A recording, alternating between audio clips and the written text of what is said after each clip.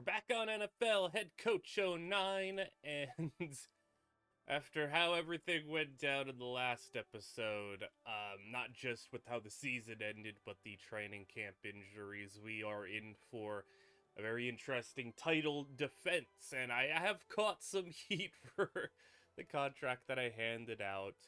But if you didn't see, to close out the last episode, after winning the Super Bowl, after kind of just keeping the team mostly together and doing everything we needed to do to make sure that we can have a repeat, we suffered a just weird double hitting, awful torn triceps of two of our star players, Torrey Edwards at a contract season, coming off of his two best seasons, and then Boar Jackson. I know people are very not too happy with the contract that I gave out, but honestly, I'll still defend the contract that I gave, just due to the fact that, hey, he may have only played, in a 3-year span, he may only play 8 games. Like 8 games to completion, playoffs, and regular season, but in the one game that we needed him most and that he was at his best, maybe even, it was the Super Bowl where we had a Super Bowl MVP. A lot of people wanted me to trade him before the deadline, on his contract season, but if we do that, I can't say for sure we win the Super Bowl. I can't say for sure that we beat the Lions. It was a 2-point game that came down to the very end, and this dude put up 4 touchdowns in the Super Bowl. Maybe the contract is not ideal, but maybe we also don't win a Super Bowl last season without him in even the limited time that he played. It was still very important that we had him. So, what does that mean for replacements here this season? Well, I also did catch some questions here. Why did I draft Reggie Bow? Well, I thought he was kind of cool, and, I have a soft spot for players who have, like, a story or have some sort of adversity to them. He might just fold up in half on the field, though, with his 21 injury. And he was originally drafted to be like a third-string emergency running back. Now he's going to be more so second-string, but we also have Willie Seeley, and we have Kyle Nunn at fullback. At wide receiver, it's going to be Richie Campbell stepping up to the number 2 spot, and rookie Travis Bird, who has a 91 potential. He's an 81 overall day 1, so I think we're actually going to be pretty okay there at wide receiver. And then we have Lee Claxton coming in at left tackle, and Nate Boston at left guard. We kind of replace the left side of our offensive line, and we could deal Todd Kramer. The reason, if you want a refresher here, why is Todd Kramer, the 92 overall, not starting over the 89 rookie, even though he has higher potential? Well, it's a pure scheme fit thing. We are a run-first team, and his run blocking is just not good. He's a great pass blocker. He's the best pass blocking guard in the league, but 66 impact blocking and 71 footwork, 83 strength, 85 run blocking for his run block statistics. It's just not good, whereas Nate Boston's the other way around. He is insane. 96 impact blocking and 95 run block strength. That is what we want from our guard.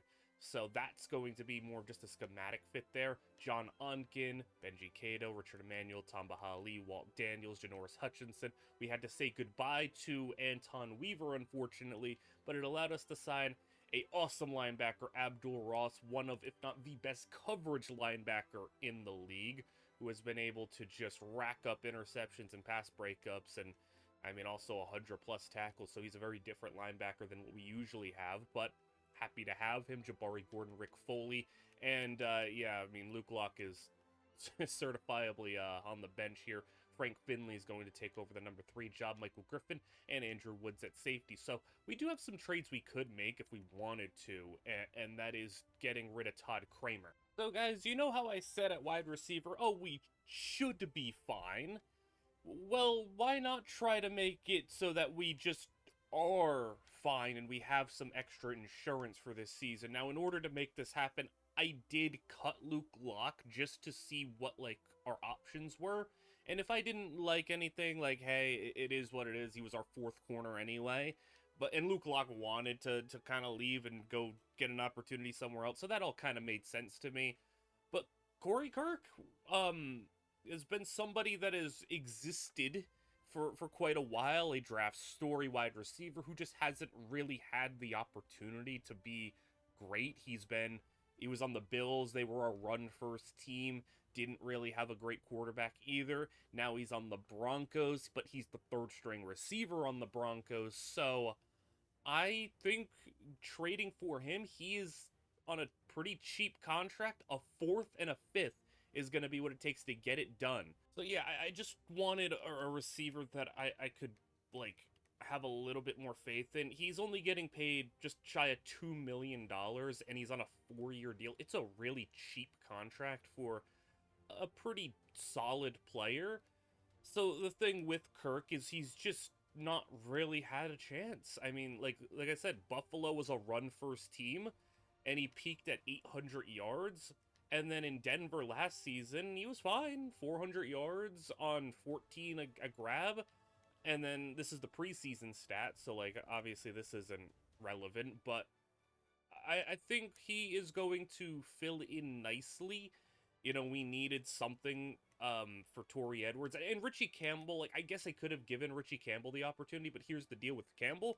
He's on an expiring contract, and I can't guarantee that I am going to keep him, especially if he asks for a lot of money. Like, I'm just kind of future-proofing things, and Travis Byrd is, while hypothetically could be good, completely an unproven thing. We're in a win-now window. Getting a little bit of extra money and bringing in Kirk is a good idea. I feel like 94 speed. He's a 6'5", 230-pound receiver, so he kind of fits the body types that we go after, and he's 99 jumping. I mean, look at like, he's so good, he just hasn't had a chance. Like, look at these stats, man. Like, he's not gonna do much after the catch, and he also is, you know, a bit injury prone, but I mean, it does feel like he just needs a chance to be, you know, good on a team. He's got some left leg issues, which obviously isn't great to see, but like, if you look at his career, like, injury prone is one thing. He's been durable. He's played 12 or more games in every season. Like, that doesn't really, like, worry me if, you know, on paper you may be injury prone, but if you haven't actually gotten injured much and haven't sustained any significant injuries, then, well, you know, maybe it's a disaster waiting to happen, or maybe he's just not that bad for, like, injury-related stuff. But, like, look at the downs he's played. Buffalo, 150, 180, 3... Like, it's just... He needs a chance, man. I think he just needs a chance, and we're gonna give him a chance. Mike Anderson's still in the NFL, man. Brother, it's 2016. Just hang it up. I think just... Hey, man, get on the team. Get on the team, Mike Anderson. Your commitment is unbelievable, and you deserve to have a ring if we can give you one. This is just unreal. When's the last time he's played? He played last year. Why did he play last year? Why did Washington give him... Oh my goodness, man. He was playing last season. Dude, what's his speed at this? 44! 30... Got 92 carrying. He's not gonna see the field, but just he could be our, like, mascot, basically. Look at this dude, 42 years. He's so inspirational. You could be basically a running back coach for us. This is Adam Schefter from NFL Network with your preseason college update. Florida seemingly glided throughout last season, going undefeated the entire year and winning the national championship. They look to continue that trend this season, starting number 1 in the polls for the second consecutive year. They're going to have to try and continue the streak without the services of Heisman winner Parker Allen and tackle Lee Claxton. The one thing they do have going for them, experience. They returned 6 starters on offense and another 7 on defense. I'll see you next month for another update on NFL Network. So we're here on opening night, Thursday Night Football, to kick off the season, and the Jaguars had kept it pretty close up until we got to, like, the midway through the third quarter. We pulled away a little bit, up by 11. Right now, Jacksonville's 4th and 10, and they're going for it to kick off the fourth quarter. Ultra aggressive here. Jacksonville is down. That's a surprising move there. The teams do not usually go for it in those situations. And you know who I'm trying to see right now? I'm trying to see Reggie Bow take a carry here. So let's get Bo in the backfield and hand it off right up the middle. Reggie Bo gets through 10 yards and make it a little bit more than that. We have an injury as it's Rick Foley out with a leg injury. So, Foley's been fairly durable. We're going to hope that's not going to be anything serious. Kind of feels like Reggie Bo's got an uphill battle to try to, like, justify a draft pick on him, but it's a nice start for his first touch that we get to see on, and it's going to be a play action now. We're throwing to Corey Kirk, and it's incomplete. Kirk is going to see more targets this year than he has in his entire career pending health. So, you know, we're going to hope he's up to the task there as Gus dropping, throwing, and we're just quick over the middle. We'll take the easy one and get 6 yards to set up 3rd down and 4. Definitely with it being, you know, 3rd and 4 and this offense, how confident I am in them could be 4 down territory here. We're going to go with Ozzie Jones, who fumbles the ball and picked up by a lineman. Ozzie with the fumble. And 4th and 5, yeah, we'll just kick it. Really disheartening to see an Aussie fumble in the first game of the season. And rain is maybe playing the factor here. Kick is going to be good. So 2-score game still, but 2 touchdowns now. I'm really curious if the Jaguars went for it on 4th and 10. Like, that's like the most aggressive call that I've seen in this game. They're usually pretty, you know, quick to punt the ball, but no, 4th and 10, 8 minutes to go, they went for it. Now, how about a nice run here for 10 yards and a 1st down? You know, we're in year 9, and still at running back is Maurice Jones-Drew. Elite longevity here from MJD, but he's not going to find anything on that run. This team stayed the same or got better just about everywhere.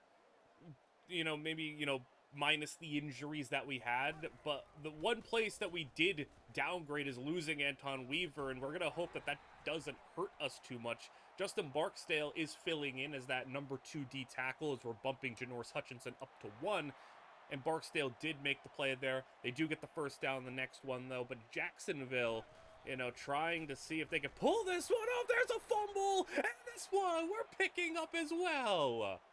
And both running backs have now fumbled. We've recovered both.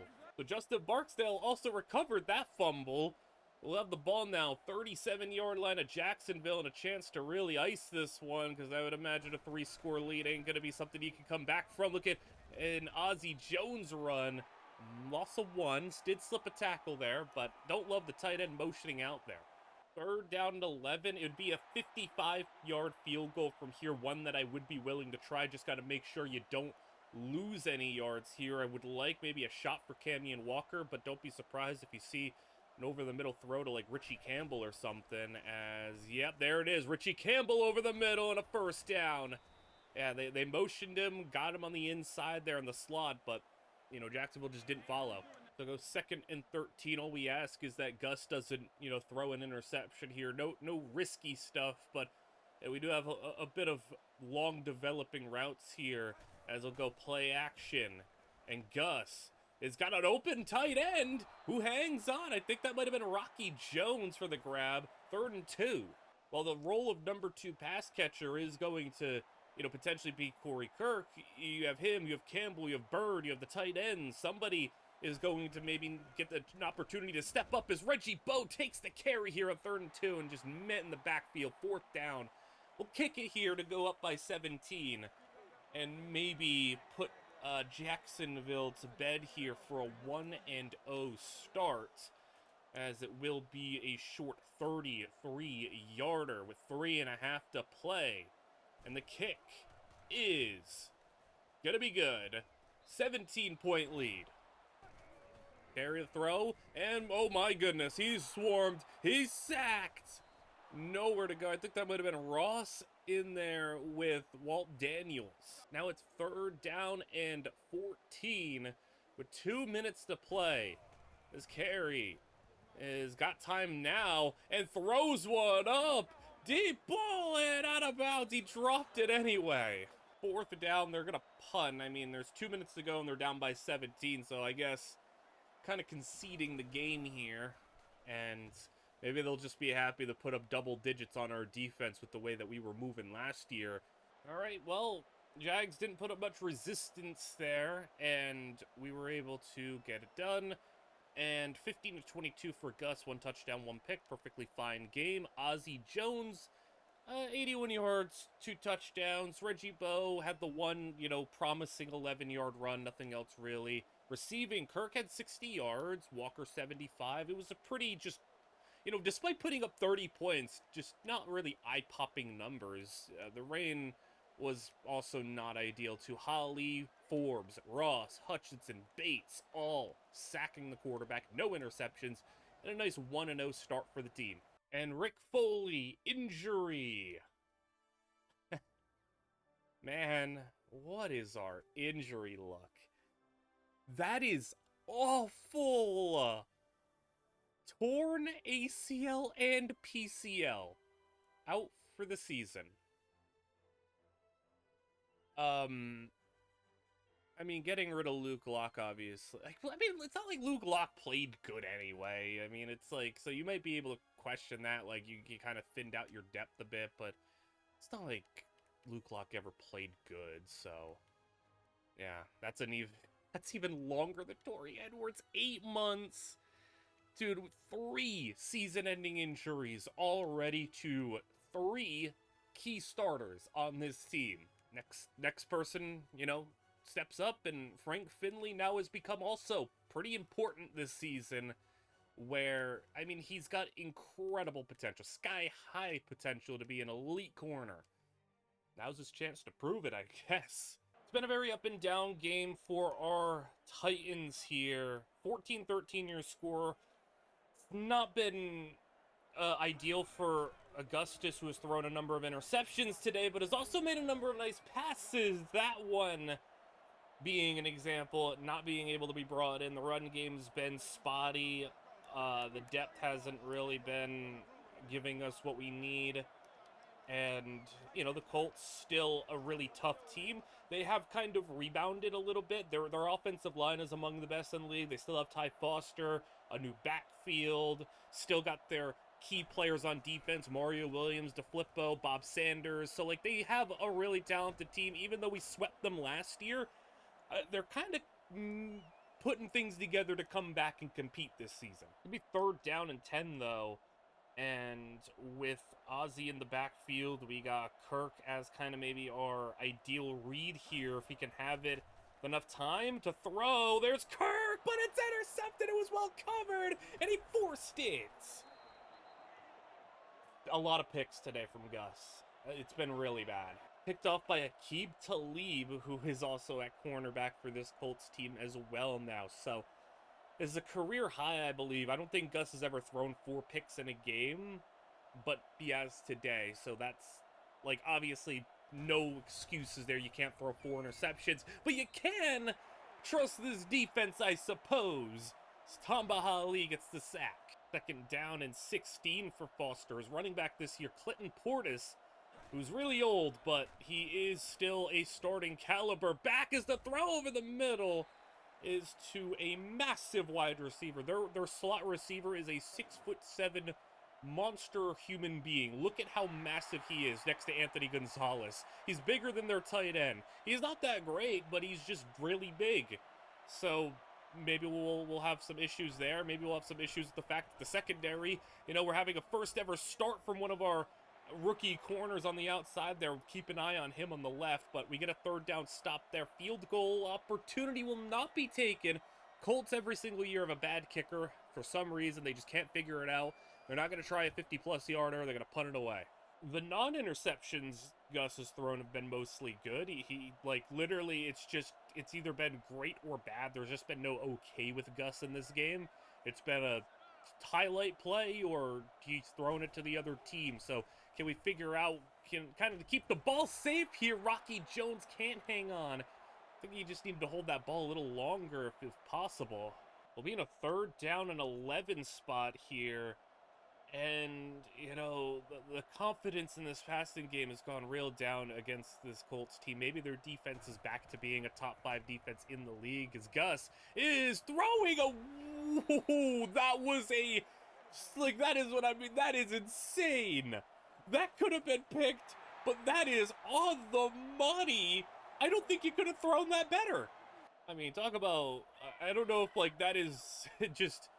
lucky or good or both, but man, that was insane. A first down. We'll go handoff now, and Ozzy, where was the blocking? Well, now we got second down and long. Luckily for us, we do have that 1-point lead, so if we can't manage to score again against this Colts team, it's going to be okay as long as the defense does their thing. And Richie Campbell was open. The throw wasn't great. Also, Campbell kind of hesitated there. I feel like if he just kind of kept running, no hesitation, maybe he could have reached out and grabbed it, but still, got to be a better throw.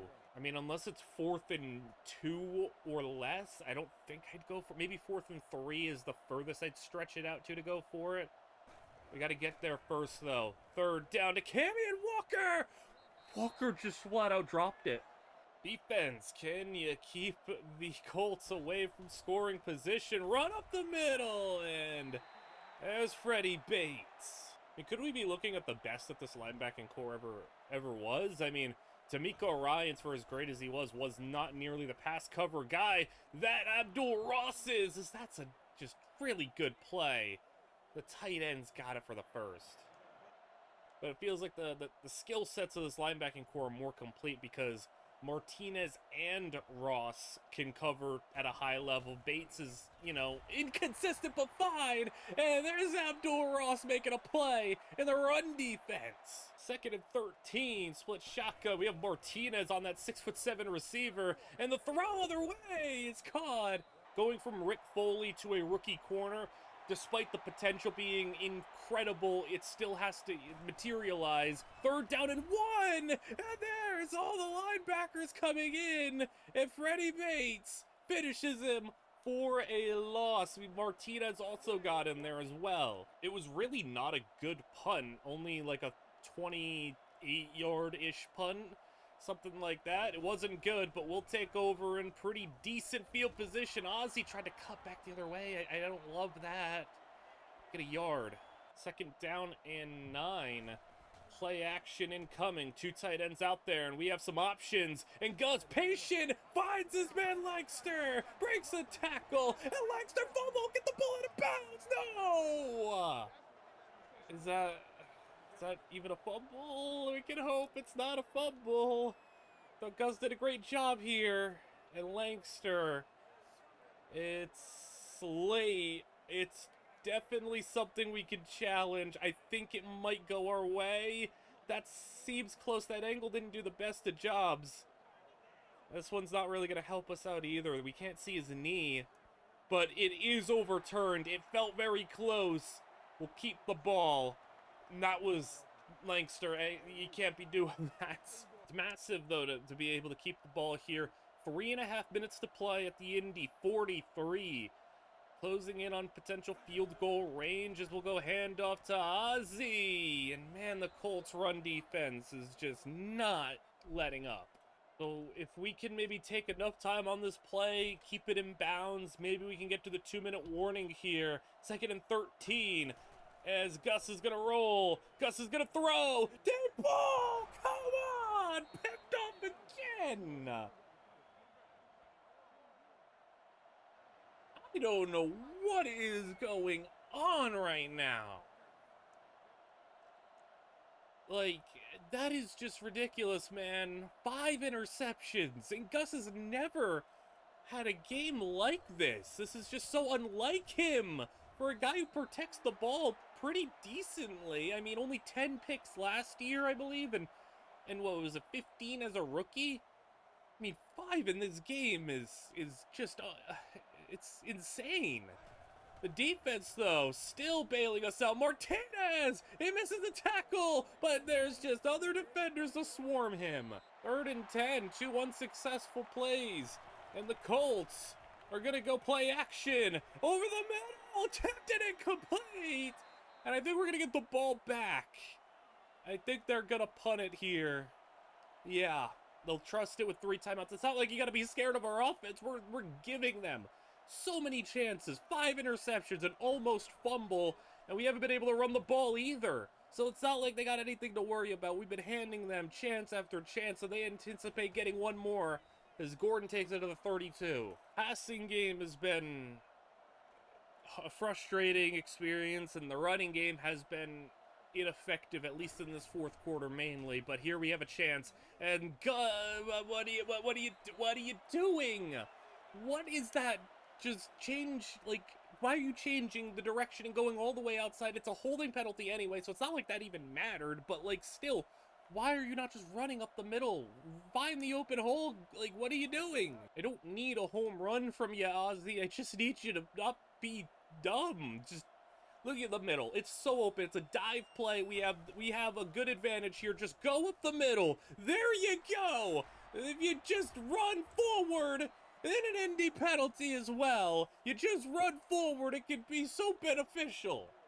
Trust the line. We'll open it up for you. Mario Williams holding. We'll go to the 2-minute warning and have a chance to end this. That's all we ask. Just hit the hole that gets opened up. This offensive line is it's the best it's ever been with run blocking in terms of at least the skills on paper. We'll see how Boston develops, how Claxton can improve, but like, this is what stop running outside, man. It's annoying. Stop. You're like, oh my goodness, I miss Boar. I miss him. I want to run outside so dang bad. I'll let you. We'll call a stretch. Now you're gonna cut it inside, aren't you? That's Ozzy. 2nd and 13. You got room outside. There you go. Ozzy Jones. We'll take it. 3rd and 3. For the game here, if we are able to pick up this first down, it'll be all over. And the Colts, they're clearing out. Just Ozzy, please. Ozzy, please run forward. Ozzy, please. Ozzy! It's close! It is not quite. I'm going for this. I'm going for it. We're like, no reason not to just do it, man. Just go for it. Kyle Nunn, your only job is to run forward. Just go forward and don't get stonewalled. To win it here and take down Indy and survive a 5-interception performance, Kyle Nunn gets the first down. It was a frustrating one, but we were able to survive 5 interceptions. You know, otherwise, it wasn't like the worst game ever, but man, it's just frustrating. Ozzy Jones, I felt like, left so many yards on the table. And Walker at least had 88 yards at a touchdown. Kirk 88 yards at a touchdown. Sacks, Holly, Hutchinson, Barksdale. We go to 2-0 though, and hey, we've now won 3 games, our last 3 against the Colts, so that's awesome to see. You know, despite throwing 5 interceptions, the fact that you're able to come out and still win, like, that's a really good sign if that's your ugly game and you win it. We go to the 4th quarter. We played Buffalo in game 3, and we are very familiar with this Bills team. We're up 28-6 right now, and I mean, we're very much like just have dominated the Bills time after time after time. We beat them in the playoffs a couple of times, beat them in the regular season plenty, and yeah, an interception for Michael Griffin. It's just not going to happen. Buffalo just not able to ever take us down, so we're going to be able to get out of here pretty easily in this one. 4 minutes left. We went 3 and out, but we're still up by 22. Bills haven't been able to find the end zone, and it doesn't look like they are going to be able to. Reggie Bowe's getting some carries. Our 3rd-string running back, Ford, who we brought in, a very good bounce back, and like, it's hard to say like, oh, a bounce back game after a win, but a very nice bounce back to like come out here, dominate. And Gordon throws 3 touchdowns, no picks. It wasn't a crazy game, not a lot of yards, only 23 pass attempts, but he did what he had to do, didn't turn the ball over. Reggie Bowe actually had the more attempts on the team, 65 yards. Ozzy Jones had 76 yards and 5.8 a carry, so very good for him, but a little bit of a Reggie Bowe game, which is interesting. Camion Walker, 98 yards and a touchdown. And then Holly Ross with a sack, Michael Griffin with the interception. We move to 3-0. Taking on these Green Bay Packers here. It's 14-7, so another lower scoring game. The offense has been fine today, just hasn't been able to put up a lot of points. Packers handing it off. and taking them down for a loss of 3. So the Packers at the Tennessee 35-yard line right now. And they also have a pretty notable running back on their team. Jakari Biggs was one of my favorite running back prospects of the last couple of years. He is their back as they'll throw outside on a 5-man route. Keeping the 5-man out there. It's going to be a 5-wide package, and the throw short. If he would have broke on that one a little bit quicker, maybe could have jumped it for a pick, but instead we'll take the 4th down and 4, where they will kick a field goal to make it a 4-point game and get to double digits as the field goal try veering and no good. Wide, just by a little bit of the right. Both touchdowns so far today were thrown by Gus, as the run will come in now from Ozzie Jones, and Jones will get upended. 4 on the play.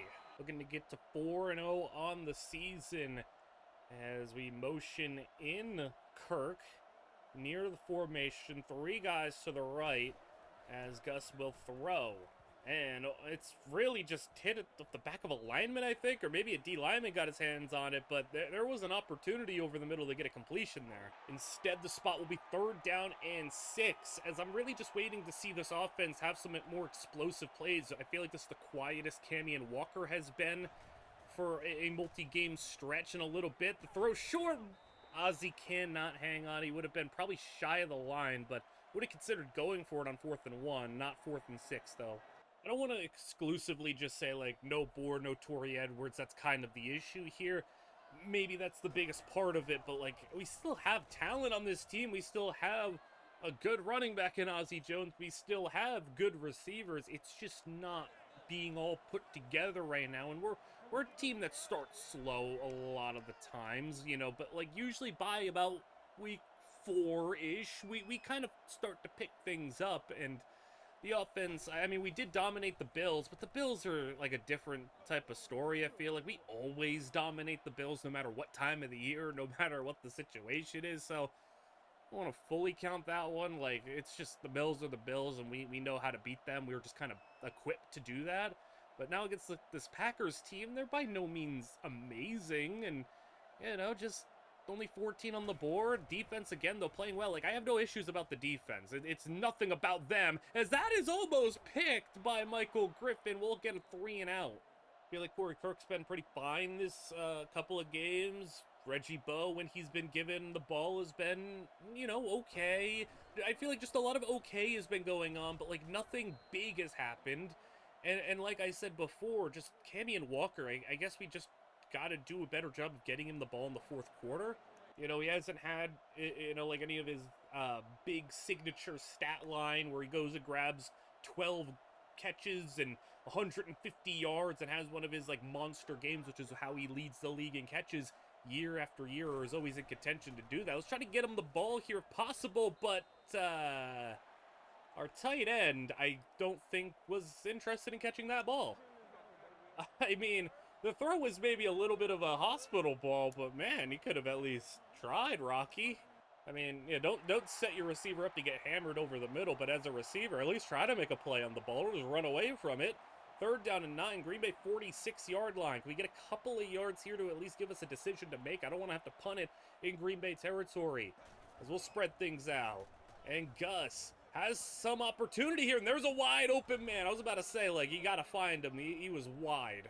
So now to the Green Bay 31, in a much better spot here. As long as we can avoid turnovers, we can maybe make this a 2-score game. As Ozzie Jones on the carry, and Jones just enough speed to get to the edge, and then falling forward to grab 8.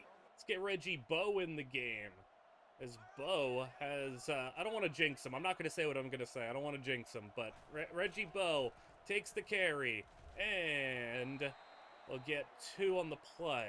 I'll just say I'm happy that Reggie Bowe's been available for us. Go with Kyle Nunn here on 3rd down and inches, as this is just like that ideal spot for Nunn.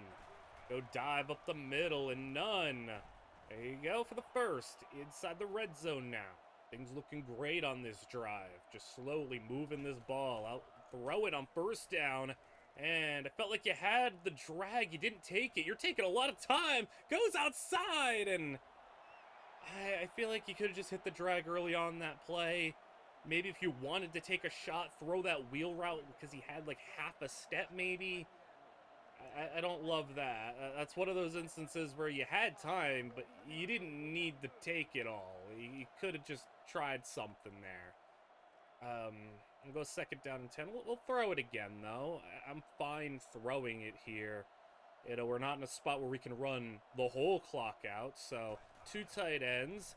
And throwing 4. Walker. Shorts will take 3. I want a little bit of redemption on this play. This is, the rollout where we threw the interception to Bob Sanders against the Colts. I want you to do it right this time. Find the right option. Throwing, and oh my goodness, Gus. Okay, all right. That's fine. It didn't get picked. That's fine. Just take the field goal, man. Let's just get that 2-score lead. Kick is good. I like how knocked down our kicker's been. Like, it's nice to have no kicker worries. So with 17-7 being your score, Packers going to need to get some sense of urgency going as they'll toss it out in a heavy package. And no matter how many people you try to block with, somebody on this defense is going to get in there. Poor Jakari Biggs stood no chance, and right to the 5 wide they go. So they're going to need to basically air it out here from here on out and probably a 4-down territory. That's a pass right to the big man. We dropped him in coverage. Did Walt Daniels just catch a pick 6? That's incredible. Was that actually just Walt Daniels? It was. We just dropped our edge rusher into a little zone, and it worked perfectly. Love to see that, man. Not every day you get to see your pass rusher catch a pick 6 like that. That was awesome, but now the Packers, it might be all over. 2 men in, and finishing them off. That might have been Ross. All right, Daniels is dropping in coverage. We're loving this. It's a completion over the middle, though, and a 1st down. As funny as it is, I would like my coverage players to cover and my pass rushers to pass rush. And they're not doing it, though. Out route. Got it for the 1st. Big hit again. 2nd down and 7. As we send the rush. Another quick out. And brought down by Jabari Gordon for the 1st. We'll give him that, though. Keeping the 5 wide going. We bring the safeties down. And send the rush. Sacked. Walt Daniels leveling the quarterback. What kind of game is Walt Daniels having? I mean, already we've seen pass breakup, pick, sack, touchdown from Walt Daniels. I don't know what else he's got in his stat line or what else he still has in these last 2 minutes to play. 2nd and 13 as they will throw over the middle, and that inside receiver was able to bring it in for the 1st down. They're hurrying it back to the line. I mean, I don't anticipate blowing this game. I presume we're going to 4-0, but let's see if we can keep him in the single digits here as he's breaking out of a sack. Gonna scramble. He breaks out of another man. And there goes Jackson. Joking. What a run. How many quarterbacks can make a run like that? 1st and goal at the 5. Like I said, I want to keep him in the single digits here. Jackson in the air. And no, wide open. Oh, never mind. Jabari Gordon leveling him in the end zone. That looked like an easy touchdown. And just how closely he closed the gap and forced the incompletion. Incredible play. 2nd and goal. As Jackson outside, picked off. Jabari Gordon. What a series of plays from our star corner. Our defense is just so special. Gus, fine game, 2 touchdowns and a pick, a 97-yard day from Ozzie Jones. Walker and Kirk both having 85 yards and a touchdown. Sacks, Ross Daniels. I mean, Daniels, look at that. 2 tackles for loss, a sack, a pick, and the pick was a touchdown. 5 pressures as well, which led the team, so incredible game from Walt Daniels. Jabari Gordon as well. Those last 2 plays that we've seen, just insane. 4-0 record to be happy about.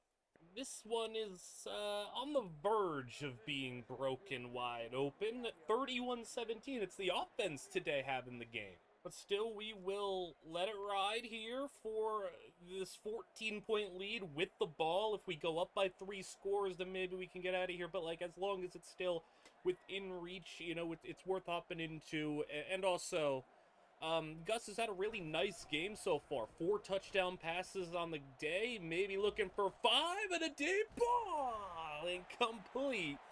3rd down and 2, and well, we're going to go with something I think, if we're keeping numbers here, 2 for 2 on the season so far with the fullback dive, I believe.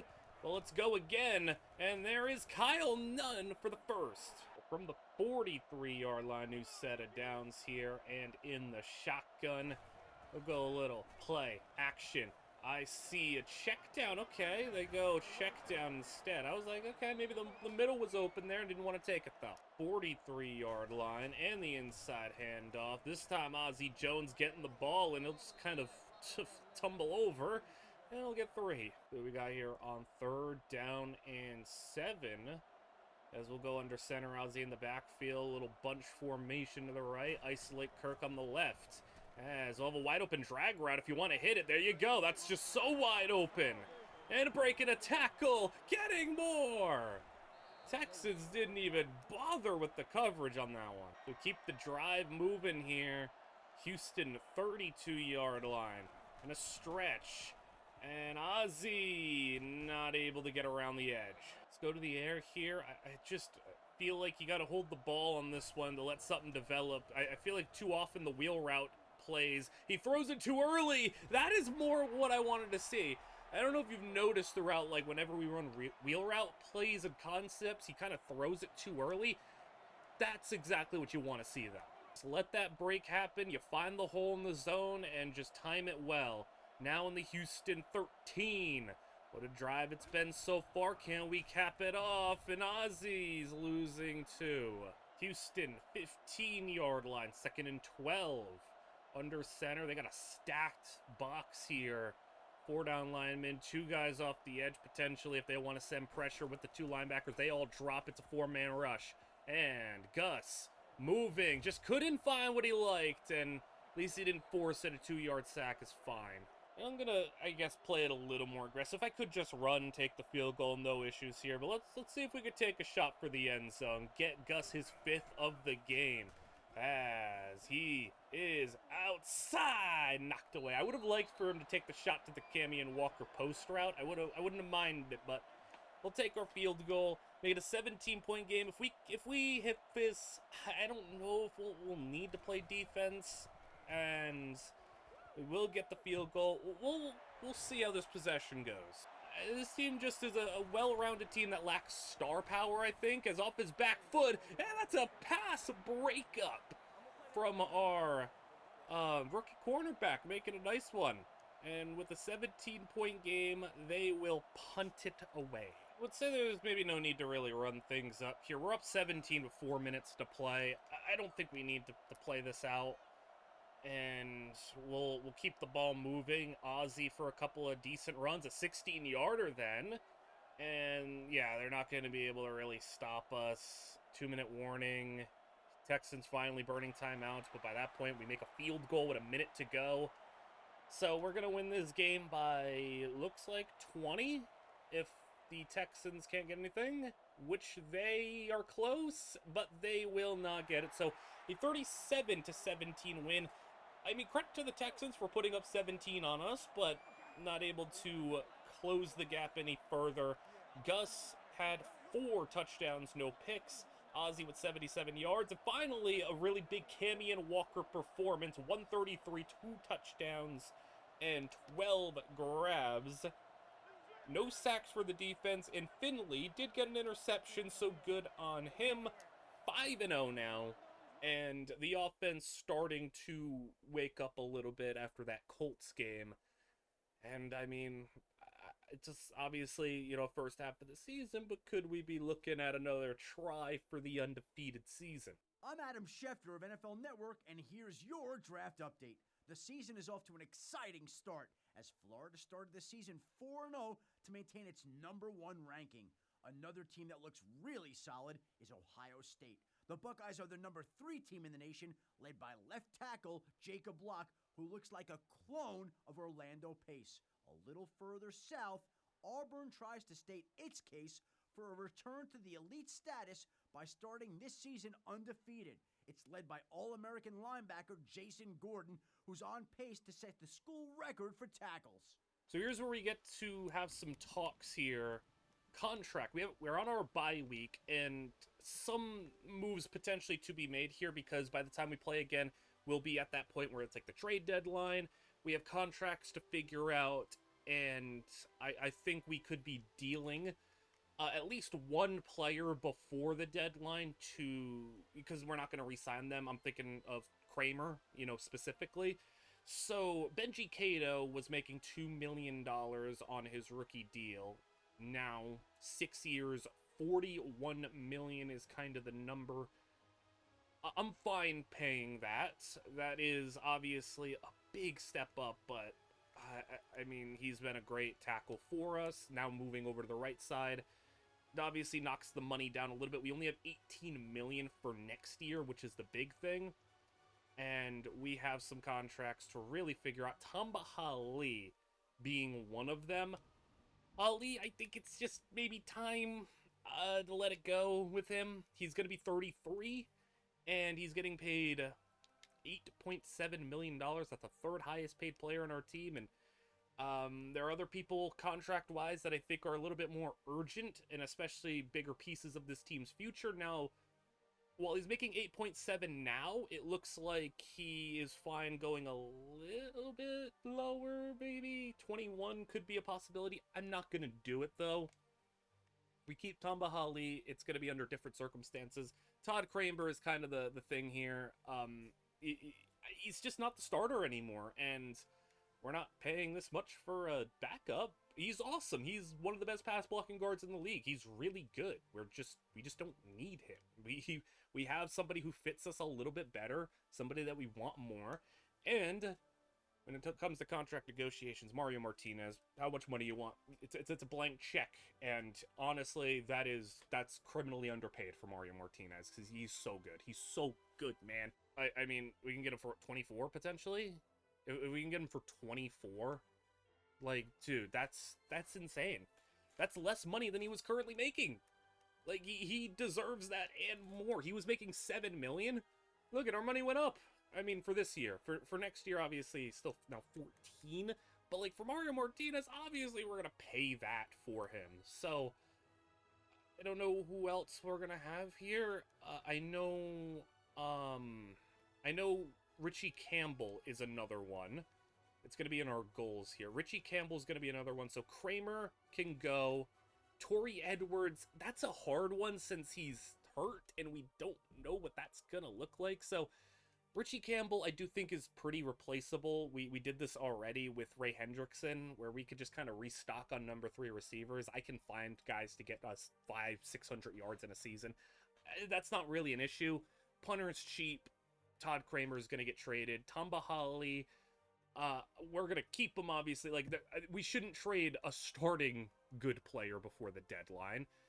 But we'll kind of see what our options are if we just deal Kramer for a pick, or if we maybe want to make a move for a piece now. I don't know what that would look like. Maybe a corner to play day one, like right now, while we are waiting for other developments to happen. And then you see Torrey Edwards. This is just unfortunate with the injury, but with the injury, it's kind of knocked down his price. So while in the short term it really stinks, in the long term, only paying Torrey Edwards $4 million actually sounds incredible. So the injury in some aspects was good, because if you remember, Quentin Surrency was our number 2 receiver even before. And the reason we had to let go of Surrency is because he was asking for like $9-10 million a year. Right now, he's still getting paid like $10 million a season. And I'm like, man, I can't pay that for a number 2 receiver. And Torrey Edwards is even better than Quentin Surrency. And he just asked for so much less.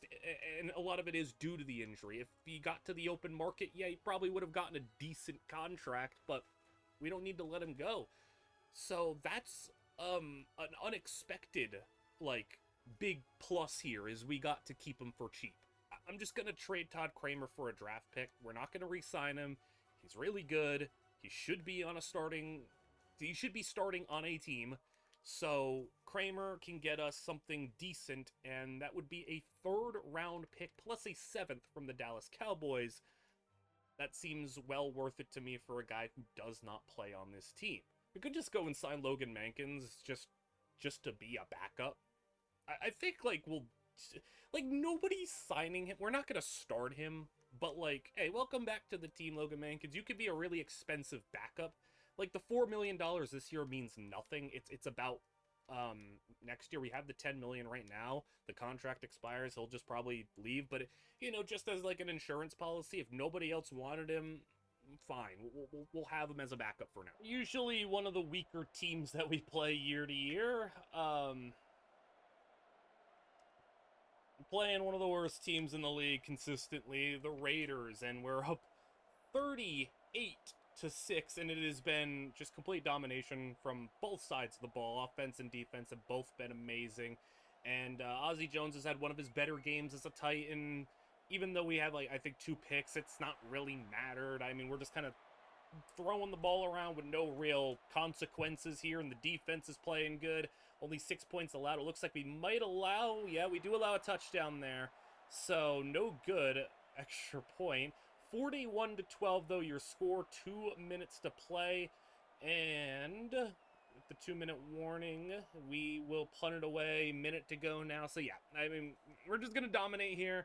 And not really anything else to speak of. Just, we're going to see the stats in a minute here. And the Raiders put up zero fight against what we had to offer here.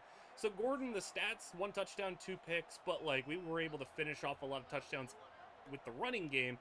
127 yards and 3 scores for Ozzie, and then Bo, 57 yards and a touchdown, both of them averaging pretty good yards per carry.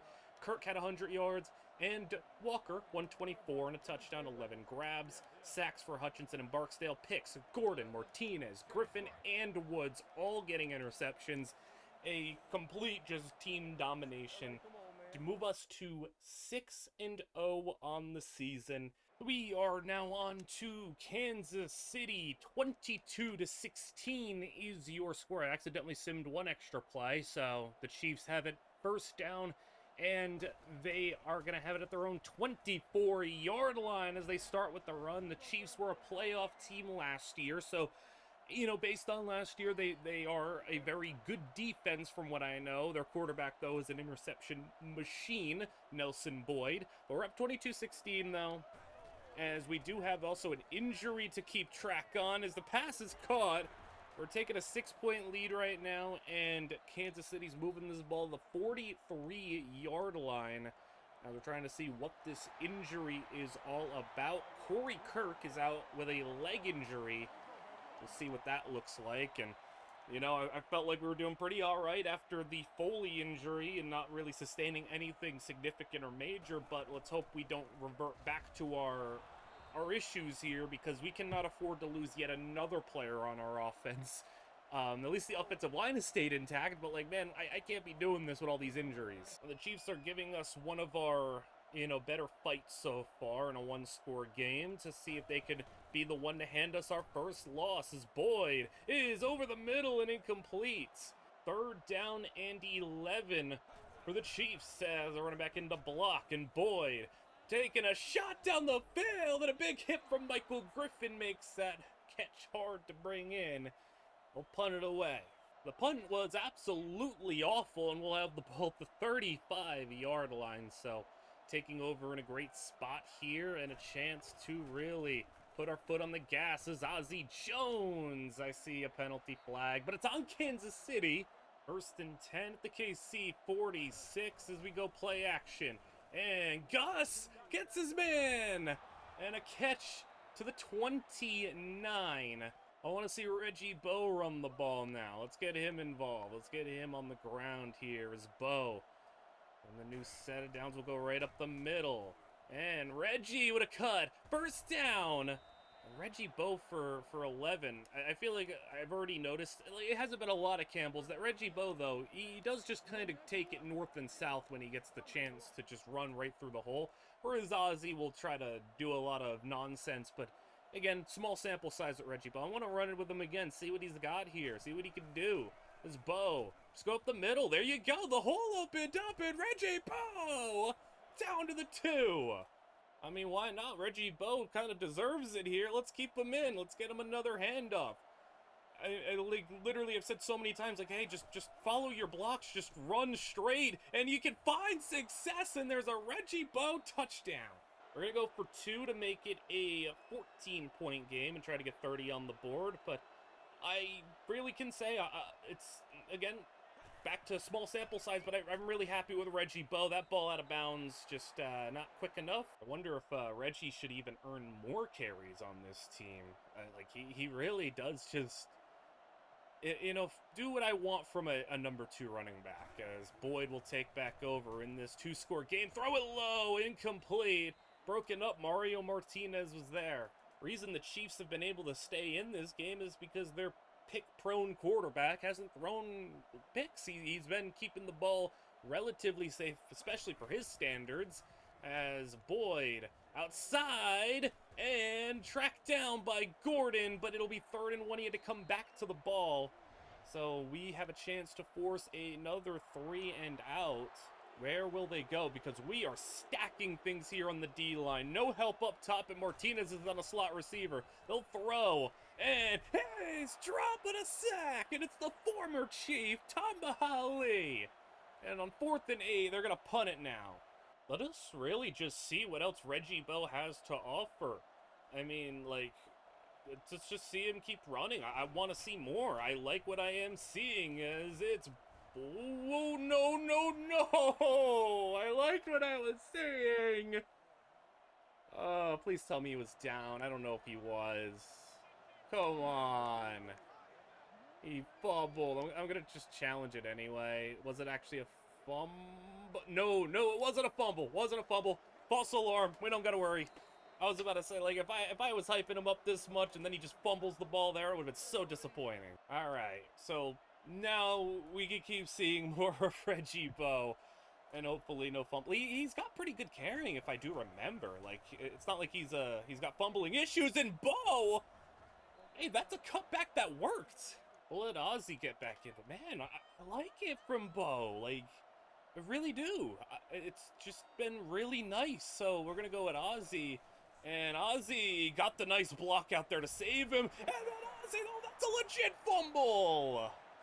Yeah, he wasn't down. He definitely fumbled that one, I'm pretty sure. Well, that's unfortunate. So, Reggie Bow fumbled, but not really. It was overturned, and then Ozzy fumbles for real when we finally give him a carry. As Boyd, well, he's throwing an interception, and that is what he does a lot. He puts the ball in harm's way, and I think that was our rookie cornerback. It was Frank Finley with the pick to give us the ball literally back on the next play. I'm thinking what I'm thinking after an Ozzy fumble. It means we can maybe go a little bit more Reggie Bow. Heavy formation here. Counter. Bow breaks a tackle and gets positive yards. Gets 5. Man, it just, like, it just looks a lot better for whatever reason. Now we're going to go Ozzy, and probably somebody's going to obliterate him in the backfield, or he's going to run the wrong way. As Ozzy, yep, they're obliterated in the backfield. I don't know, it's just kind of weird that, like, the blocking and also the vision is just better with Bow, at least in this, you know, sample size that we have had. We'll see if it stays like that, but 3rd down and 8, we see, I seen an open Ozzy, but okay, taking it for Kenyon Walker to first. All right, now I want to see Reggie run to the outside. What has he got? He's not super fast, but I mean, he's got enough maybe, and if he can do something like that, like break a tackle. Oh no, he fumbles! Come on! Like, okay, dude, what's going on here, guys? That's a legit fumble as well. I don't even know what to think of that. That's okay. He didn't fumble again. The other one was overturned. It wasn't real, but that's just really weird. 3 fumbles, and I was rotating them. He had like 80 something fatigue there, so like he was pretty, like good to go.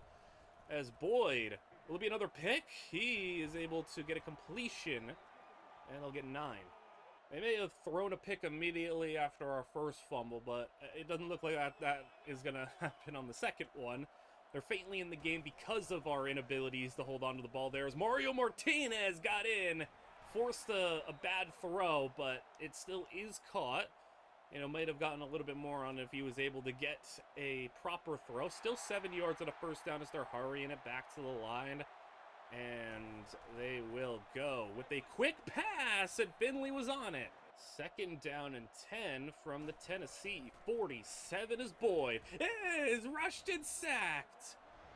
Yeah, I think that was Freddie Bates in there. And all of the linebackers, I mean, you let them tee off like that, they will get in. Whether it's Martinez, Bates, or I guess even Ross when he does blitzes. That's one-on-one coverage, reeled in, but just short of the first down marker. It's going to be 4th and inches. And Kansas City has already burned 2 timeouts, so if they don't get it here, it's game over. We can kneel it out. As they will run. And Martinez shot the wrong gap, and that's a late fumble. It's picked up by the Titans, but I presume... Dude, what is going on with these fumbles? I don't think that is a fumble, though. They should probably overturn that one, if I had to guess. And they will... Yeah, that's not a fumble. So we've had 2 legit fumbles and then 2 overturned ones in this quarter. It's not even like raining or anything. Like, it's just a regular sunny day in Kansas City, and we're over here just slipping out fumbles left and right. Boyd to the air now. Curl routes, they've just been spamming these, and that's broken up. Does this Chiefs offense run anything other than just curl routes like every play? It just feels like they've run it so much. They might just go ahead and do it again. I think we might be sending heat. Yes, we are. And that one broken up by Finley as well. Thing is I think that was curl again. They just had to get rid of it so quickly that he didn't get the turn back to the quarterback. Are they running it again? It's the same formation. They just running curl flats again? Or are you just spamming the same play? And okay, they got the completion to the 11. Gonna be hard to get a first down without scoring here. Just a minute 10 to go.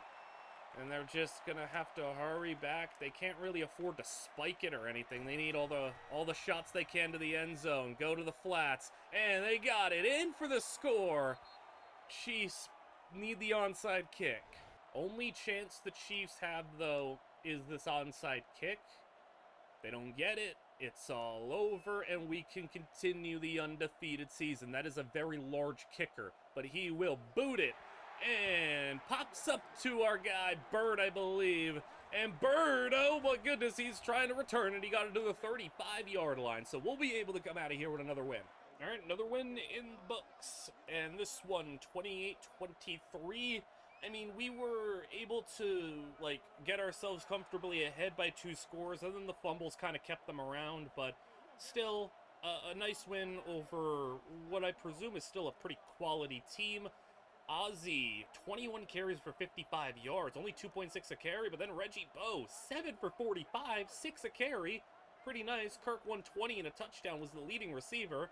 Sacks, Holly, Bates, and Daniels, and just a single pick from Finley. To move ahead, we take on the Colts up next, so the Colts were our, worst performance of the season, but we were still able to win. Can we go and beat them again, maybe a little bit more definitively, and get ourselves another one on the board? The Gator train just keeps on rolling as number 1 Florida is still undefeated through October. Quarterback Gary Nils has fit in nicely on this team, and he's leading the nation in passing efficiency up to this point. While he's having a good season, Sooners quarterback Colt Goodman is really dominating the field statistically. The senior signal caller looks to be the Heisman frontrunner at this point in the season. West Virginia has climbed all the way up to number 6 in the polls thanks to the running of Antoine Barnes. The dynamic junior is having a dynamite season. Now, thankfully, Gus isn't, on 5 interception pace right now. He does have a pair thrown, but he's been pretty good with finding the end zone. It's been a much better game. I just can't do this, though. with Gus throwing a pick six, man. What is it with these dang Colts? I don't know why Gus is just turning it over so much, specifically just against the Colts. I don't know what it is. Honestly, I just really don't know what's up with Gus this season. Like, it's just been rough. I don't know, just maybe the interception variance isn't on his side, but he's also just putting the ball in harm's way more. I don't know what it is, but we need to figure it out for the second half of the season as Ozzie Jones, though, gets a really nice carry at 12. I mean, we've been able to be 7-0, and we're winning this game still, so could be 8-0, despite the interceptions, despite the fact that he's already higher than the amount of picks last year's Reggie Bow is going to get about 10 on the play. They'll call it second and inches. It really is just these Colts games, though. Like, I don't know what it is. 8 interceptions in 2 games against the Colts. Like, their defense is, I guess, just like that again. I don't know. I mean, it's not like the Colts are, like, out here, I think, winning like crazy. I don't think they're, like, at the top of the AFC along with us, with their like, only loss being to us. Like, they're not doing too amazing relative to other Colt years. And for some reason, we're just, like, I don't know. I don't know what it is with Gus right now.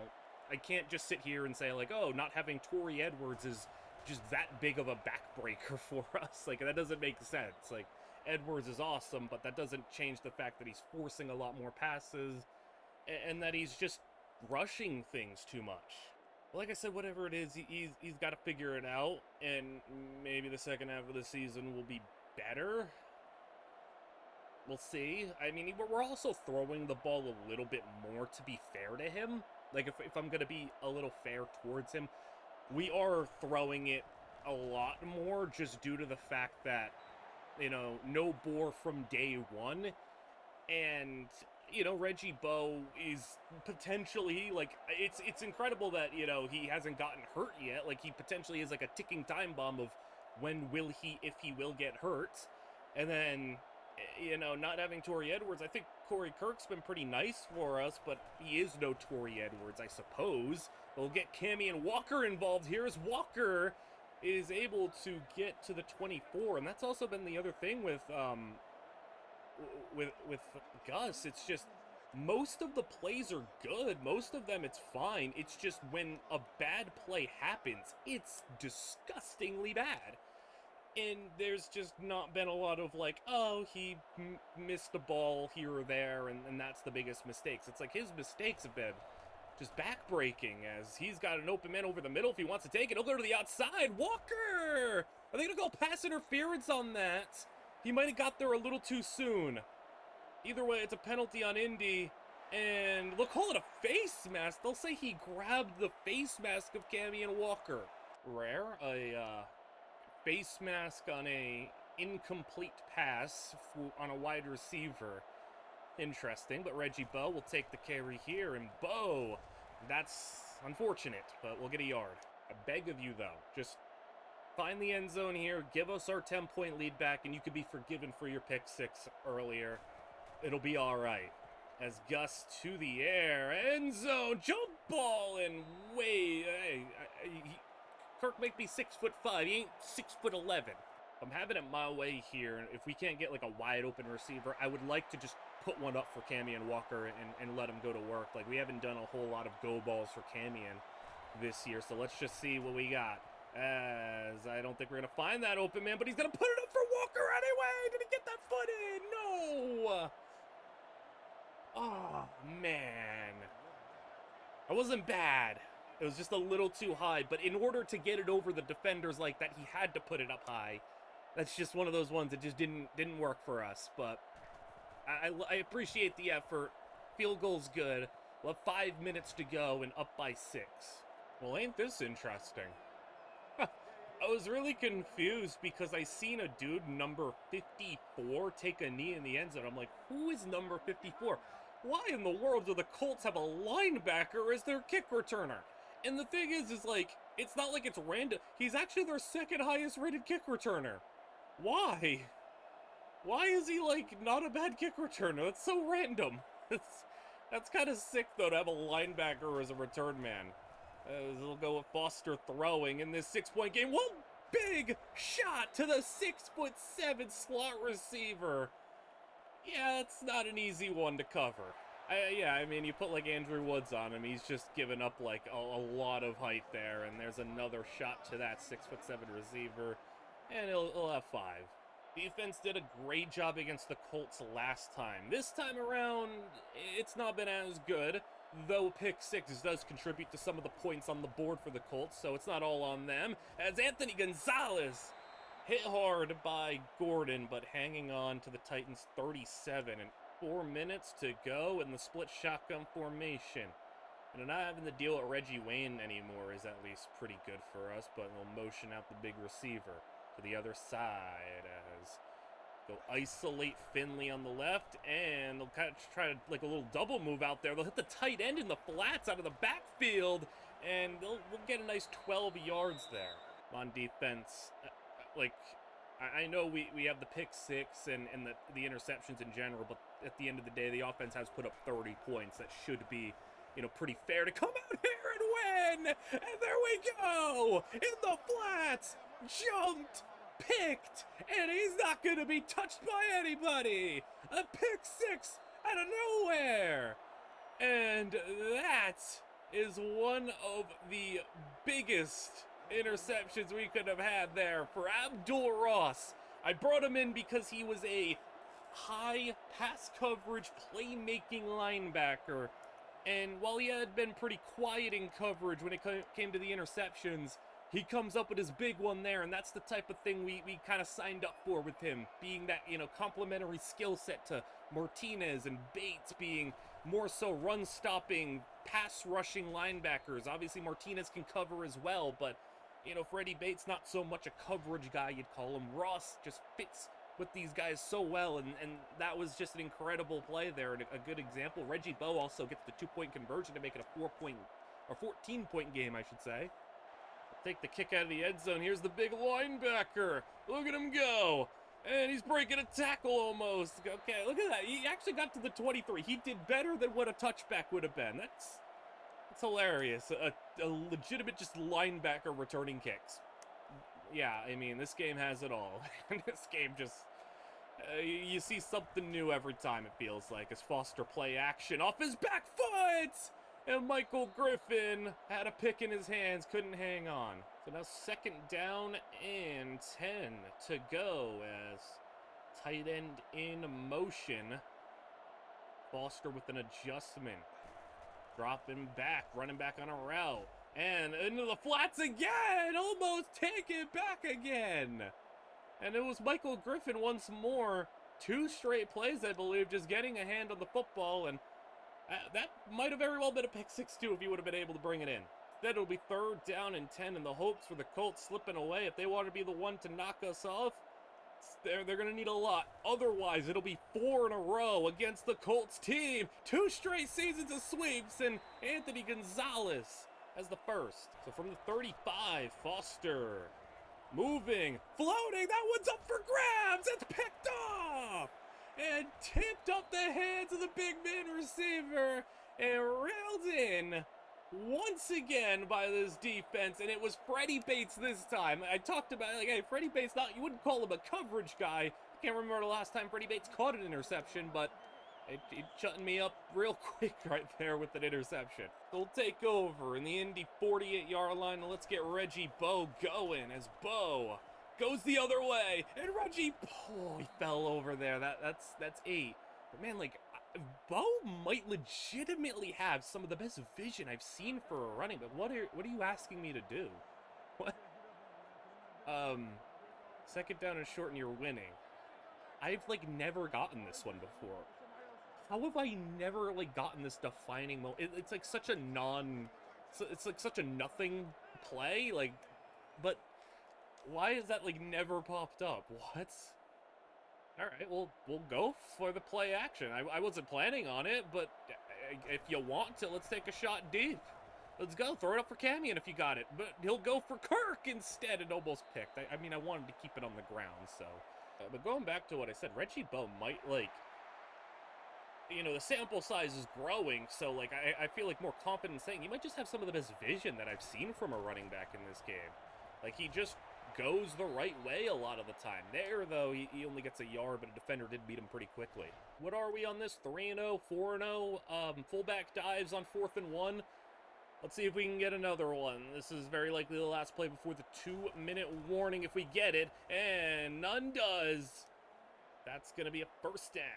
But for 3rd down, I want to give it to Reggie Bow. What we'll do here is if we don't get it, we'll kick the field goal, be out of here with a 3-score lead, or we'll be able to run the rest of this clock out. That is just a lot of heat coming in, so Colts will be able to get their stop. We have not witnessed McGee miss a kick all year. I'm about to jinx it right now. Miss this one, right? And he made it. All right, he's still got his kicking. Like, he's been on point this season. I don't know if he's actually, like, missed all year. He might not have. Like, and that's really impressive. Yeah, 41-24, though. We'll be done here and move to 8-0 on the season. So Gordon, I mean, it was better. 3 interceptions is, better than throwing 5, and he had 3 touchdowns as well. It's just, the Colts are behind us. We're just going to hope that the Colts being behind us means we can stop with so many interceptions. Kenny Walker had his biggest game of the year, 174 and 2 touchdowns. And hold on a second. I was over here talking about Freddie Bates not being a pass cover guy, not being like a... What is it? He had 3 interceptions. What do you mean Freddie Bates had 3 picks in a game? Ty Foster threw 5. Okay, well, hey, we got our get back, I guess. Gus threw 5 picks in the first game. Foster threw 5 picks in the second one. So I guess we got our get back in that regard. But what the heck do you mean Freddie Bates caught 3 interceptions? At the midseason point, we'll get a little standings update. So yeah, the Colts are 4-4, but they just... good to be done with them. In the AFC, Patriots 7-2, Chargers 6-2, and honestly, I gotta apologize to the Raiders here. The Raiders are 5-3. We destroyed them, but I was saying the Raiders are always bad, but they got a minus point differential, but they have a 5-3 record, so they might be kind of fraudulent, but still. We beat the Chiefs. They're 5-3. We beat the Bills. They're 4-4. So like, we've done a pretty good job against what has been, the Jaguars are down to 0-8, man. What the heck happened here? They were on, like, such a streak last season, and it just all falls apart. But, like, we played pretty good teams. Colts twice, that's a 500 team. Bills 500 team. Raiders are above a 500. Chiefs are above 500. We've played nice teams here. The Niners are at the top, and the Lions are 7-1 as well. We play the Vikings up next. The Vikings are 5-3, so still like some pretty tough matchups here because the Vikings are going to be rough. We do play the Lions again in a Super Bowl rematch. Jaguars, we're probably going to steamroll the heck out of them. Chargers, Bears, Broncos have been down, but Ravens, another playoff caliber team, and then Texans to close. So Lions are obviously going to be tough. The Ravens will be tough. We find ourselves in a rather higher scoring, close game against the Minnesota Vikings on the road, 24-24. And, well, it's been taken on one of the best running backs in the league, in LaMarcus Taylor. I mean, I think he might be the best running back to not wear a Titans jersey in the league, and he is consistently towards the top in yards per carry. And the Vikings trying to finally break through and become a great team here as we'll go handoff. We got Ozzie Jones running the ball, and Ozzie got himself 8 yards. We have the ball right now at the Minnesota 36 now after that 8-yard run. Just all about if we can keep this undefeated season alive. We have been, this close before. We've gotten further than 8-0 before. So can we finally get to 16? A loss of 2, though. I mean, 16 is a lot to ask for, and honestly, like, I'm not mad if we don't get it. It would be nice to have, but, like, we don't need it. I'd certainly rather win the Super Bowl by the season's end and go, 18-1, rather than, getting the 16-0 regular season and not being able to complete the job. 3rd down and 4, Gus to the air, and gets the block picked up, and in coverage, it's incomplete. Linebacker did a good job for the Vikings to stay level with Richie Campbell. So we are now set for a long kick, 55 yards. That's pretty far out. But can we take the lead here? One of the best kickers in the league this season. I don't think he's missed quite yet. I didn't jinx it last time. I think I'm jinxing it this time, though, off the upright. No good. It was a tough kick to make, but he definitely had the distance for it. The Vikings now take over. I know about LaMarcus Taylor. I don't know who their quarterback is these days. I don't think I'm going to... you know what? We'll get a quick look. Jason Cameron is their quarterback at 83 overall. So, you know, steady player there is a big hit in the backfield. As both Ross and Martinez got in there. And Ross, I think, hit him so hard that Martinez fell over. It's all about if you can stop that all-pro running back in the backfield. I you know, am less worried about that passing game, but maybe it'll still give us some trouble as there's a completion.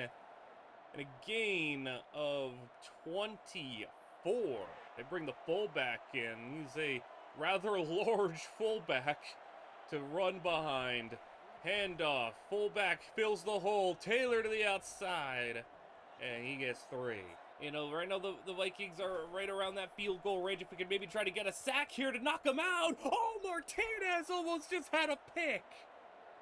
Oh, Mario Martinez almost just took that ball away. Now, they're going to try a field goal. A little bit shorter here, 47 yards. Still not easy. But for the lead, the Vikings field goal is good. Just barely stuck in the left upright. And now they got a lead with 6 minutes to play. See what Ozzy can do on first down. Motion. And they do follow. Play clock winding down. We'll get the snap off. Counter. We got room to the outside. Ozzy got 10. And can he turn it upfield? No, if he got around that safety, he was gone. He was going to outrun the linebackers, but nice tackle by the safety. That literally was just so close to breaking for a touchdown. Let him take a breather here after the 17-yarder. Get Reggie Bow in the game. And Bow under center. We'll go with the handoff, and that's a second and 14. Ozzy back in, shotgun, and they got a lot of D linemen down. And they'll send the extra off his back foot, and looking for Kirk. That was supposed to be an out route, just didn't have the time to let it develop, though. Third down, 14, and while I can trust this defense, I still feel like to go and get us another stop. I would like to see if we can go be aggressive here. As Gus over the middle, and a nice job. That's a really large man. Is that a D lineman who dropped into coverage? They get the swat. We'll have to punt here on 4th and 14. I can't justify going for it this far back. Now the Vikings getting to play with the lead, and you know, if you have the lead, one of the best running backs in the league, we kind of know what's coming here. LaMarcus Taylor breaking a tackle, and Taylor. He's got 7, but we've been in this position many a times before. Lead, 5 minutes to play, 4 minutes, whatever the case is, and you just go and give it to one of the best running backs in the league, whether that is Ozzy or Boar or whoever else is in our backfield at any given moment. But we're going to be sending the house and getting in there with Tamba lead, a forced 3rd down and 5. A 3 and out. Very much possible right now if we could stop the presumed passing play that's going to come out here. 3 and out would be huge to get the ball back with still 4+ minutes to go. Taylor next to Cameron in the shotgun. They motion. And receiver from far left to the slot right. We follow. We got man coverage, it looks like. As they'll go draw. And Taylor! Big hit! 4th and 1! Was that Michael Griffin who just delivered a literally just stone wall, brick wall hit right at the first down marker to stop him from getting there? That is an incredible play. We're looking at maybe like 30 yards to get into field goal range. So, definitely doable. Reggie on the carry, and man, the Vikings are making the run game really rough. So now, gotta go to the air. We'll have it under center. 3 wide, tight end and a running back as Gus to the air. Got the tight end! And Lancaster makes it 3rd and 1.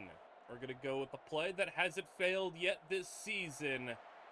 But can we get it through Jared Allen in this D-line? Kyle Nunn on the dive. Nunn got the first still, even though he was met pretty quickly and hit hard. He got it. Maybe it's just running inside on this defense is not going to be the move. We'll go play action here on the new set of downs. Get it to Langston, and I think that's pass interference. Yes, it will be. Just kind of blocked his path there. And we'll take it at the 49, inching closer to that game-tying field goal range. A little worried about how this first down run's gonna go. And get inside, man. Like, that one, like, was designed to eventually, you know, go around outside, but, like, just, we're all over it. It is hard to just, like, straight up abandon the run, especially when that's our identity, but, you know, maybe I just need to say, screw it, just trust Gus even more. And oh my goodness, maybe I shouldn't have done that. That's a rather large human being who just caught an interception. 2.5 minutes to play. They are in our territory, not quite field goal range yet. LaMarcus Taylor is getting about 5 on the play. Probably they'll run this to the 2-minute warning. Oh, they actually do snap it before the 2-minute warning. Taylor, it's a fumble! We got the ball! They fumbled it! I think that's a legit fumble, too. I think that's a legit fumble. Tumbahali recovers. Is that's going to be hard to see. Taylor. Yeah, that's a legit fumble. Wow. Yeah, we're just going to let it fly here. I can't be just trying to force runs that lose 3 to 5 yards every single time. So from the 32-yard line, Gus, you get another try at it. Play action, rolling out. You got the tight end Langster. It's got the first down. I'd like maybe 15 yards at least to be comfortable. That's definitely going to be enough. And a big hit. It holds onto the ball. We're at the Minnesota 32. Now suddenly we're not in such a rush here. All I ask is, Gus, don't turn the ball over. Don't do anything silly. We got a minute and a half to go to get 32 yards to try to win this game. Oh my God, man. Undefeated season might be down the drain. We have one more try to get a stop. I just don't understand these interceptions. Okay, big hit on LaMarcus Taylor in the backfield to lose 2. The interceptions, I don't get it. Why are they happening so much? The first one was like really bad. That one was like less like egregious, just like, man, in that situation, don't take a risk. Even if it is a 60-40, if you feel like it is a 50-50 ball, don't even give it a chance. Taylor breaks off a tackle. He'll get really good yards for the fact that that was a play that should have lost him. But they'll get 5, 3rd down and 7. I would imagine it's going to be a run here. And if it's a pass, then just so be it. They'll go hand off Taylor. He'll try to get to the outside. He's not going to get there. And he got just absolutely, like, one person went high, one person went low. We will get the ball back. In Augustus, you get a 3rd chance in this. How many chances do you need? I mean, the missed field goal obviously has hurt us because we could have been in a position to try to win this game now. I don't know if I'm really thinking about a win, but Jabari Gordon can make that thought possible. A return to the Minnesota 48. I mean, my concern here is just trying to see if we can even get to overtime. If we could do it without, you know, just turning the ball over. Once again, I say maybe 8 yards for field goal range. We've gotten there before. We turned it over when we got there. Can we get back? Give ourselves a try. Langster in motion in the shotgun. Gus, please, I beg of you, just don't be silly here. And he'll throw in a contested situation. It's Kirk. And for the first down of the 24, put it up for the big 6'5" receiver. And a part of me thinks, like, dude, just run the ball here and kick your field goal. And just, I still feel inclined to just think that he won't throw 3 straight picks. Or just, oh my goodness, man, a 12-yard sack. Gus! What is up, man? He never takes a sack on that rollout play. He'll throw again. Oh my goodness, there's a flag though. Oh my, the bailout of a lifetime. Oh, bailout of a lifetime. Penalty for a face mask. Ah, just give it here. We would have been backed up like, it would have been like we would have been at the 41, so 58-yard field goal, which is still makeable. We can hit a 58, but you'd rather not have it be that far out. 37 seconds. Do I, like, do I take shots at the end zone? Do I bother? But, like, the other thing is like, do I trust it right now to go to overtime with the way we're running and throwing the ball? Like, putting the ball in harm's way or running for a loss? Do I trust that? Because, like, it's like we're moving the ball. We just can't finish. So, Gus, throwing, outside, completed, and inbounds for a gain of 8. So, field goal, like, I'm not worried about the field goal right now. We should be able to have that. No problem. It's just about trying to see if we can get these 18 yards in these 25 seconds. We're going to spread the field out. And I see an opportunity in the slot. He's going to get sacked again. Man. I'm just going to take the field goal now and not even risk it. Let's take the field goal. I guess we can see if we can go to overtime. No guarantees still. Field goal. Clock ticking down.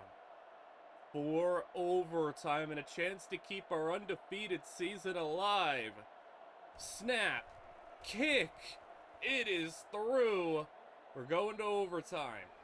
Coin toss. Do we win? No, we do not. So in a sudden death overtime, the Vikings will take it first. Vikings, after a touchback, got their own 20-yard line. Taylor has been running hard, not found a lot of room, but he does find some space there for 7. The undefeated season, maybe in more jeopardy than it's ever been this year. Taylor, ground again, and Taylor is close, not quite. 3rd and inches. But being honest, I'd rather straight up lose this game than tie. You know how weird it'd be to go like 15-0-1? I don't even know what I would say to that. Like, that'd just be weird. As the throw, and swatted at the line. Tom Bahali got a hand up. There was also hands up from Hutchinson and Barksdale and everybody. A little bit since we ran. I completely, like, abandoned it for the last, like, drive or two. So let's just go on the ground here and see if it's able to give us something. No, like, can't run the ball, man. Shrinks the playbook so much. Like, running, not an ideal situation. Feels like the playbook is just so shrunk for us right now. I gotta worry about turnovers. I gotta worry about not being able to run the ball. Gus, throwing. A lot of time. Down the... Oh, my God. What is going on? Why is he throwing so many picks? Like, he's like a 95 overall quarterback, and he's just having a bad time. He's having a bad year. He's just having a bad run of things. I just don't understand what's the issue, though. And the completion, thrown a little behind him, but he makes a great grab. 11 yards. He's hurt, but now at the Tennessee 36, you're a 53-yard field goal from here. Don't know if they would take it from 53, but as long as they just go and get themselves a couple yards here, probably LaMarcus Taylor on the ground, are going to be able to have a chance to end the undefeated run. Cameron to throw it, and Jabari Gordon almost had a pick. I really don't know if they would try from 53. Their kicker had one heck of a boot. When he hit it from 47, he hit it, like, good. So, like, I would imagine he has the leg. Throwing short to the big fullback. He's got a completion to him. And he gets 7 on the play, which will be enough for field goal range 100%. So barring a sack or a turnover here, looks like we're going to go down. I mean, I'm not like, I guess he could miss the field goal, but like, it's just, doesn't feel like we're meant to win this one with how Gus and the offense is playing. Fullback gets another first, so at any point now they could just decide to kick it and try to get closer. 3rd down and 12. So barring a turnover here or like an insane penalty or sack, they will get their field goal try. Cameron, play action. They got time. No sack. And a completion to the fullback for 4. 41-yard try is what it will be. For the win to give us our first loss of the season. Minnesota in overtime. After 3 Gus interceptions in the final quarter and a half. Kick is good. And we will not have an undefeated season this year either. Again, I'm not mad at the undefeated season. Like, it is what it is. I can't reasonably expect to just go out and win every single game. You're gonna lose some. That's fine.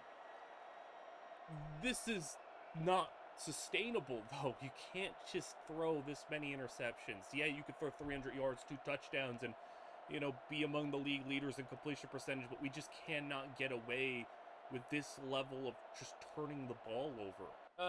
Yeah, we knew we were going to probably have an outcome like this against the Jaguars. Like, just bottom barrel team. 35-3 your score going into the 4th quarter, and Reggie Bow has been on one this game because he had one of the longest plays that we have had in this series.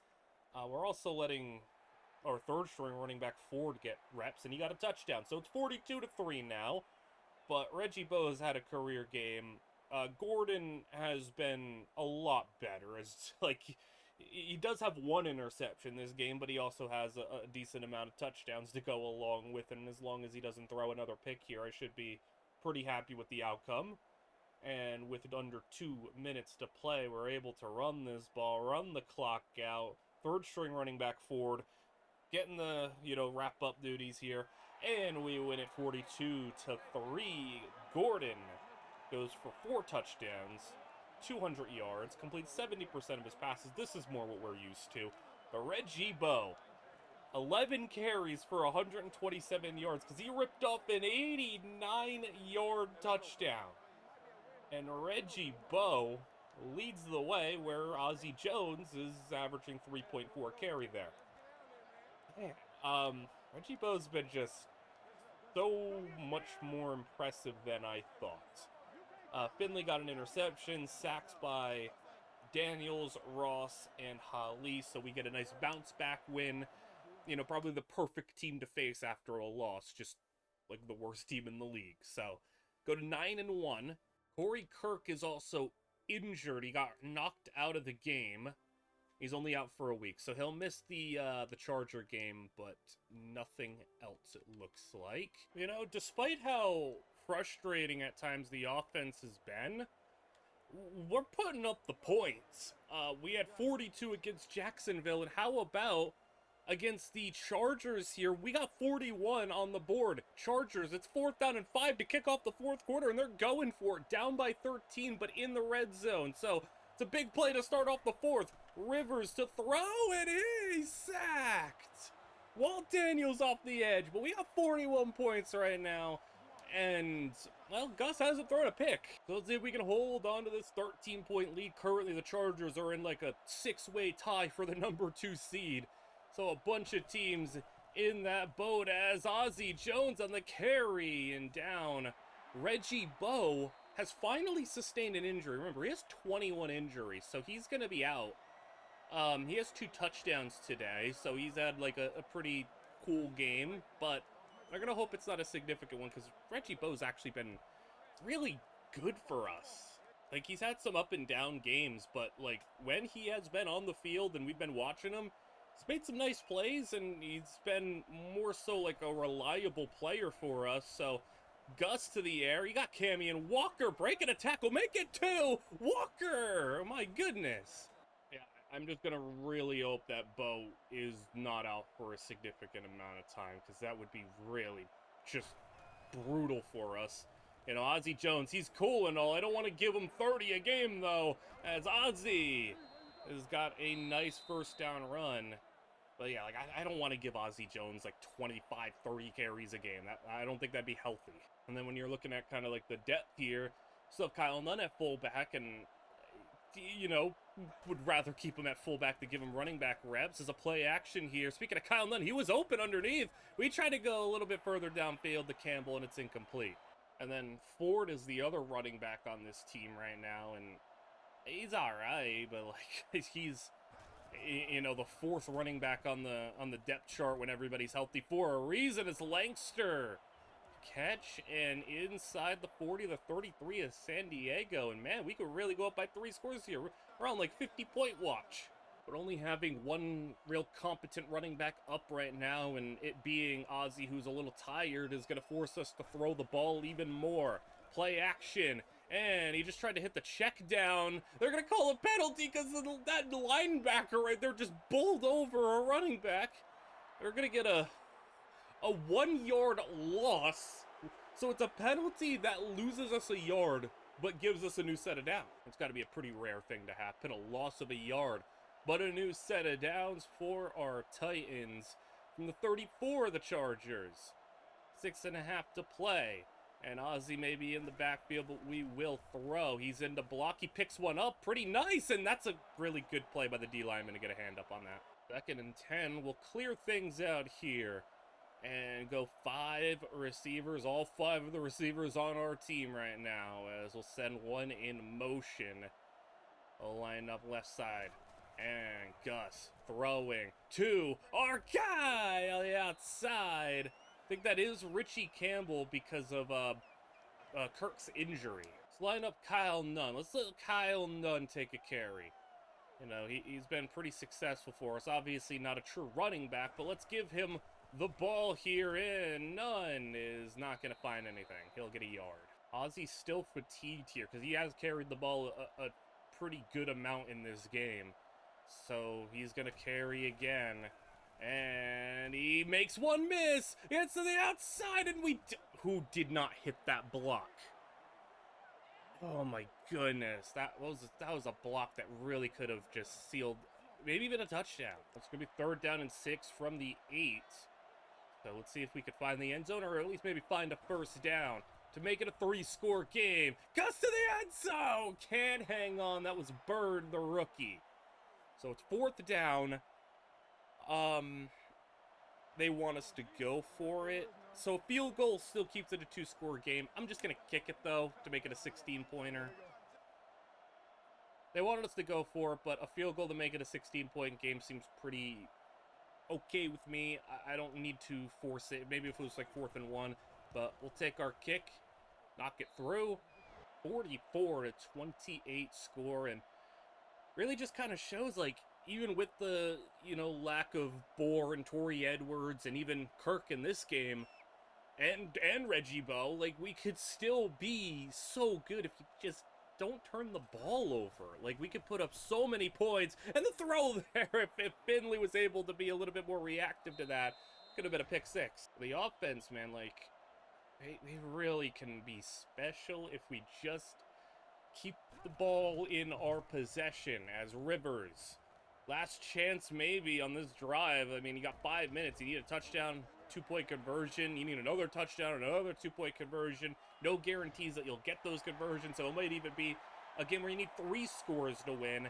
And this is for, like I said, like, it's like a 6-way, 5-way tie for that number 2 seed. So every game counts here as we're getting down the stretch of the season.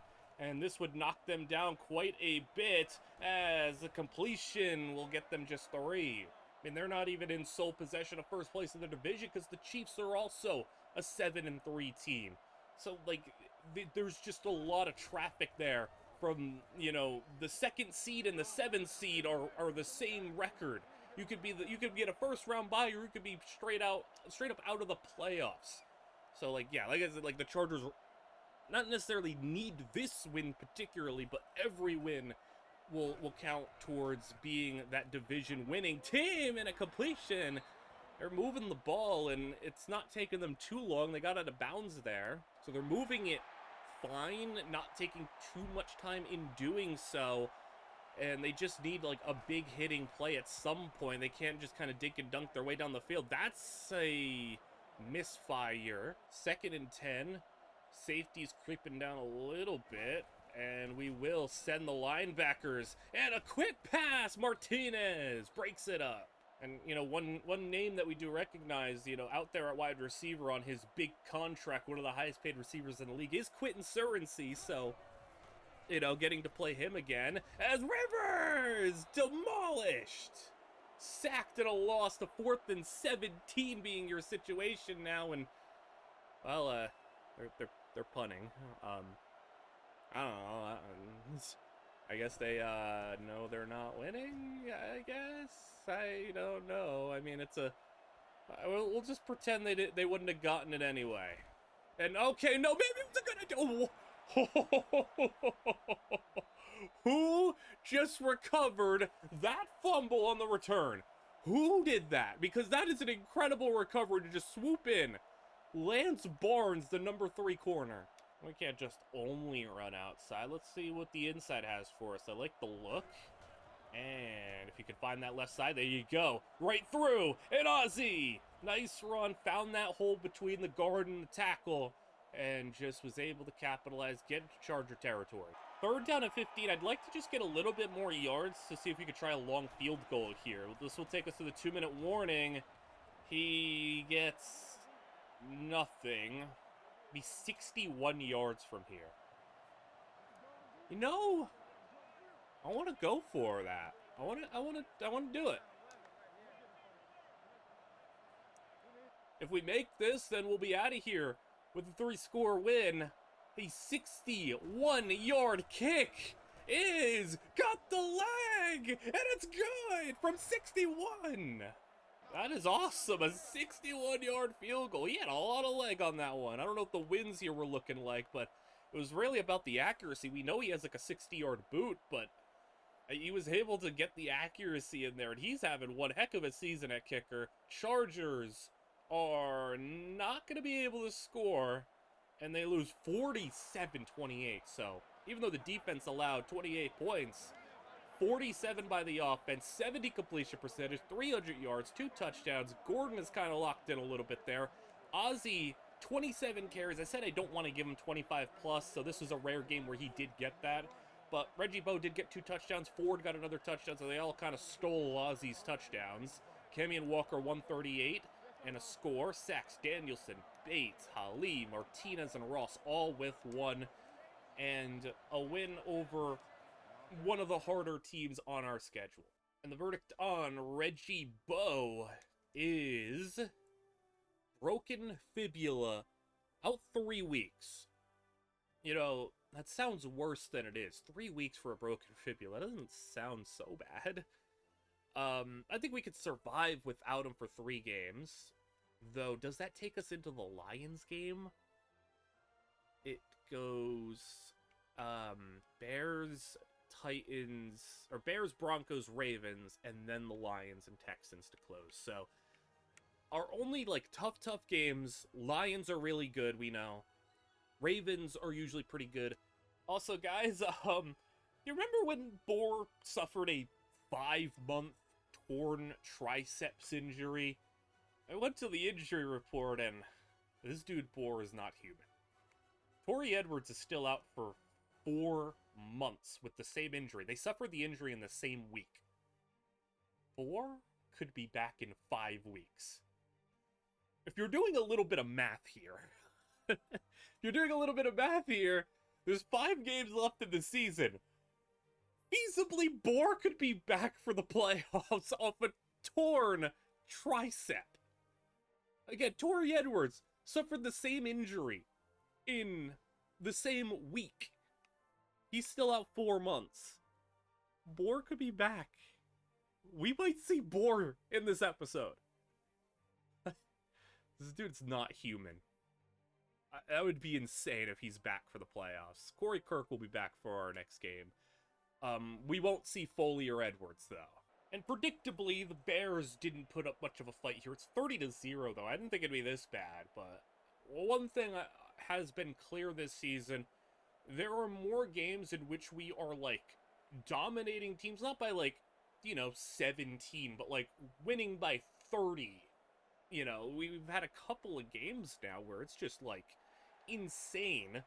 And did you see that also?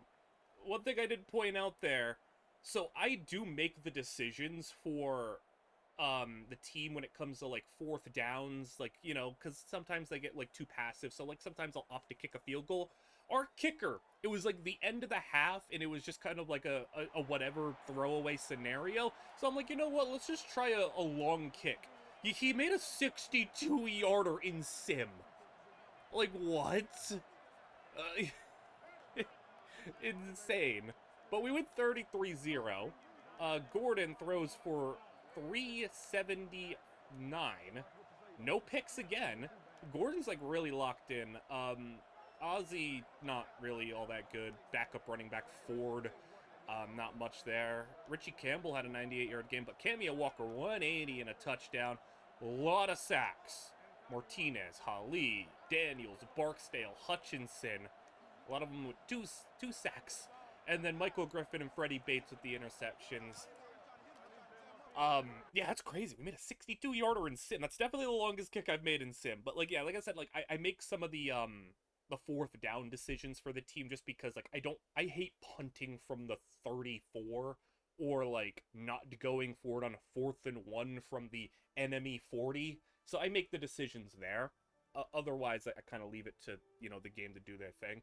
But we're 11-1 now, and we take on the Denver Broncos. Corey Kirk also sustained another injury. This one is a broken hand out 2 weeks.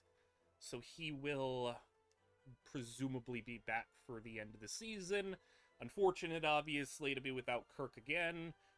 He missed the Charger game, came back, then got re-injured. So a couple of minor dings here.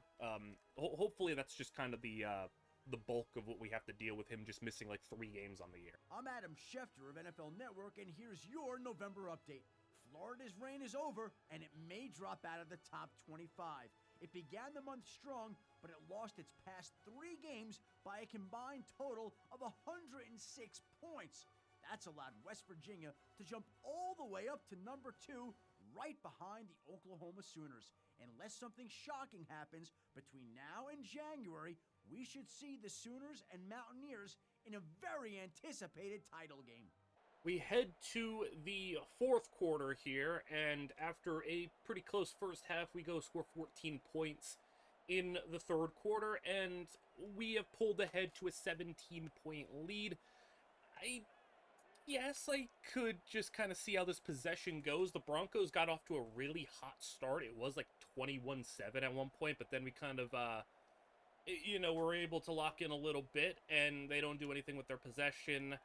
I would imagine we're going to come out here with a win, and the offense has just been playing awesome the last number of weeks, and Augustus has been a big part of that, where he is actually just playing safe and not allowing a whole lot of mistakes to plague him like he had like a month ago. And hey, because of that, we've put up 40 points in game after game after game, despite not being at 100% right now. So maybe we're looking like our best on the offensive side of the football. The thing is on defense, not quite as dominant as we were last year, but an interception there, and we could head for 50.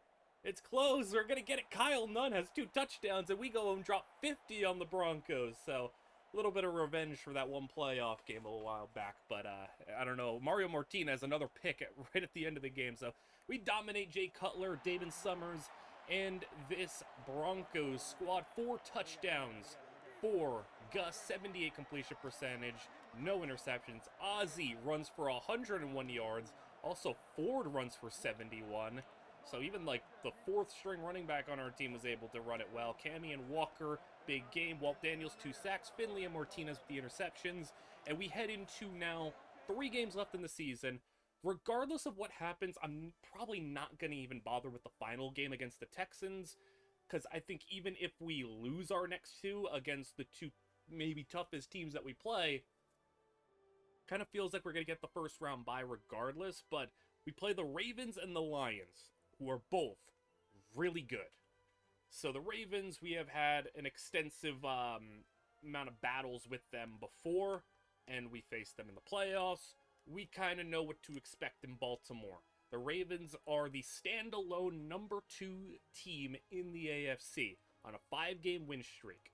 Meanwhile, we play the Lions after that, who are on a 6-game win streak, 12-1, in a Super Bowl rematch, and also the 49ers are still 13-0, so they could actually complete the undefeated season. Man. And then the Texans are now out.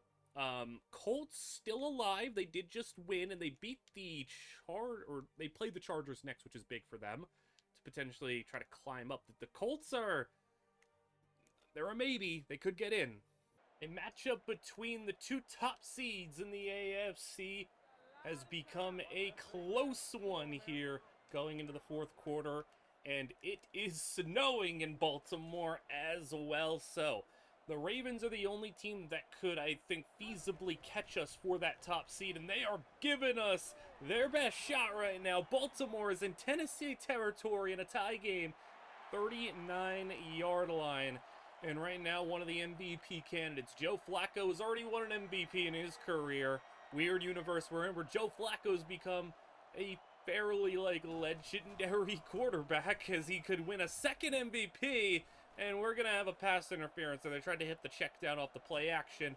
This happened earlier in our favor, but now it's going to happen against us.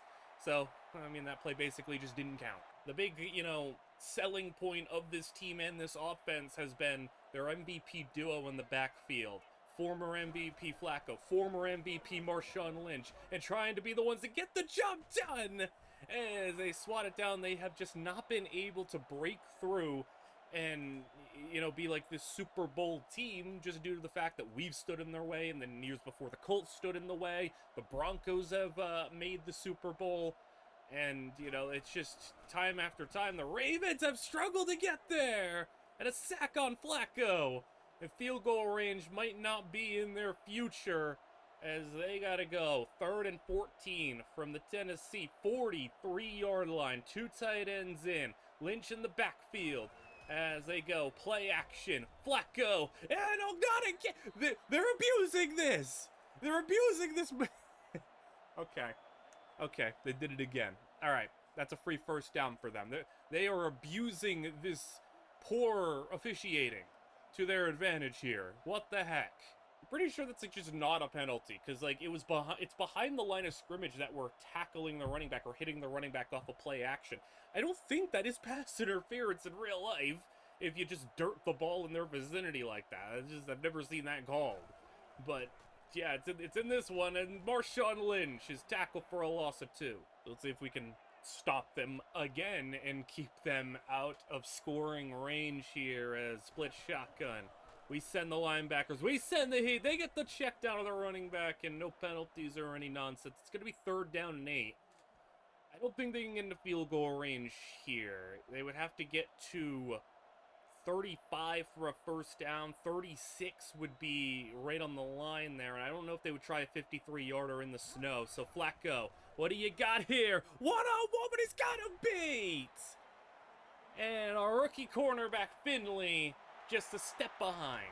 Been a while since we've lost 2 games in a season, so our wins come very, very spread out these days as Marshawn gets 3. So can they make us go down to a potential, 14-2 try a record? But, facing the Lions next week as well is not going to make that any easier. We could go 13-3.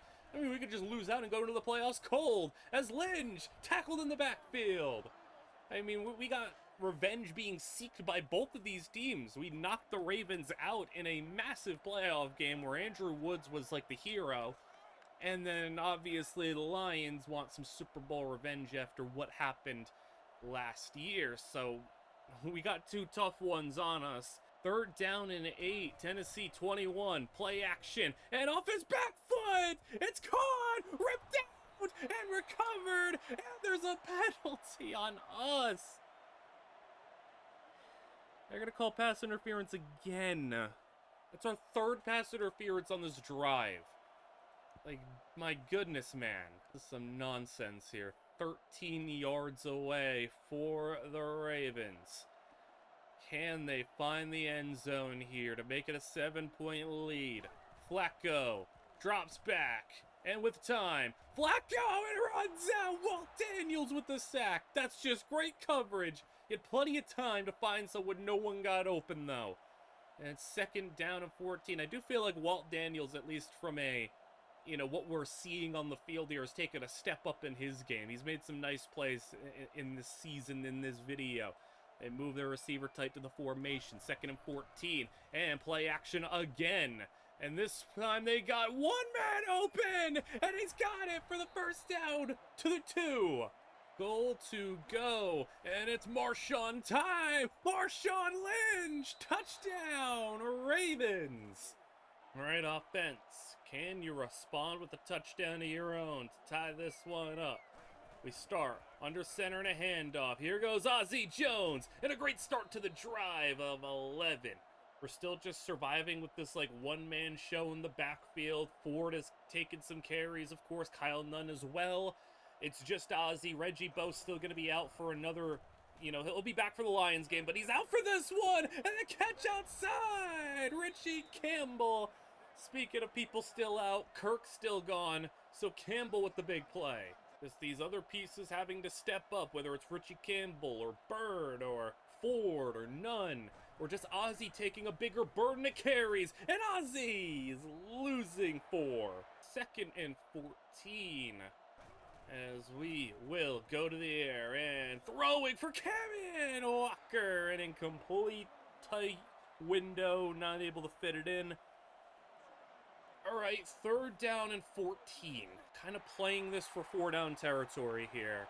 If we can get 10 or more, I would definitely want to consider going for it. So that's kind of what we're shooting for. And the tight end, Langster, just too far. 4th down. I think it's too risky to want to kick a 63-yard field goal, so we're going to go ahead and punt it away. Unfortunately, just not able to get that tying score. We got to trust this defense to stop Marshawn Lynch. And Lynch is already getting going for 8. Goal line package.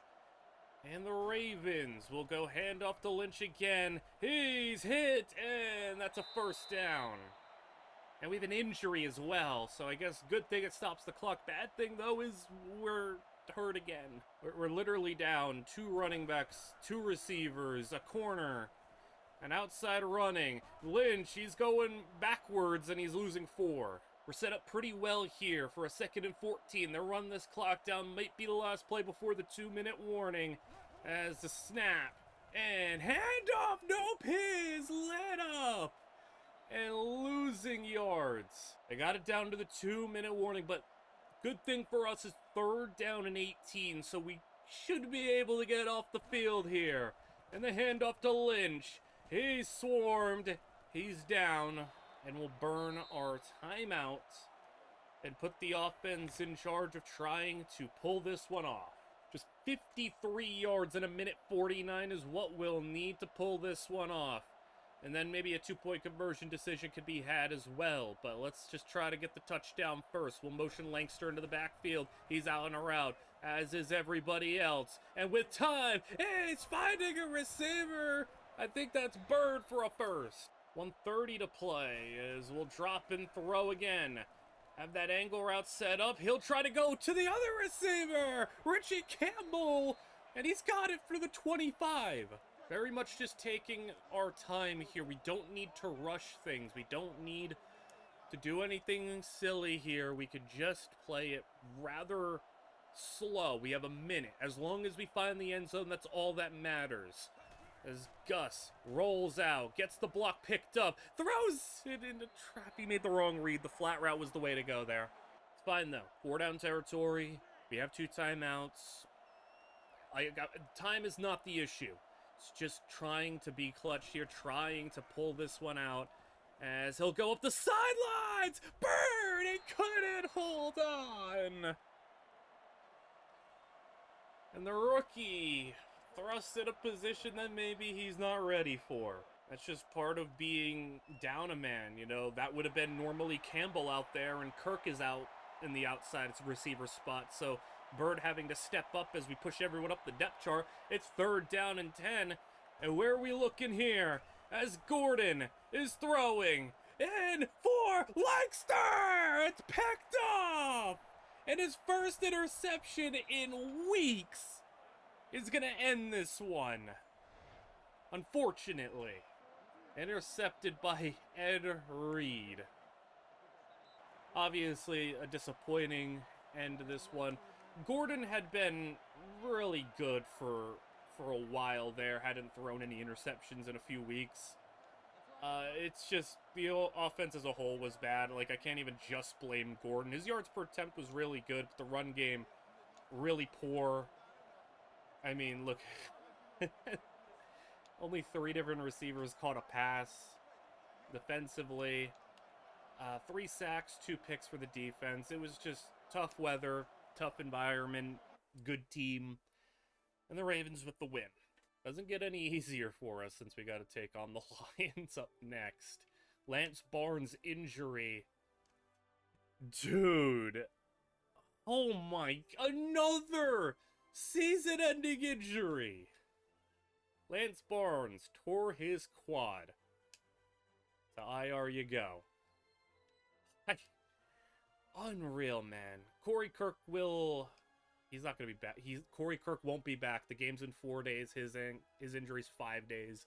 Boar still got 2 weeks. Boar is going to be back this season. Foley still gone. Edwards still gone. Reggie Bowe is maybe going to be a game time decision. And then Barnes is still out for the season. Man, we're down now our 2nd and 3rd corner. Frank Finley, thankfully, has kind of stabilized the number 2 spot, but we need to go and sign a corner off the streets to help us out. 4th quarter in this Super Bowl rematch, and basically the closing major game of the regular season, has us up 27-14, but Joe Kane and this Lions offense are driving right now. Right around midfield is their spot play action. Kane absolutely lit up and sacked by Abdul Ross. This Lions team is, you know, they've been perpetually just chasing the undefeated 49ers. Just 1 loss on the season for them, as we have another injury to deal with, and a completion for a 1st down. Who is hurt now? I mean, like, seriously, just so many injuries for this team. And, okay, Frank Finley got hurt, but he's fine. Oh my god, if Frank Finley got hurt for any significant period of time, we would be down our 2nd, 3rd, and 4th corner. So run, play across. As the MVP battle has really come down to 3 players. It has been Joe Flacco, Joe Kane, and Wesley Cross. So 2 Lions and a Raven. So in the span of these 2 games, we're facing all 3 of the top MVP candidates. Cross is trying to go for a 1,000 season. Joe Kane's trying to go back-to-back, and Flacco's trying to win his 2nd MVP, as Kane has it for 9 yards on the play to the Tennessee 30.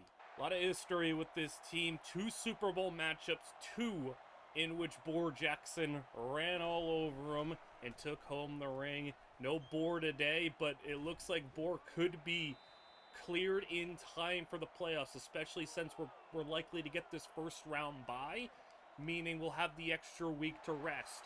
4th down and 2, though, after an incomplete pass, and they bring out the Maryland dive formation to go for it here. Toss it out to Cross. They got blockers, but it's not enough. And he's down for a loss. We'll take over. The bad news for us in this game, Kirk and Bo both still nursing their injuries. They have missed this one. They'll be back for the season finale, but it may not even be worth playing them that much, especially... really both of them, we'll kind of assess that situation, but they'll be back presumably for the playoffs, barring another injury in between. But, like, we should be as healthy as we reasonably can be for the playoffs. Obviously, we're not going to get back those season-ending injury guys. We're not going to get back our corners. We're not going to get back Torrey Edwards. But for all the non-season enders, we should have them back for our 1st playoff game. So 2nd down and 10 from the 33 as Gus throwing over the middle of Langster, and he just flat out drops it. 3rd down and 10. And we're actually going to try to surprise the Lions a little bit with a run here. And he gets the block on the outside, make a miss. No, he didn't. Ozzy, come on. That was like the worst thing you could have done. Just run forward and you would have gotten maybe a yard away, fall forward, he get the 1st down. Instead, he did whatever that was. And what I thought was actually a pretty well executed play to get the 1st down and surprise the Lions does not work. So we had to punt it. The Lions take back over. Can this MVP duo find a way? They can't on that one, though. We were all over in a sack. Big Janoris Hutchinson got in there. Not a pass rusher, but certainly looked crazy good in the pass rush on that one, as Kane throws it, and too far for Calvin. My hope for this Lions and Ravens duo of games was like, don't lose both of them. Don't go into the playoffs ice cold. Don't mess it up. Losing one of the games was understandable. They're 2 great teams, 2 of the best, and an incomplete pass on 3rd down is going to force 4th and 13. I just did not want to lose both of these games. Lions backed up inside their own 20 are going to punt. We want to see if we can find that kill shot against this Lions team. Beat them once again. We'll go shotgun. Both Nunn and Ozzy next to us will throw for Cammy and Walker, and a 1st down. Penalty on Detroit. Was it interference or did he grab the face mask? It is a face mask. That's even worse. Pass interference would have really not made much of a difference. So now Detroit red zone with an opportunity to maybe put the Lions away. And Ozzy slips 1. Only gets about 2. 2nd down and 8. So we spread it out. 5 receivers in the pattern. Taking her time here as Gus will throw. And Gus got it low. And that's a late fumble! Is that even a fumble? That looked really late. You could even call that incomplete. Lions have it, but that was, I think, Travis Bird, man, he's been making some mistakes. We'll throw the challenge flag out there. Look really close. Okay, yeah, that's not a fumble. All right, not a fumble. So we'll take 9 yards. Came out just a second earlier. That was the play the Lions needed to pull this one off, but instead, we'll take it on 3rd down and 1. Ozzy has the 1st down, and it's goal to go from the 7. So from the 7-yard line now, 4 minutes to go. They'll roll, and Gus, and zone! It's picked off. He had just waited a little bit longer. Felt like he could have had it in the back corner of the end zone, but that's his 2nd pick of the game. So the interceptions had kind of dried up for a while, but now in back-to-back games, he's thrown a pick. He's thrown 2 in this one. Hasn't really affected us too much in this one. I mean, we could have probably like finished them off here if we got into the end zone, but we're still up by 13. Still go ahead and win this one. It's just the increase of interceptions is... I can live with how it's been in the second half of the season. The first half was egregious. The second half has been more understandable, but it just don't start picking back up by the time the playoffs roll around. I don't know how many more times you can really afford to go into this Maryland Eye package. There's not going to be a whole lot of opportunities of throwing, but that one does work out. 15. So good on the Lions there to kind of catch us off guard a bit as Kane to throw. We send an extra man. He got a completion short. And there's a flag on us that's probably going to be a face mask. And they'll get, you know, kind of all in all about 21 yards on the play with the penalty. And now things get maybe a little bit scary here since they're at the 29. If they score within the next minute, they score before the 2-minute warning, could get a little worrying. From the 29, all their timeouts still. Kane is going to go outside. It's caught, and they'll get to the 21 gain of 8. They're not hurrying up yet, but the urgency will start to pick up a little. Just got to make sure we can lock up Calvin, cross the other person to keep an eye on here as they'll throw curl route other way. 1st down and basically goal to go from the 10 now as they'll go with cross out wide. Oh, the receivers out there! Tamba Ali with the sack. I feel really happy that I ultimately kept Tom Bahali because he's had one of his better seasons for us, despite being 33 years old now, as Kane throwing for the end zone off target. And here's your chance if you're the Lions. 28 seconds to go until the 2-minute warning. 3rd down and goal from the 15. And everybody out on a route. 5 wide. Kane, middle, and incomplete. That could have been a pick. And now this will probably be it, barring another turnover quickly on our next possession if we are able to stop them. 4th and 15. 4th and goal, basically. I don't even see a first down marker. I just see the end zone. To make it a 1-score game, Kane to throw it with time. End zone! It's caught! It's a touchdown, Lions! The Lions did exactly what they needed to do. They scored, and they scored before the 2-minute warning. They now have 4 clock stoppages to help them out and give themselves a bit of a cushion here to try to get this ball back. And Ozzie Jones, thank you for falling forward on that one. And 2 yards is fine. I know it's possible to get the first down running, but I feel like in order to make this happen, we need at least one throw to go our way. And here's the one we're going to try. As Gus! Come on! I also feel like the receiver maybe could have tried to put his arms out for that one. Didn't even really feel like he tried, though. Makes it 3rd down and 8, and there's a chance that the Lions can get out of here without even having to use a timeout. We're just trying to go for the kill, though. We want the first down. We do not want to give this incredible Lions offense another chance. The throw from Gus, and time for Langster! He's got it! The tight end Langster for the first down, and one more first. We'll be able to end it, or if we could get a field goal, which we are right on that line. Langster, what his biggest play of the season.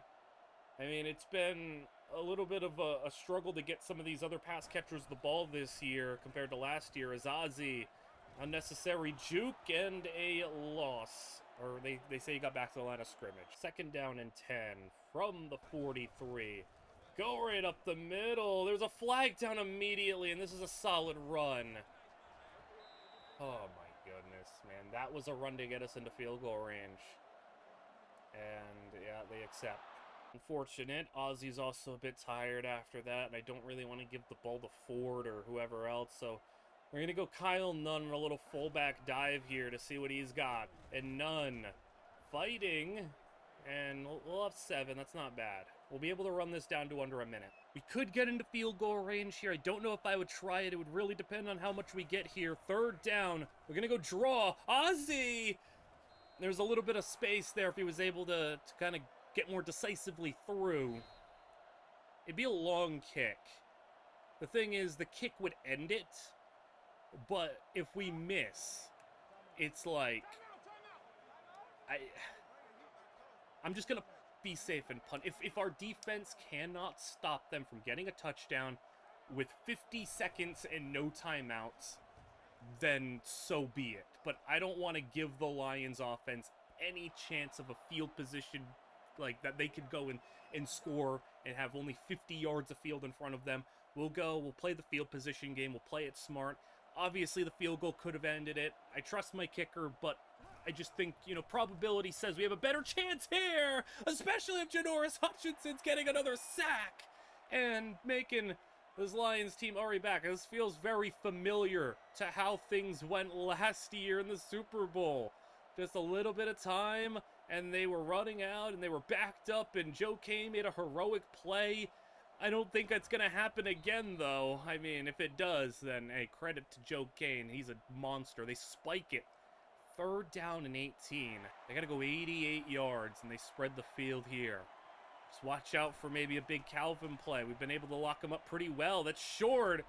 That's just great. That's great for us. I mean, 2 yards is nothing to really worry about, especially when the clock is running 20 seconds and less as it ticks under. They're making an adjustment. Kane, you got to load up and toss one. Hope you get out of bounds and get yourself in Hail Mary position. 14 seconds to play, and Kane sheds a sack. He's not able to replicate what he did last year, though. He's having flashbacks, man. He shed a sack on 4th down. Not happening. We are going to come out here to win. It's nice to get that one over a legitimate, certified, elite team in the Lions. I think the Lions... I mean, it's hard not to say that the undefeated Niners are, like, they're not the best team in the league. They probably just are. But, like, maybe this was a battle for the second best team. Maybe the Ravens. I think it's us, Detroit, and Baltimore in that next, 2, 3, and 4.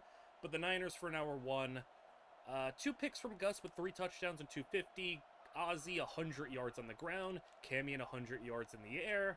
Sacks for Hutchinson, Holly, Bates, Ross, picks by Gordon and Griffin. So we have 1 game left in the season, and I will not be, I don't think, hopping into it. It's against a, Texans team that's really just playing for draft position.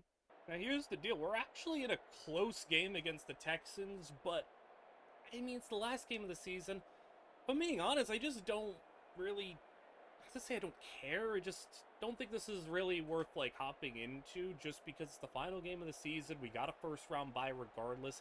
Yeah, we can lose the 1 seed, but also it's like the Texans, and I just don't fear the Texans. I don't think we're going to lose to them. We're up by 1 right now after their field goal. They're driving pretty well. We're going to turn it over to them where they have only 3 minutes to play. And defense for a stop for the win. Looks like the Texans might be able to pull it off. They might be able to pull this off. And the Texans are close. They missed the field goal. They missed the field goal at the end. My confidence won out there. Not a good game from Gordon. It is what it is. Bo came back 5 carries. We were just kind of coasting in this one, getting our guys back up to speed like Kirk and Bo. It's whatever. I'm not really concerned about only a 1-point win against the Texans, a game that we very well could have lost. Maybe I should have taken it a little bit more seriously, but, like, it worked out. We won. So, that means we go 14-2. We get the 1 seed.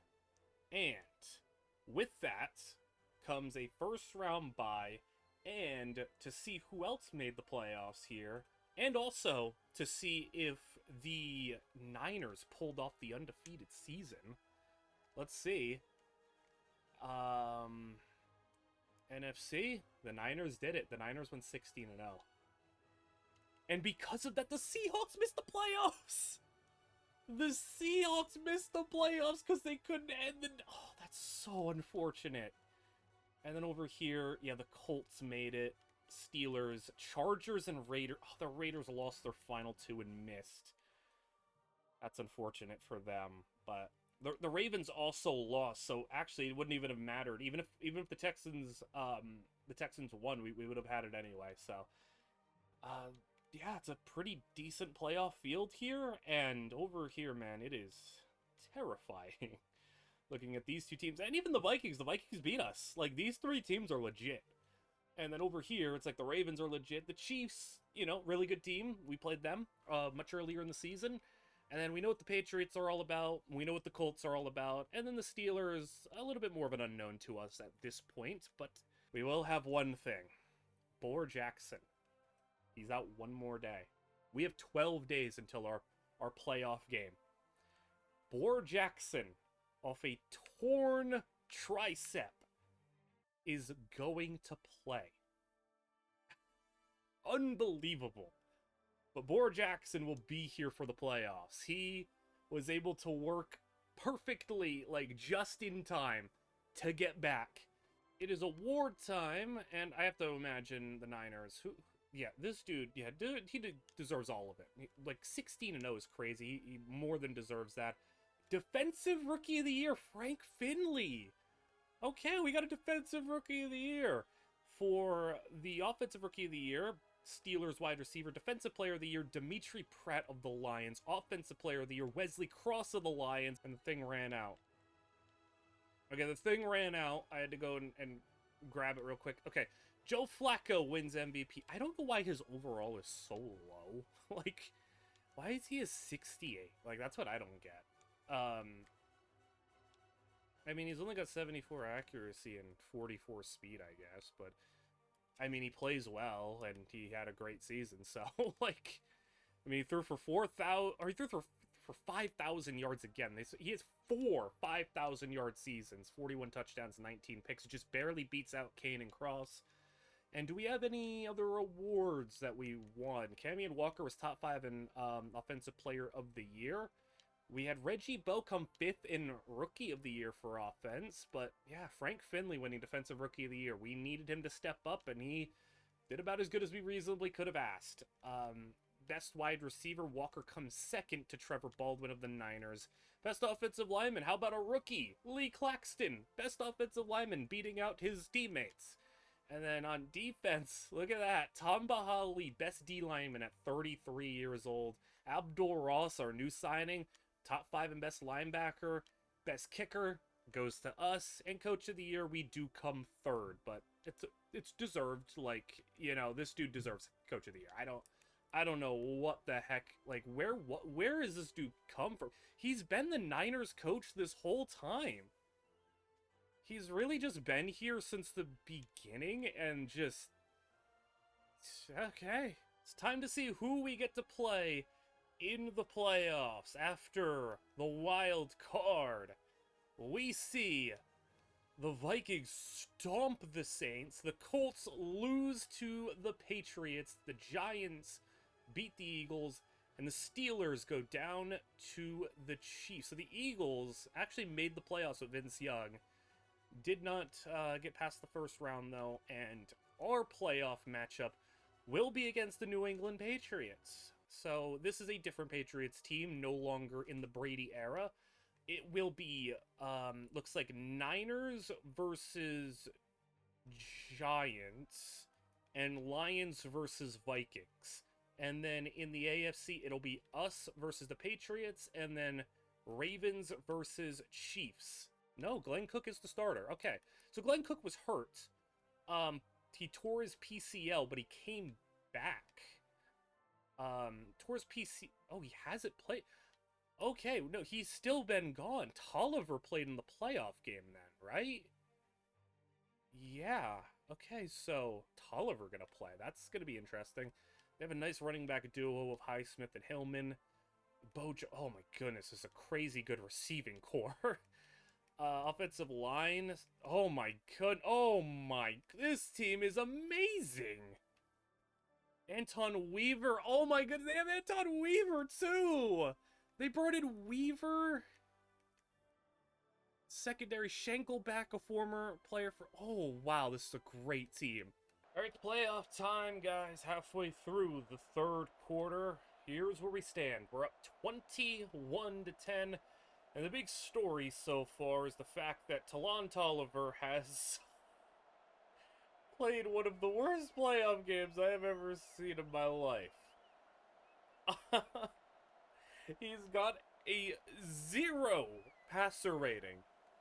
He is 6 of 22 for 57 yards and 5 interceptions. So you might be wondering, how in the world are the Patriots only down 11?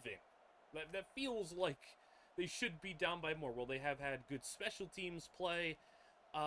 We've missed a field goal this game as well. It's not really been, like, down to anything, you know, like, we've done crazy bad. Like, Gus hasn't turned the ball over. We haven't fumbled. We haven't done anything crazy bad. It's just Patriots got a good return, set them up. That's how they got that short field and touchdown. And then we missed the field goal, gave them good field position. They scored a field goal. But we've been pretty much in hand of this game.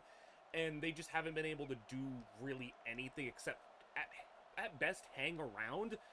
I thought we'd be seeing Glenn Cook back, but no, Talon Tolliver is still here as the quarterback, and, well, he's not playing well, and Tolliver's got his 7th completion of the game, and maybe he can start to get past the 0 passer rating that he currently has, which is just insane to put up a 0. I mean... We know a game against the Patriots in the playoffs many years ago where Vince Young did something like that. So maybe this is just kind of a full circle thing.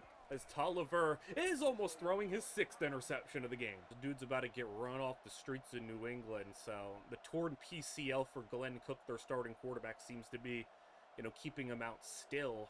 I would have thought he'd be healthy by now based on the reports that, like, we seen when we were looking. He's just not back yet, so unfortunately for them, they're just rocking their backup quarterback, who's a higher rated, but he is their backup on the depth chart, and he is just worse. 3rd down and 6, though, for New England, as I accidentally pulled up the depth chart. Oh, we'll back up. Okay, got a completion, and the tackle. I think that's a first.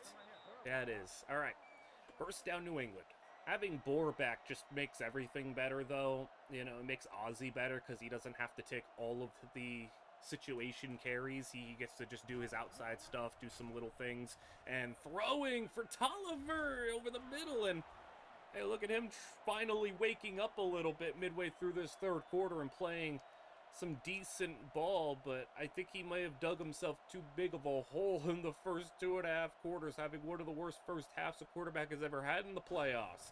As Tolliver throwing, check down, and losing yards. We come into this game, though, still very thin at cornerback. Our, 2 other corners are out for the season, so we can't really afford an injury to Finley or Gordon, as a hit jars that one loose. We currently have, I think, Scotty Danielson, who was off the streets as a preseason pickup for us. I think he's currently playing the number 3 corner spot, so we're going to see a lot more of a, 4 DB look.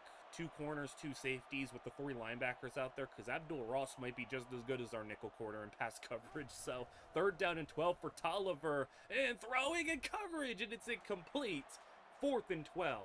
After missing 2 of the last 3 regular seasons, and really just in general 2.5 of the last 3 regular seasons, here's Boar Jackson back and taking a big hit. Having Boar back is just insane.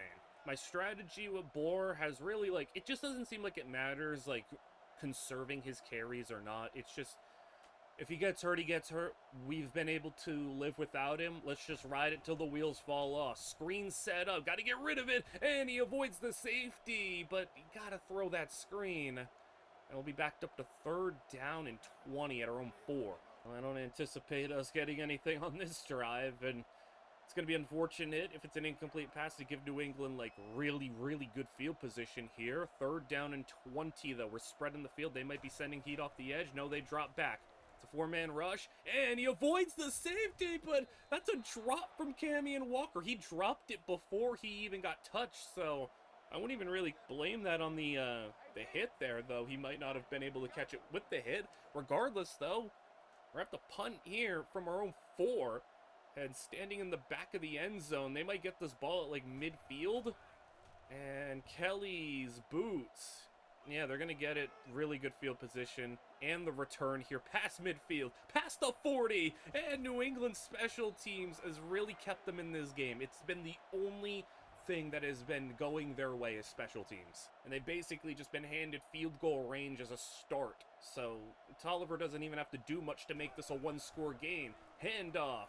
And the run is getting about 4 on the play. This is just such a talented team. 3 receivers, 87 or better. 2 nice running backs. A quarterback that, if they were healthy, Glenn Cook might have this team, we looked at this team. If Glenn Cook were healthy, he only played 3 games this year.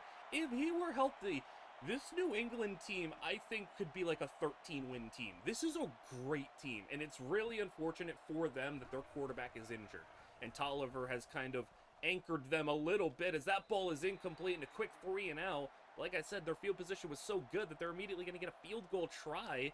And here's the kick to make it an 8-point game to wrap up this 3rd quarter. New England to keep themselves really in this one.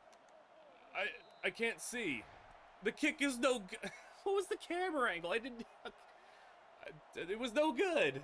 Well, New England really needed their special teams to continue to help them out, and now that their special teams has let them down once in this game, it's really rough for them. But we got Gus too low for his man. Just maybe had to set his feet there. All right, this will be presumably last play of the third quarter, as we are going to go on the ground, but New England's got a stacked D-line. I'm a little worried. Handoff. It's Boar, and yeah, they'll lose yards. Third down and 13, though, and I would really like to just get the ball moving a little bit. I don't want to have New England hanging around. I mean, like, just don't give them the chance to pull something off as the throw short. Walker. Yeah, that's just not enough. 6 yards, 4th and 7.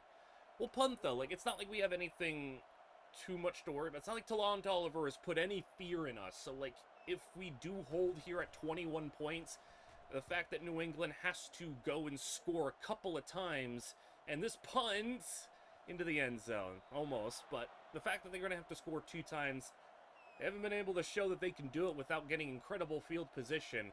They have not shown the ability to drive the length of the field. Maybe I'd be a little bit more worried if they made that field goal last drive and it's a one-score game and kind of like one play can change everything.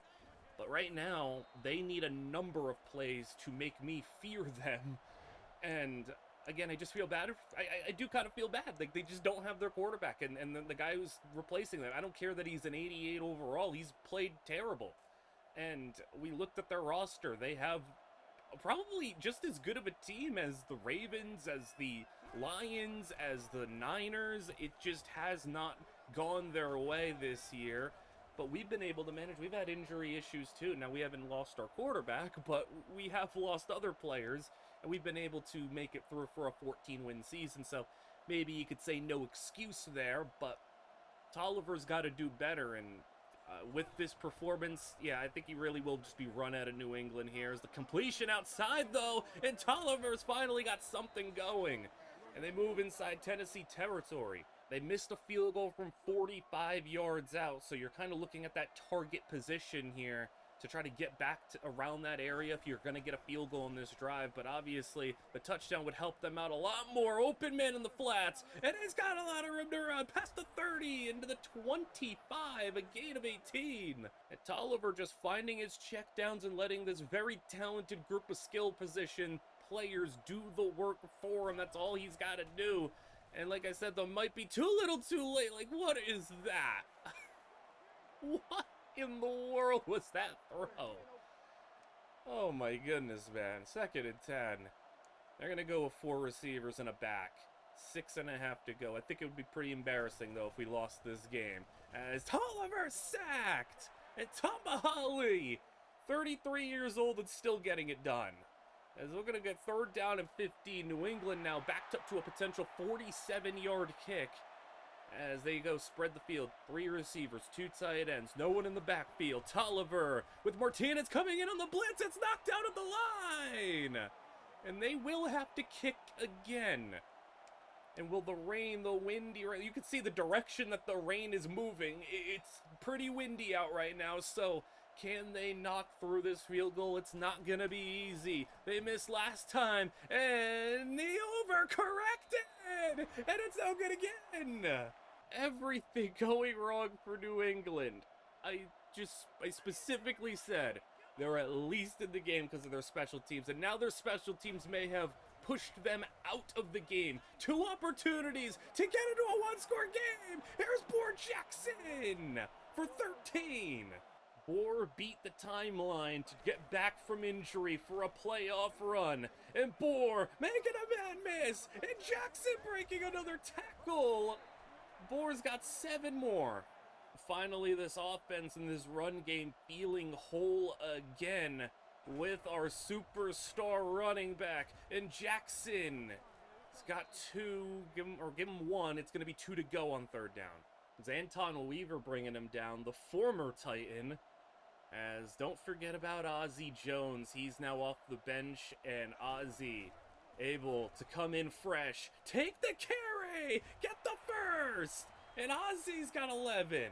Like I said, this makes Ozzie better too because he doesn't have to carry the ball as much. He gets to have fresh legs pretty often and only has to relieve Boar when he needs a breather. When Boar is here and when he is healthy, he is able to take a lot of carries. Okay, Cammy and Walker.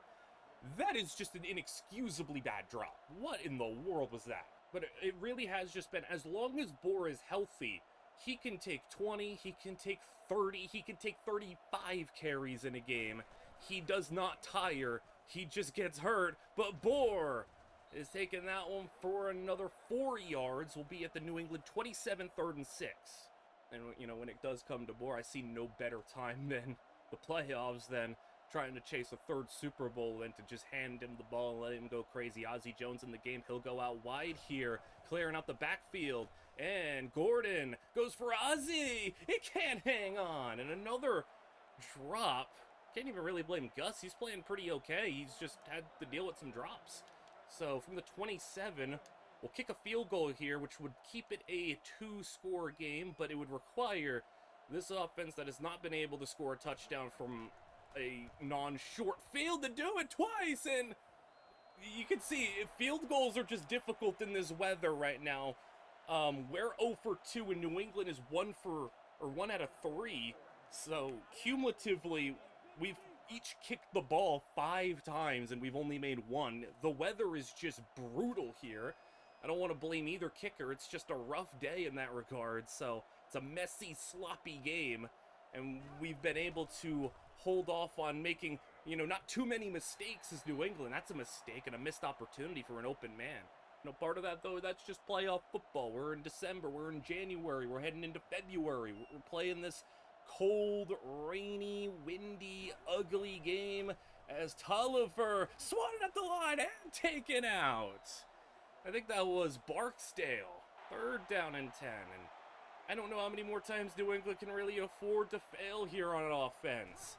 As Tolliver throwing outside. He's got a man right at the line. He's close. He doesn't have it. It's 4th and inches. You should go for this. 100% you should go. On 4th and inches, 44-yard line. New England, they're punting. How little a trust do you have in your offense to punt in this situation? I mean, my goodness, man. I know it's been bad, but you got to give yourself a chance. Instead, they're going to try to play the field position game. And, like, the field position game has been their most successful play. And, well, you got us pinned inside the 10. I guess that's where you're trying to go. Get a 3 and out. Maybe hope you can get back to where you were at midfield. Still, though, regardless of how sloppy things are, you know, with the kicking and everything, I struggle to justify giving Boar and Ozzie the ball back in this situation. Boar tries to go all the way outside and only a yard. Clock is running to 3.5 minutes. Shotgun for the Titans as Gus, draw, Boar, Jackson. Nice run. We'll take 5.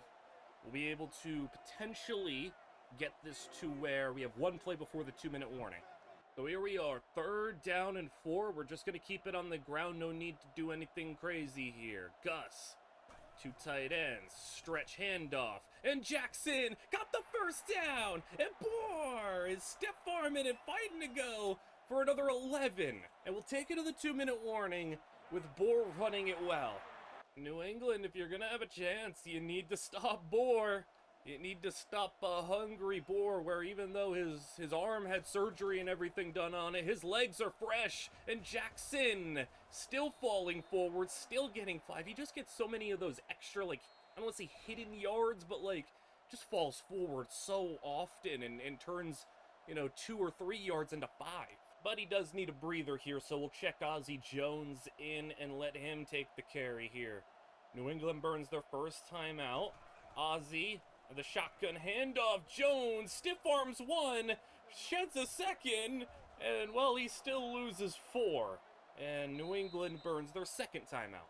All right, 1st down ends it. Let's line up Boar and Ozzie in the backfield. Let's just go directly to Boar. Let's see what he's got to try to end this game, clear it out. And Jackson takes the sweep. And Jackson, 1 man in front of him, gets by. And Boar, I think if he wanted to take it, I think if he wanted to go all the way, he might have been able to. But he instead turns inside and will be fine just running the clock out. He didn't do the optimal thing, which was just keep on running, but, you know, I think he was pretty content with just ending the game here, taking the win. Moving on to the AFC Championship game. Gordon, I mean, we didn't throw it much. It was just really bad weather, really bad elements, so While New England kept just trying to throw and throw and throw themselves out of a hole, we took the approach of, well, we got great running backs. Let's give them the ball. And Boar Jackson, hey, welcome back, man.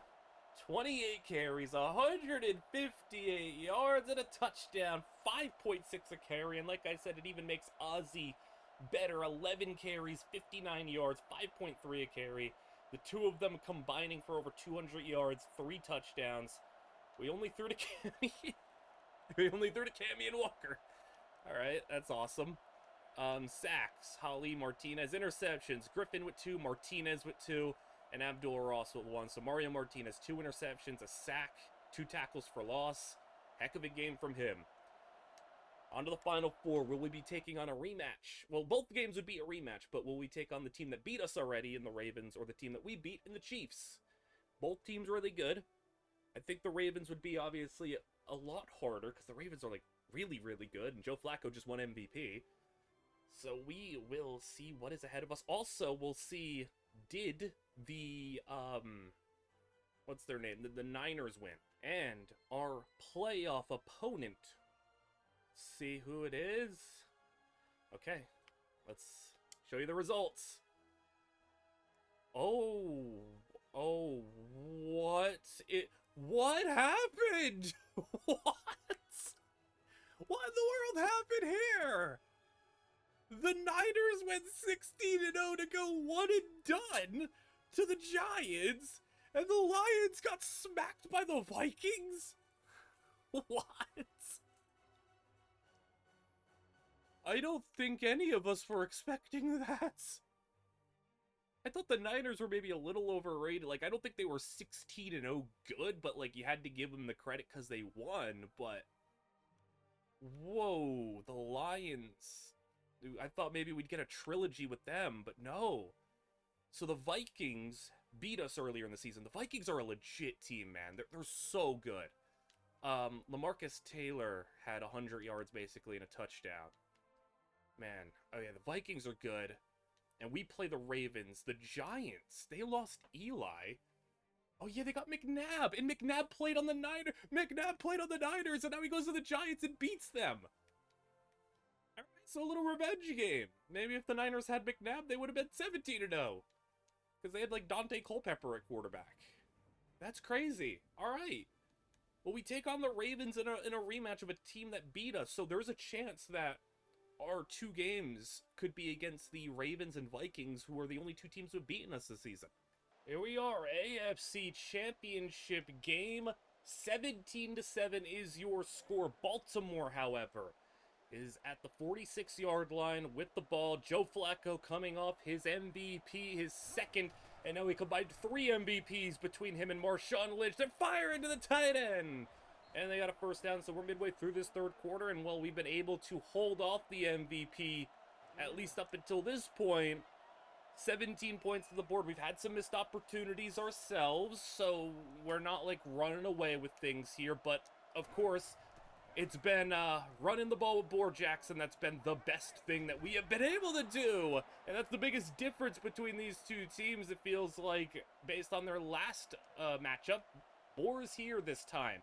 And for the weather situation, well, we played a messy, rainy, windy game in the New England one. This one not quite as windy, but it is rainy, it is messy, and it's not going to be, again, a high-scoring one. So the home field advantage for us has been, you know, actually pretty effective because the teams haven't been ready to come up here and play in the windy and the rainy conditions where we play there every single week, I guess, because we have a lot of rain games here in Tennessee for whatever reason. I've never been to Tennessee. I don't know how often it rains down there, so I guess people from Tennessee in that area can let me know. Does it rain a lot? Because, my goodness, we play in so many rain games. 3rd down and 3. Lynch in the backfield. Tight end in motion. Flacco. He'll go with a play action, but no, he couldn't even drop and throw it. Freddie Bates with the sack. That means the Ravens are going to have to try a field goal. Will it be more misses on the field goal tries? With only 1 attempt between the 2 teams. It was from us, and we were able to make it. Ravens' first field goal try is good. So, you can see by the rain and how it's falling, it's not as windy as it was in the last game. So that's at least a positive going for both these kickers. Passing game still has been, spotty on both sides, though. And it's been the rushing attack that's been able to give us the slight edge so far. And Boar Jackson is about as good of a, multiplier on this ground game as you could possibly ask for, because he takes this elite offensive line and just makes the most of it. He's seen a heavy workload, though, both in last game at 28 carries, and he's closing in on, almost 20 carries in this one.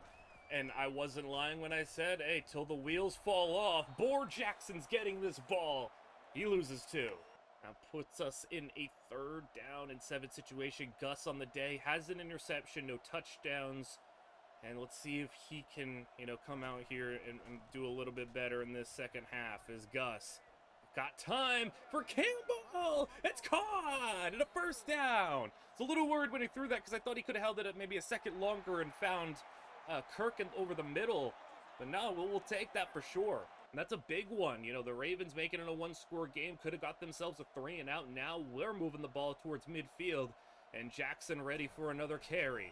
And they tried the double team there. Fumble! No! Ravens pick it up! And it's a scoop and score. But here's the thing.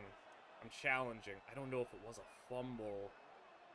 And Boar. That's not a fumble. That's not a fumble. We're saved. We are saved. It was not a fumble. False alarm. So I don't want to blame that all on the offensive line, just because, Boar at the end of the day still almost did let it go. But, the offensive line, it was unnecessary to go and double team and flatten that D lineman. I think the guard needed to step up and get to that linebacker there.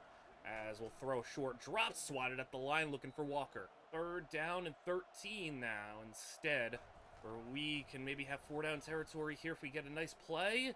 Got time. He's just going to take a shot for Walker. It's Kevin Walker. Taking the down. It's a touchdown for the Titans. And finally a big shot to Kevin Walker goes our way. Walker is not the type of player who goes and grabs 50-yard bombs. He's more of just a, rack up the catches 10 to 12 yards. He's not so much a dynamic vertical threat. He can go up and make some contested grabs and immediately go down, but Walker able to pull off enough speed to outrun the defense and go for 55. Those are definitely some plays we also want to see from Gus. Just go and put the ball up for your best receiver. It feels like he's been a little shy to take those shots down the field to, 30, 40 yards down there. He's got a cannon of an arm. A sack there by the defense. We're really firing on all cylinders right now as we head to the 3rd quarter wrapping up. And Marshawn Lynch has not really seen much action here. It's been a lot of Flacco throws. And he's got one there. Got it for the 1st down. Digs him out of that hole and gets 20 yards. And now kind of feels like Marshawn Lynch time. As they'll go motion a second tight end. If Lynch is running off that right side with 2 extra blockers out there, could get a little scary. No, they'll throw again, though. Lynch picks up the block. Gives him time. Nice deflection, though. And Andrew Woods forces 2nd down. I mean, you're down 14, so, you can't run it too much, but being able to isolate their maybe best offensive player and not have him be a factor, that's great news for us. We've turned Lynch into a just pass protector as Flacco with time. He just didn't find anybody open, and it's incomplete. 3rd down and 10. Play action, Flacco throwing again! And an incompletion again. Andrew Woods on it. 4th quarter, and we got a 2-touchdown lead to get to the Super Bowl. And you know what this means when we got this type of lead in the 4th. It's Boar time. Jackson, nice hole opens up, and Jackson has 8. And we don't want to jinx anything, of course, but Jackson, healthy last game, playing all 4 quarters in this one, and just at the right time, just being available when we need him. And another 1st down for Boar. We haven't even really seen Ozzie do a whole lot in this game. We haven't needed him to. You know, it's just been all Boar. Play action as Ozzy checked in to get the play fake. It's floated up and incomplete. I think Kirk maybe needed to attack that ball a little bit more, but also risky throw. Bring out the second tight end and stretch run to the right. Here's Boar and Jackson. I mean, it's just a consistent like 7 yards, and it's another good run. Ozzy's gonna be in here. He is still like the third down back for this team. So Ozzy will check in, and for third down and 3, trust Ozzy to get the result that we want, but he is just obliterated there. Not really his fault, but fourth down, that's all right. I mean, if Ozzy on that carry would have gotten at least like a yard or two, but at least like a yard, I would have considered going for that. But I wasn't going to go for 5 yards out. Flacco needing to come up with something here, and going up for the ball. 2 guys got up there, and it's the Ravens who come up with it at the 44. Gain of 24 and a spark that they needed to kick off this drive. Been all just throwing, and more throwing. Flacco sacked! Abdoros! You don't know which side a linebacker's going to blitz from. You don't know which one. Will it be left, right, or middle? Regardless of which one it is, somebody's getting in there. As in one-on-one coverage, nice coverage from Freddie Bates. You know, ever since I talked about his, Freddie Bates has just been unreal in this game. Couple of sacks to his name, nice coverage rep, and Freddie Bates has been spectacular for us this season. Maybe in particular even, like, he's been, you know, consistently a Pro Bowl linebacker, but, like, maybe has been one of, if not his best season as a breaking up. You know, that pass in the check down, like, it wasn't even going to come close to the first down marker. They probably would have punted regardless. They're going to punt here. I mean, even if we just keep going 3 and out, if our defense just keeps stopping them and we're able to run, you know, 2 minutes at a time off, we'll take it, I guess. Jackson. I mean, not ideal vision there, but still 4. But Boar just has that rare trait, just gets strong. Whenever he makes it to the fourth quarter, he just, he slipped. He slipped. I was gonna say, he gets stronger and better as, like, everybody else wears down, and he just keeps on moving. But him slipping in the rain, you know, it's been affecting everybody, so it is what it is. We'll have third down and 8, and that middle looks pretty wide open. And will we find what we're looking for? I think we will. And Gus, he's taking time. He wants to go somewhere else. Oh my goodness, it was almost tipped and caught.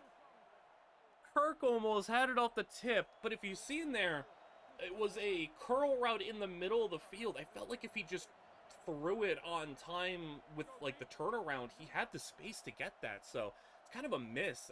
No guarantee he would have caught it, obviously, but I felt like that was a better chance. So once again, you know, more defense being played here. For as high scoring as our offense was this season, you know, it's just right back to what we've been used to over the last few years, and that's just some great defense being played here. We didn't come anywhere close to our, you know, 10.5 points allowed last season. We allowed a lot more this year, but in the playoffs, it's been, you know, a little bit more of a tightening up of things here, despite the losses in the secondary as that pass caught out of bounds. And, you know, that's been the biggest contributing factor to it is, you know, not having Foley and then eventually not having Barnes. We're super thin, but, like, all the credit to Finley for having the season that he has had. I don't know what we would have done without Finley having the season that he did. Like, how much worse could it have been for us to try to, like, stop the bleeding of the pass defense? But, you know, he's really been, I don't want to say locked down, but he's been pretty stable on the outside. I don't notice a significant drop-off between him and Foley. And maybe I'll be, you know, proven wrong here because he allows a grab and misses the tackle. And, of course, I had to say something. Can't compliment people because if you do, something bad happens. So I'll not compliment too much until the game is over. But 4 minutes to play, Tennessee 33. Finally, a Marshawn Lynch carry and, well, only a yard. Second down and 9. As this has very much got to be 4-down territory for the Ravens. That's a high floating pass, and he does catch it. Does get 4. 3rd and 5. What does Flacco have here? What do these receivers have? Somebody's got to win big. Somebody's got to come up with something. We have another injury. And speaking of somebody winning big, that was your chance. If he was able to keep that in his hands, he broke the tackle. That would have been a touchdown. Walt Daniels has a head injury, and he's out. Walt Daniels has had a breakout season this year, and losing him is rough. 4th down, though. It could be a whole lot more scary, though, if the Ravens find the end zone. Can we escape this drive with yet another stop? Flacco, most likely throw it here. Yes, he will. We're sending heat. Flacco got one-on-one coverage on the outside. Outflown. He's got it. And Finley couldn't make a quick enough play on the ball. So still alive is the Ravens in the red zone now. Talk too good about Finley. He's allowed 2 bad plays on him this time, and those are plays that Foley would have been a little bit quicker to get on. As he'll go play action. One-on-one again on the outside. He's going to go to the outside. It's almost should have been picked. We had 2 players on our own team fighting for that ball. Come on, guys. You can't fight over who gets the interception. It don't matter who. Let's get to the Super Bowl again. Let's seal this one. Motion the receiver inside.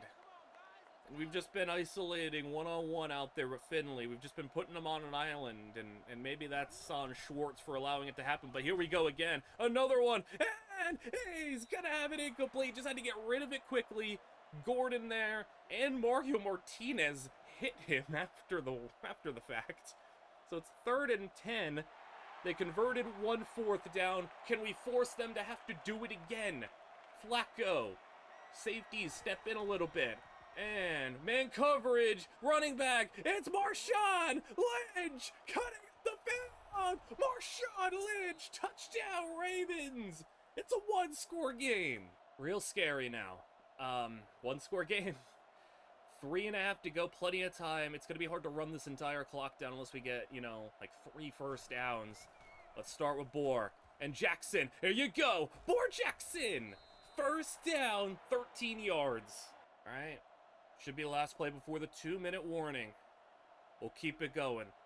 Keep it going with Boar. Just feed Boar. Feed Boar, and he's got another 6. 2-minute warning approaching, and already we're making it difficult for them to get this ball back. They're going to make the Ravens burn their timeouts here. 2-minute warning hit. Jackson. He's got another big lane opening up, and Jackson's got the first and a whole lot more. Ravens burn a timeout, and we are maybe 1 first down away from a Super Bowl appearance once again. Baltimore 46, and Jackson, he's ready for more. And Jackson is not able to get far. Finally, the Ravens get a stop, and it'll lose 1. But hey, you stopped them 1 time for a loss. Can you do it again? Can you hold to a 3rd down situation that is advantageous to you? As Boar on the counter this time. And there's some room. Boar, oh boy, he's got another 7. 3rd down and 4. Oh, he could literally just end the game right here. Well, here it is. For a chance to seal it up and go to the Super Bowl. 3rd down and 4. Lining up in the I formation. Our best versus your best. Boar Jackson! It's close! It's 4th and inches! And from the 36, there's a lot to really unpack here. We could kick a field goal from 53 in the rain. That'd make it a 10-point game. I don't know if I want to do that, though. Or we could just punt it away. I don't want to punt it from the 36. Or we can go for it. Kyle Nunn has been, automatic. But how about we go with something a little bit different? Boar Jackson has rode us here every single carry on this drive. Let's go and finish things off. Fullback, Boar Jackson. Deep back, Ozzie Jones. Jackson! He's got the first! And we're going to a Super Bowl again! Everything is a little bit more different when Boar Jackson is here. And give him another game ball, because we have rode Boar to a Super Bowl. I mean, the weather made the passing difficult. 50% over here, 55% over here. And while one team once again tried to just force it, and Flacco had a good game. 300 yards, 2 touchdowns, and a pick. it was just outdone by Boar Jackson. 33 carries, 158 yards, 2 touchdowns, and just unstoppable. Freddie Bates also, 3 sacks. Awesome game from him. Interception by Jabari Gordon. And we await who is going to be in the Super Bowl. I believe it is Giants and Vikings in the conference championship in the NFC. And when you look at how everything unfolded, it's going to be the New York Giants in the Super Bowl. 34-20 over the Vikings. I thought we'd be playing not the Giants, to be honest. I didn't think we'd be here against the Giants. Former Titan, Lendale White is here. But, yeah, I thought Niners, Lions, Vikings were the 3 obvious, and then everybody else was just kind of there. But, hey, the Giants make it out, and, if they go ahead and beat who they beat, then, yeah, we got to respect them. They went ahead and beat the undefeated Niners, and they beat the Vikings, so they deserve to be here.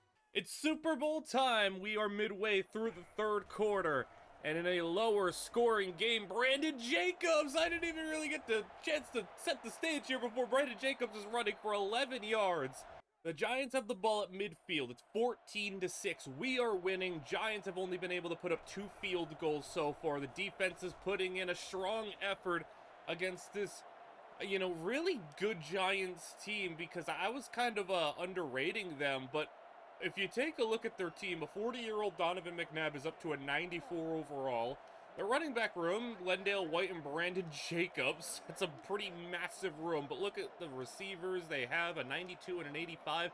And then look at this offensive line. I thought we had the best offensive line in the league. Well, the Giants rival us. How about 3 95s, a 90 and a 91? This is probably the matchup of the 2 best offensive lines in the league. They have a 90 overall D end. They have a 93 corner in Aaron Ross, 93 safety in Kenny Phillips. They're a really good team. And it's been a game in which, I guess it's just a battle of which offensive line is going to be able to tilt the scales in their favor for offense, as Donovan McNabb at 40 years old is running the ball and scrambling. Oh my goodness. I mean, I'm pretty sure McNabb, because I'm pretty sure the Eagles, when they won their rings early on, McNabb, I don't think was the starter. I think it was Kevin Cobb. Maybe it was McNabb.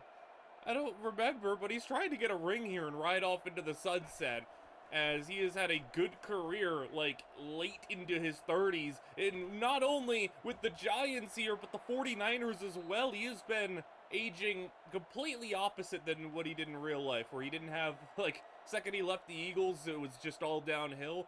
In this, it's just been all uphill even. He's played even better post-Philly. And now the Giants are driving at the 24-yard line and handing off Brandon Jacobs. They are just a ground and pound team. You put together one of the best offensive lines in the league, and then 2 running backs that are a combined 500 pounds of just downhill physical running.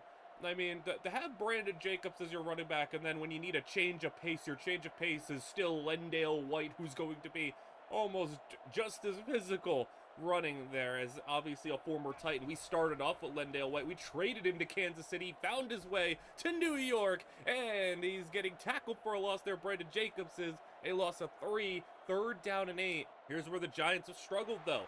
They've gotten close 2 times already, but they had to settle for kicks. Will it be a 3rd time?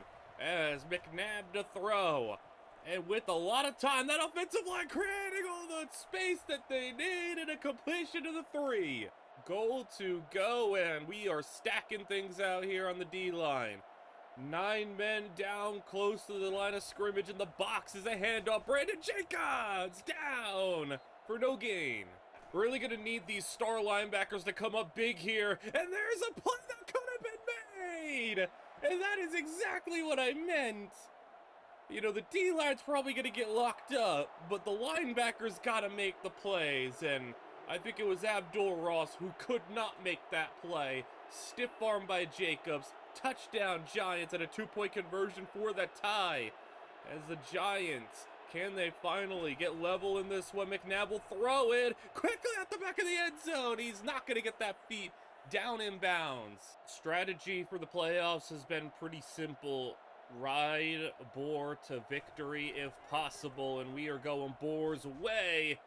And he has stayed healthy for the playoffs. I mean, like, he is going to potentially be able to play 3 straight games to completion here. Feels like, though, in order to beat this Giants team, we're going to need more than just a good Boar game. I think we're going to need some plays from Augustus. Off play action. Langston, tight end, close. I think it's going to be just shy. Call it 3rd and 1.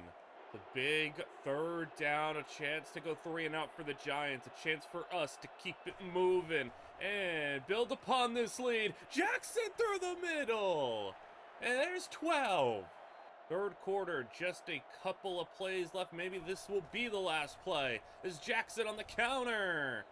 Hit hard, just a yard. 4th quarter is beginning here now. We let it just roll down to the 4th. Not really in a rush here. Just take our time, let everyone get the recovery that they need. It's been a hard-fought game, and Cameron Walker with a grab into Giant territory. Exactly what we wanted to see from our passing attack. Just, get a couple of good ones for us, and more importantly, protect the ball. Play action, and pass over the middle. Oh, we had it for, I think that might have been Richie Campbell. It's all right, though. We are, long distance field goal range. Giants are really crowding the box. We're still going to go for it. And the run. Jackson makes a man miss. And Jackson takes 2 others to bring him down. I'll take 4. Still a 50-plus yard field goal from here. We'll keep it a 1-score game. We're going to hope Gus can make a play. The big moment for Augustus Gordon to try to get back-to-back Super Bowls here. We're spreading the field. Everybody out. And throwing for Kirk. He's close. It's 4th and inches. And Corey Kirk was just so close to that 1st down marker. We kind of drew it up exactly how we wanted, other than just a couple of inches we didn't get. It's 4th and inches. Like that, 4th and just an inch. And we're going with a play that has not failed us yet this season. A Kyle Nunn run. And Kyle Nunn got 6, so plenty. And we are at the Giants 24. It's been a great drive for this team. Both aspects, running and passing, helping us out. And we're going to go Boar on the stretch. Jackson it takes a lot of guys to get him down, but he'll get 2. Ozzie Jones will step into the game now. 2nd and 8. Under center we go. And Gus will throw it. And gotta get rid of it. Got rid of it before the pressure came and finished him off. They got the 1st down. And it's Corey Kirk again. And Augustus is playing a great drive. Just calm, poised. No mistakes being made. Just keep it moving. 12 more yards for a 2-score lead. And Jackson on the carry. Jackson falling forward. 5. So close, guys. 7 yards away. Shotgun as Gus with Borden next to him. 3 receivers out. Just taking our time to snap it before we finally do. And Jackson was a draw. He loses 3. They were on it. All right. Gotta let Gus throw. Can't act like I'm not a little worried with the way Gus has been more reckless this season. But he can make up for a number of regular season interceptions if he can go and find the end zone here. As he'll drop back in the face of pressure! Oh my goodness, man. It was good coverage by the Giants.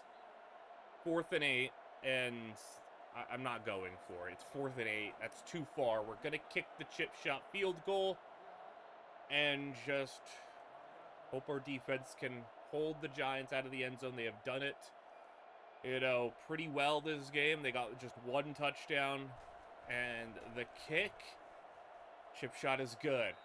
4:40 to play.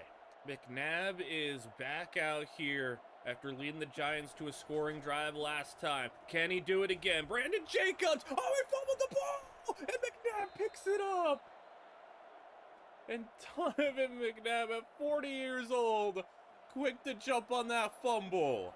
What was almost a game, could have been a game ender if we would have found the end zone. Now the Giants still have hope in this one as the pressure and off his back foot, jump over the corner, picks it off, and what an acrobatic grab!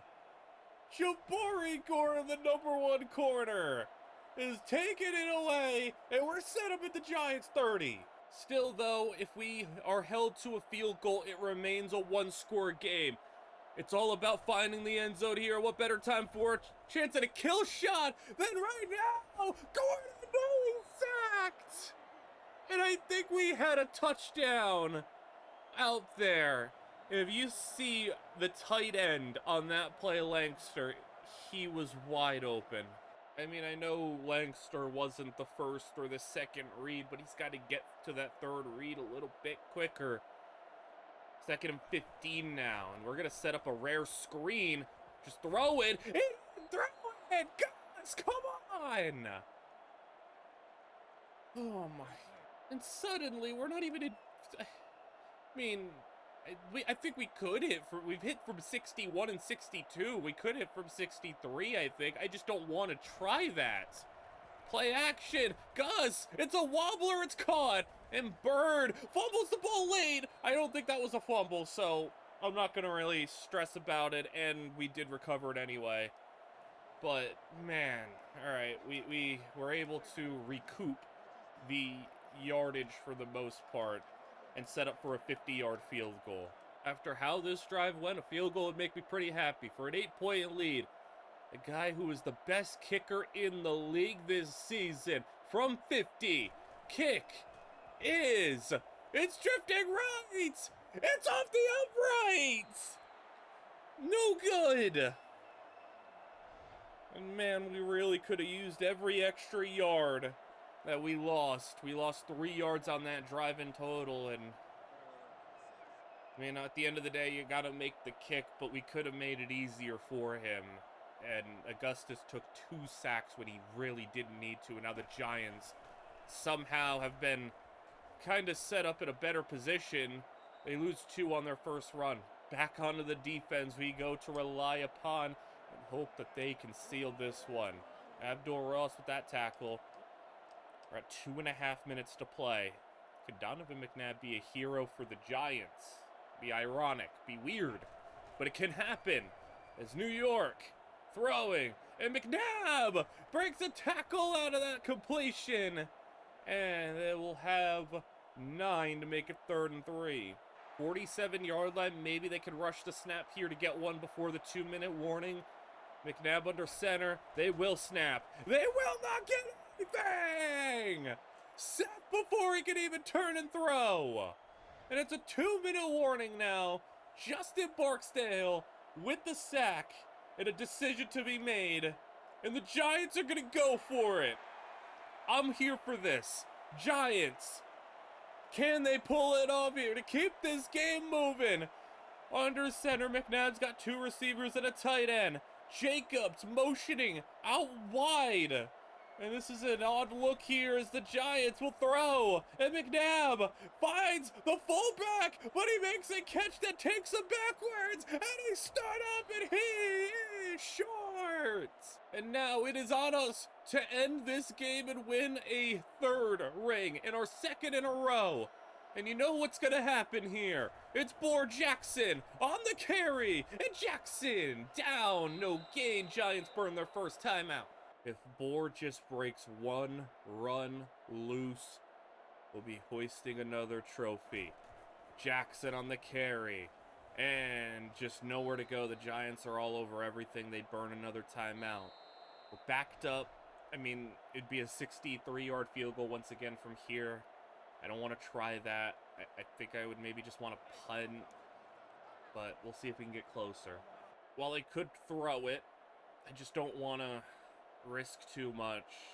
And if there's any player I trust, it's Boar Jackson. And I would maybe want to trust him a bit more. That's not a fumble. That's not a fumble. That's not. the ball came out super late. That's not a fumble. So we recovered anyways. That's not an issue. We just didn't get a good blocking on that play, and we're definitely punting here. We're not going for it on 4th and like 15. Two stacked rosters going head-to-head, and neither one has been able to pull away. This is it for McNabb and the Giants. McNabb got to go 80 yards and starts it off with an incompletion. Got 123 to go 80 yards. He has a single timeout. We get this ball back, it's all over. McNabb, shotgun, throwing. We send a man off the edge. McNabb's just going to tuck and run. And McNabb slides for 5. And they'll hurry it back to the line. Can't really afford a spike here, of course. It's 3rd down. As we are creeping our safeties down, they're making an adjustment. You know, it's worth taking the time if you get the right play. As McNabb, minute to go. We said hit off the edge of McNabb. Very good to beat it off the edge right there. He was very, very quick with that one. And before Michael Griffin could even get over, he was on it. 54 seconds of clock running. McNabb from the 35. No adjustments, just a snap. And hits! And incomplete! Good job by the interior to get in there. I think that was Barksdale getting in for another play. So from the 35 now, still 65 yards away is McNabb. Gonna run again, and he just doesn't like what he says. McNabb fumbles the ball, and the Giants scoop it up. McNabb stiff armed one of our guys, let go of the ball, and now they gotta hurry it back to line. McNabb really can't afford to be running the ball too much more. He's not as young as he used to be. Quick throw, it's caught right at midfield, and the Giants still holding on to that final timeout. I mean, I would imagine you're going to use it if you get a big play downfield, and it will take you a little bit of extra time to run down there. So I would imagine you're saving it for like a 20-yarder or something. Or you maybe this one. Oh, it's intercepted! Oh my God! What an interception from Mario Martinez! That receiver was open! That was open!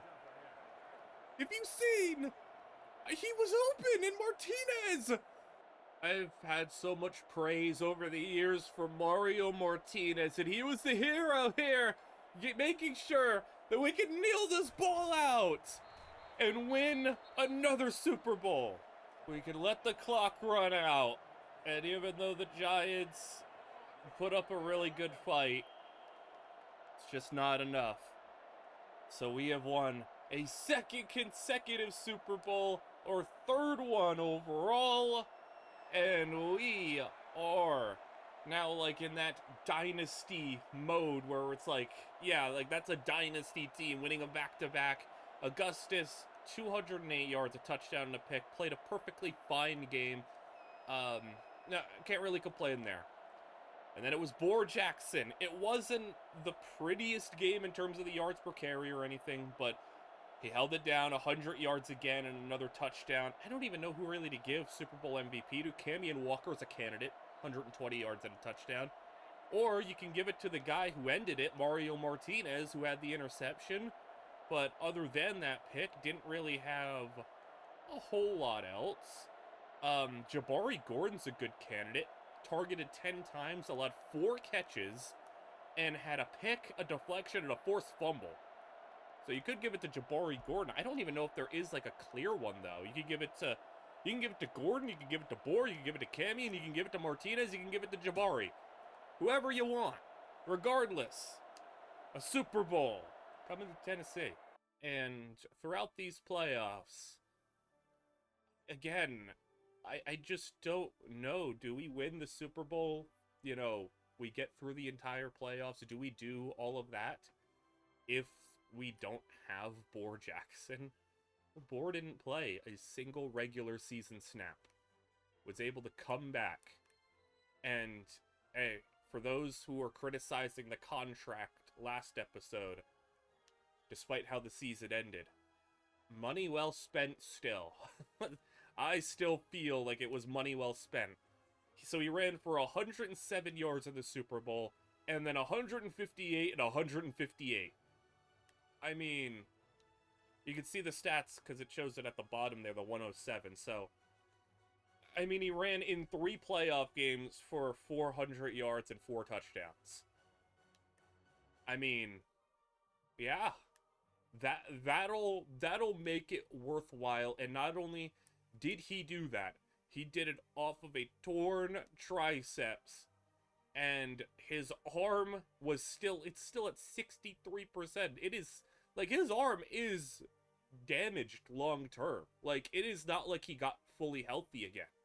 Like, he has still pretty significant arm damage, and he came back, and he didn't have to do that. Like, that's a thing. Like, with a star player in the NFL, you get your money, you've achieved a certain status, you do everything you want to do, you get a Super Bowl, you get a Super Bowl MVP, you sustain a season-ending injury. You don't need to rush back. Torrey Edwards wasn't able to come back. Other players aren't able to come back. I even looked it up just to see what the recovery time is.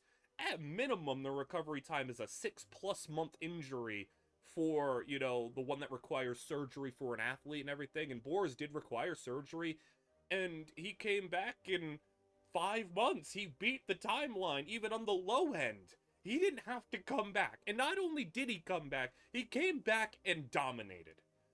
Like, 400 yards in the playoffs rushing, probably one of the highest rushing totals a playoff run, like a 3 or 4 game playoff run. How many guys in the history of the NFL have had 400 yards in a single playoff run? Not many, I would imagine. I don't know off the top of my head. Let's get to the season stats here. And Augustus Gordon was very odd this season. So he ended up setting a career high in touchdowns, but a career high in interceptions as well, and a significantly higher mark, which is a concern. He also dropped to his lowest completion percentage, lowest yards per attempt, but, you know, still, like, the completion percentage is among the league's best. It's just, it wasn't, like, generational like it was last year. I mean, I'm in no ways, like, hitting a panic button and saying, like, oh, we need to replace Augustus. Like, no, we're fine. It's just, it was a year we just needs to protect the ball a little bit better. But, like, there was a time in which he was a lot worse. Like, start the first half of the season, 8, 9, 10, 11, 12, 13 interceptions in his first 8 games. So, you know, to go through the second half of the season and throw 9 picks, it's better. Still, though, in the playoffs, you know, not bad. Only 2 picks. Like, and you can see we threw the ball a lot less in the playoffs. But the weather played a factor in these 2. And then in the Super Bowl, you know, he played his best playoff game among the 3. So, I'm not worried about Gus. I just hope it doesn't become a trend. Ozzie Jones was able to, you know, take the full bulk of the carries and was more in line with his career, you know, highs, career averages of 300 to 320. He had 320, had a career high in yards, 11 touchdowns, and back-to-back seasons averaging 4+ yards per carry. Had a couple of fumbles, which isn't ideal, but, you know, he plays a lot better with us than he did in Seattle. We give him what he needs to succeed, but still, the difference is clear when it's Boar and not Ozzie. And Ozzie's 31 years old. We'll see how regression hits him. Someone that I do have to give a lot of credit to, because while he was here, Reggie Bowe was, I thought, pretty good. And he did have some injuries, but, like, nothing substantial, nothing major. He missed, I think, 5 games, maybe? I think, something like that. But for a backup running back, he averaged 4.7 a carry and 5 touchdowns on, you know, not an insignificant amount of touches. 93 carries and 4.7. Ripped off an 89-yarder. Like, he was pretty good. So, I know there was maybe some criticism on the draft pick. Why drafted injury-prone player? Why drafted another running back? Well, he served his purpose this year and was a pretty valuable part to this team in the regular season. Obviously, not so much in the playoffs because, you know, Boar came back. But, you know, compare that to what this guy did, Cedric Ford, who is a higher overall. I mean, you know, when he got to carry the ball, it wasn't nearly as good. So, we'll be super happy to have Reggie Bowe as like this insurance policy running back. Receiving the ball, Camion Walker. It's a big year for Camion. Not quite his career high. His career high is 1878. He had just shy of 1,800 yards, but he's had a career high in touchdowns. 15 touchdowns on the season. He goes over the 1,000 catch mark, 13,000 yards, 90 touchdowns, and in the playoffs had some nice moments as, yeah, you can see in the 3 playoff games that he played, had a cumulative of 300 plus yards, 2 touchdowns, also had that 55-yarder, which was longer than any pass that he had in the regular season. And like that's what I mean, like Camion Walker does not get, like 55 yards actually is the longest play of his entire career. He does not get 50 plus yarders. You can see his long's always 30 on the season. So 55 yards, that's it. That's interesting. Like, how many receivers have like 13,000 yards but have never had a 60-yard play? He's just consistent. Just consistent. Maybe not explosive, but consistent. Corey Kirk. I actually was pretty happy with Corey Kirk this season. Had 772 yards, 7 touchdowns, and just seen a higher volume of targets than he had ever seen in his career. Yes, the drops were higher, but also, again, the volume was higher. And he did have some injuries. He did miss, I think 4 games on the regular season, something along those lines. But, like, a couple 100-yard performances, some really nice plays from him. Richie Campbell stayed healthy throughout the season, was able to come out here with his best season, 800 yards and 7 touchdowns, and despite the higher volume, the drops didn't go up. So, good on Richie Campbell for being able to take in that higher workload. My goodness, we targeted Camion Walker 220 times. But because of some of the issues that we ran into passing the football, not really much else production-wise. Langster, 17 grabs. Travis Bird, 15 catches, 2 touchdowns. Ozzie Jones had 2 receiving touchdowns. Rocky Jones existed. And then blocking.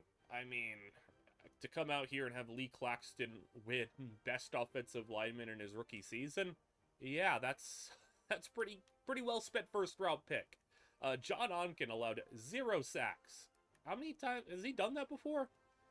John Onken, no, this was maybe peak John Onken, at least in the pass blocking. You know, maybe the percentage wasn't high, but he didn't allow a single sack. So that's really impressive for him. Nate Boston was brought in as a run blocker, and I do feel like it was better than Kramer, who had a lot of whiffs in his time run blocking. So, you know, the line may be stronger than ever. How about Abdul Ross and the signing that he was for us? I brought him in. He was a pass coverage linebacker. And, well, we did do a little bit of different things with him because we just do different things with our linebackers. But to come out here, 7 sacks, which was the equal amount that he had in his first 5 years in the NFL. And then also, he had 12 tackles for loss coming into this season in his career, 20 this season. He still was also effective in pass coverage, though. 7 deflections, 2 interceptions. I think we really just unlocked the, like, best of what Abdul Ross could do from a skill set perspective. He was maybe less effective in pass coverage. Like, this isn't exactly what we signed up for, but, like, he was still really good. So it's hard to complain because he was just really good still. Tamba Hali, speaking of really good, his best season in years, his best season in Tennessee was all the way back in 2012, 15 sacks, 24 tackles for loss. He comes out here with 22 tackles for loss, 12 sacks, best D lineman, and yeah, I mean, at 33 years old, he's on an expiring contract, but he got it done this season. Walt Daniels, I felt like, was really good this season for us, 9 sacks, and not only that, had that awesome pick 6, and, you know, also a career high in tackles for loss, so I'm happy with what he was able to do. Janoris Hutchinson, I mean, a pure run stopper, taking a leap in pass rushing year by year. He has not gone down in his sack total. Went from 4 to 5 to 7. And career high in tackles for loss as well. Barksdale. Very impressed with Justin Barksdale, too. 6 sacks and 9 tackles for loss. Freddie Bates. Thought Bates was awesome this season. I don't know where it stacks up to the rest of his career, but the fact that he was still able to have, you know, in his 5 to 7 sacks, but career high in interceptions, career second most pass breakups, and just in coverage overall, he was targeted 30 times, which is, again, pretty in line with his career, but this was the best coverage season of Freddie Bates' career, which, like, it's weird. We brought in Abdul Ross to be the cover guy, and then Freddie Bates, just at age 30, has his best coverage season. Mario Martinez, I love him so much. I don't care what the stats maybe always say. He's just such an impactful player for this team. He just sets the tone. He's the leader. And also, it was fine in coverage. More targets this year. You know, you'll take it from a linebacker. But he just is so important. Michael Griffin, speaking of so important, man, Michael Griffin at 32 years old, still getting it done. I mean, look at the deflections, man. Like, he is just all over the ball at all times. And then Freddie Bates, Jabari Gordon, Frank Finley, all with 4 interceptions. Frank Finley deserves a lot of credit. Was number 1 on the team among our corners in pass breakups. Outdid Jabari Gordon in that regard. Also had 3 forced fumbles as well. Jabari Gordon is still, like, this team's best corner. But for Frank Finley to come out here as a rookie, and they tested him, 98 targets. He was thrown at 98 times. And yes, he allows 700 yards, but, I mean, to have a 57 completion percentage, only allow 2 touchdowns, have 9 pass breakups, 3 forced fumbles, 4 picks, I don't think you could have reasonably asked for much better from a rookie.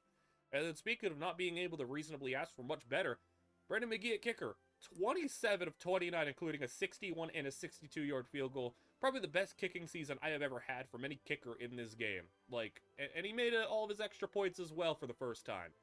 What a year from our kicker.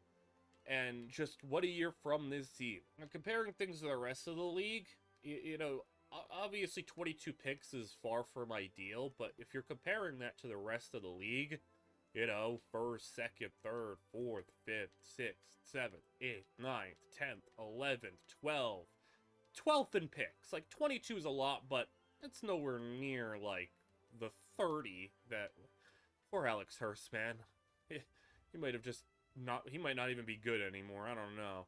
But Flacco for 5,000 yards. Completion percentage, obviously the drop-off was rough, but when you're comparing it to the rest of the league, he was still up there. Like, 62 is among the best. The best was, you know, 67 from Sean Atkinson. The funny thing is Sean Atkinson used to be on our team.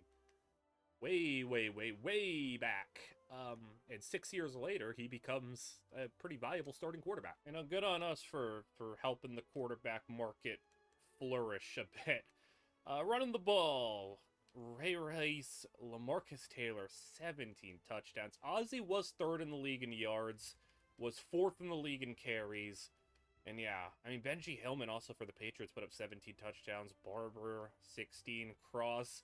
Why don't you just check out this dude, Wesley Cross. He finally had an 1,000-yard rushing season. Look at this dude, finally doing it. And almost had the 1,000. That would have been crazy. He had 2,000 all-purpose yards and 25 touchdowns, though. So good on him. When it came to rushing average, though, look who was number 1. Reggie Bowe.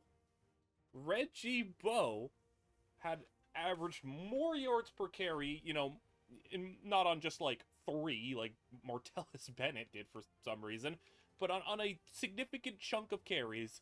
Reggie Bowe. That's awesome. Like, I think Reggie Bowe is just... And he also ripped off the longest run of the season among any running back. There's something there. I really do think there is. So, like, that's awesome to see. Receiving. By 1 catch. No, Camion Walker did not lead the league in receptions by 1 catch. Oh, man. And he was... Oh, Braylon Edwards, 2,000 yards. Antonio Gates at 36? Excuse me? What? Antonio Gates, what the heck happened? What is this career? What happened to Antonio Gates? What in the world? Okay, well, good on him. Sure. Another tight end here for the Chiefs as well. So Walker was up here with 1,800 touchdowns. Walker was 3rd. You know, Walker's not been the touchdown type of guy, but hey, good on him for getting up there. Also a whopping... Oh! Yeah, this may be the most realistic thing I've ever seen in this game. Larry Fitzgerald just led the league in drops. That is hyper realistic right there. All those people saying he had more tackles than drops. Can't say that now. 31 Larry Fitzgerald drops is hilarious. Oh my goodness. Yeah, I can't say. Yeah, he doesn't have 128 tackles, I bet. I can't even check. That's just funny, though. Most pancakes actually was Lee Claxton.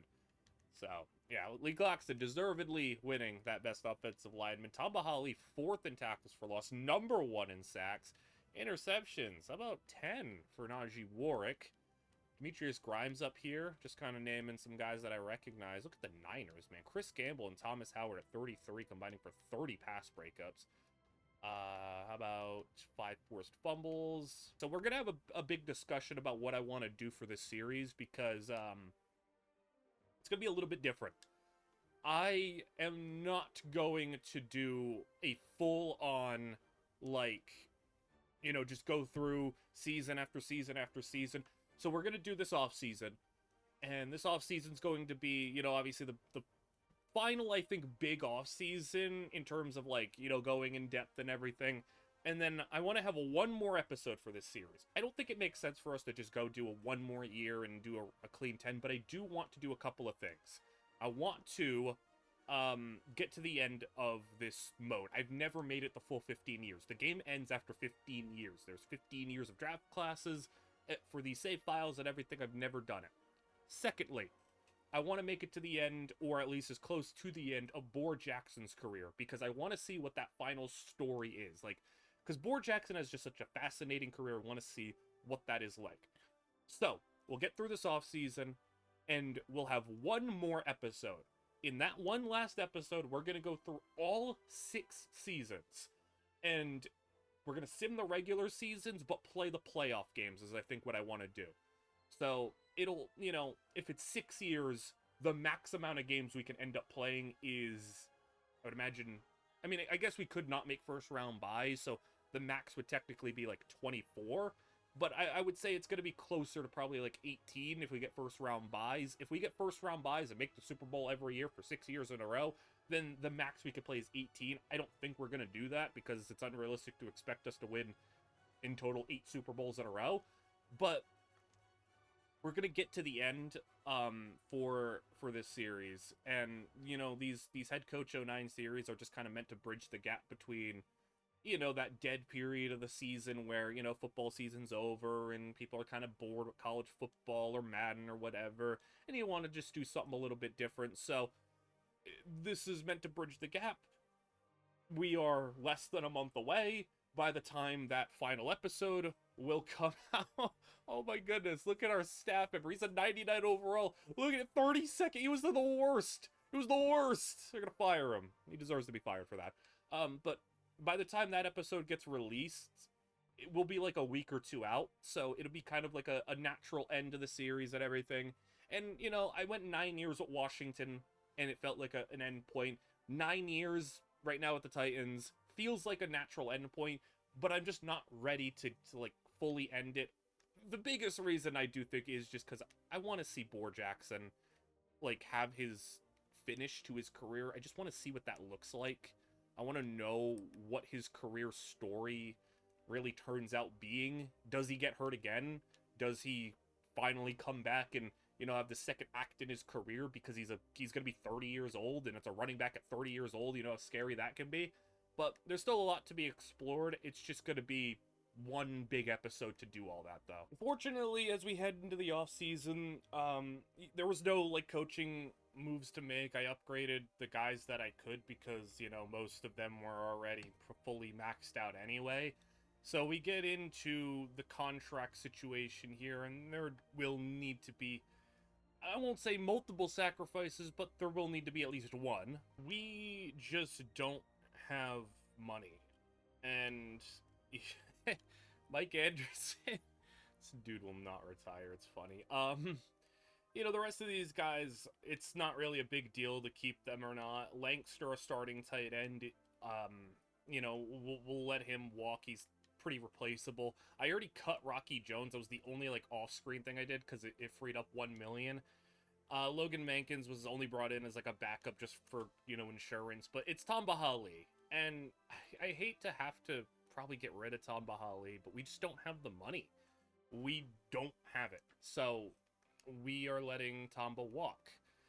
And that is because we only have $6 million to our name right now, and that is for everything, for our draft picks, and there's not really, I feel like, a lot of moves we can make. If you're looking at the team here and who's getting paid, it's like we're not getting rid of Cammy Walker, Gordon, and there are players like we can't afford to get rid of. So even if we wanted to get rid of Boar, we couldn't cut him. We can't get rid of really anybody. We just signed Rick Foley. It's unfortunate that he got hurt, but the guy we could get rid of is Ozzy. We could get rid of Ozzy Jones and free up, that would be $6.5 million. I don't know if that's a good idea, but it's our option. That's just where you're looking at it, though. Another thing is we also have Richie Campbell, who's going to be asking for like a restricted free agency contract, and I'm not really sure about what to do there. I think we could trade Derek McGee and get something for him since he's an 88 overall and not playing. But like, we're not getting rid of our kicker. We're not getting rid of.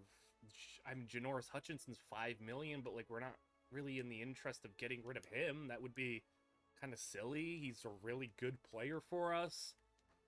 And then Andrew Woods isn't making enough for it to matter. Cammy and Walker, like, it still wouldn't be possible, but I wouldn't want to get rid of him either. So it's like, we can't really get rid of anybody. The only person we could is Ozzy Jones. The national championship has been decided as West Virginia beat Oklahoma to win the trophy. Senior All-Star Game practices lasted all week, and here are some things I noticed while watching the players. Ohio State's Jacob Locke looked good in individual drills, drawing plenty of praise from the coaching staff. Derek August did not fare as well, struggling in one-on-one drills. As far as the game went, Antoine Barnes was named MVP after rushing for 156 yards in the victory.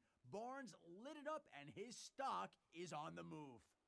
There is a world in which we could move Ozzy, hope Boar stays healthy, draft another running back, and roll in with Boar injury-prone, Reggie Bowe injury-prone, and then a rookie, and it be a lot cheaper, because I do feel like we can make our running back room work with, you know, not having top-of-the-line talent. And it's not like Ozzy is, like, invincible on this team. He's 31 years old. Like, he's, you know, probably regressed. Has he gotten slower yet? I guess that's what I wonder. Is he, like, down? He might be.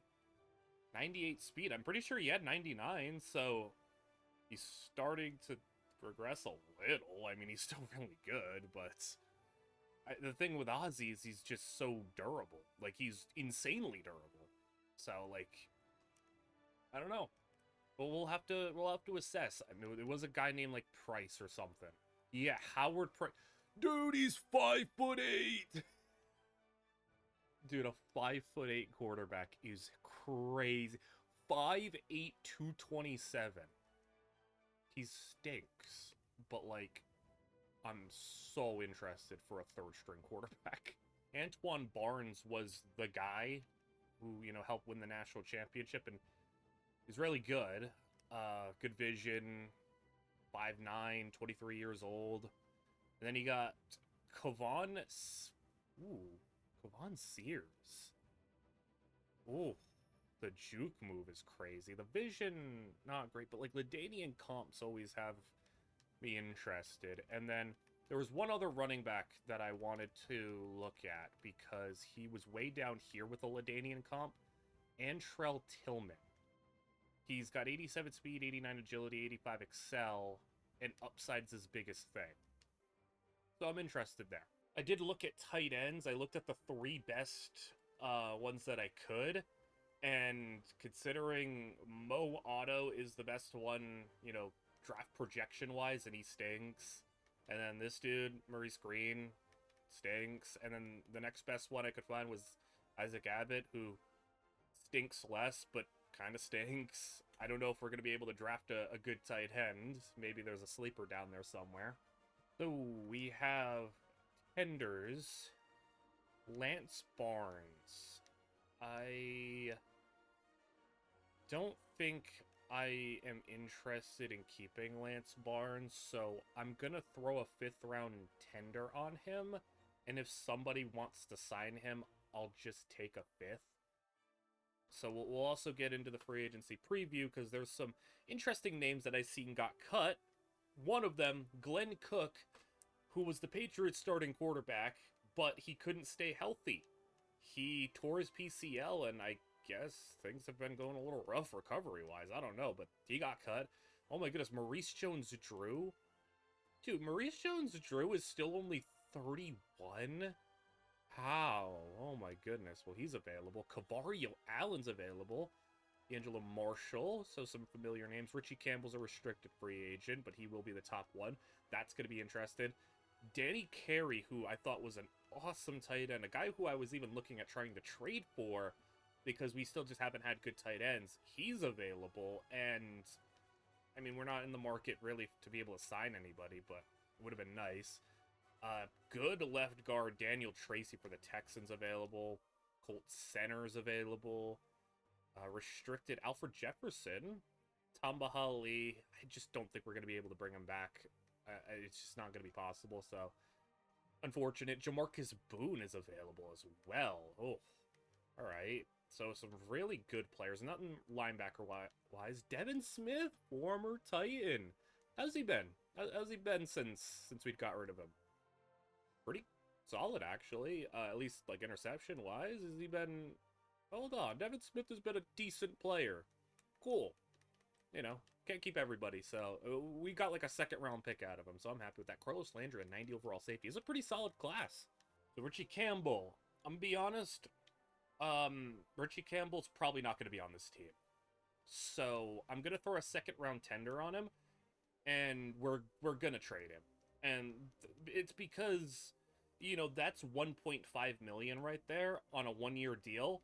When we have Camion Walker, we extended Torrey Edwards on a very favorable deal due to the injury. And then Corey Kirk is also here for 3 years, 2.1.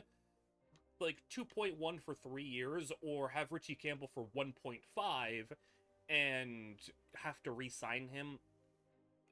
Kirk is probably better also than Richie Campbell anyway, so like there's just no place for him to be on this team. I'm Adam Schefter of NFL Network, and here's the buzz from the NFL Combine. Dan Potter, the Michigan guard, didn't look good during his opening 3-cone drill, but he did show enough agility during the remaining drills. He ran a 5.34 40, which wasn't great, but he did nothing to hurt his stock. He's currently my top guard in the draft. Ohio State's Jacob Locke posted a 40 time of 5.14, but the top 5 pick looked great during agility drills and may have a shot at being the number 1 overall pick. One thing to note on defense is that Duke defensive lineman Sheldon Ray skipped no event during Combine Week. He did everything, holding back nothing. Scouts were impressed by his nothing-to-hide attitude, and I think that attitude solidified a spot in the first round. ESPN's Todd McShay here with the draft preview. My mock draft is complete, and I've got Colt Goodman as the highest-graded prospect in the class. He's joined in the top 10 by Dan Potter, Antoine Barnes, and Mike Tolliver. A big sleeper in this class to watch out for is Cale Cooper. Scouts love his potential, but he's going to need some time to develop. I'll be back later with more on the draft. All right, it does feel like there's just not really a clear, like, this is the guy in the draft. There's a lot of nice players at the top of the board. Antoine Barnes down here at 8, Locke at 9, Cooper, who we just talked about, at 7. You know, the running back Sears, who looked pretty nice at 15. Yeah, I mean, we're all the way down here at 32. We're not going to really have the ability via trade to get anything higher than like a middle of the first round pick if we want to. We're going to go into free agency. Phillip Rivers is available. I can't even, you know, hop in and see. So we're going to see where Phillip Rivers signs. The Bears for $12 million.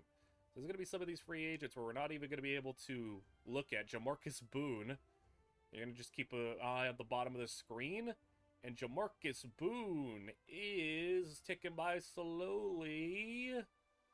Really slowly. The Bills. All right, interesting. Tamba Ali. We don't even have enough money. It says we only have $2 million in cap, but that's probably just because of the restricted free agents. Tamba Ali. Where is Ali going? Please not a big rival. Please not like the Colts or something. They deal with the Ravens. He went to the Ravens. You are messed up for that, Tamba. All right, here's our chance. So Richie Campbell is getting an opportunity to sign a big contract for 5 years, $28 million. This was honestly pretty ideal. We're going to be able to trade Richie Campbell for a second-round pick, which I am so happy with. A second-round pick for Richie Campbell, more than happy to let that go.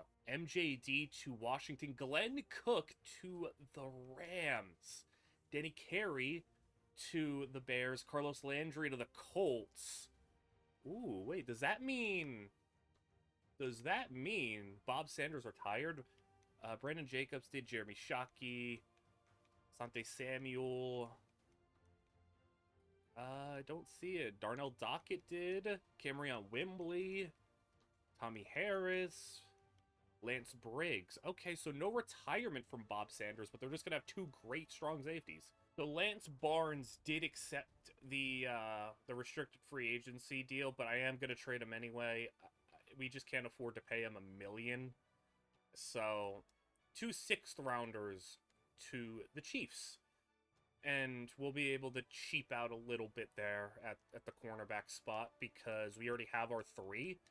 And we'll just find a cheaper 4 in the draft. But trust me when I tell you, I've been trying. Not many opportunities, trades, or anything have really popped up. We're on individual workouts. I'm at the point where it's like, man, maybe I even need to trade away Corey Kirk, too, and Richie Campbell, already gone. But just kind of roll with Walker Edwards and Travis Byrd and hope he is able to take a leap up.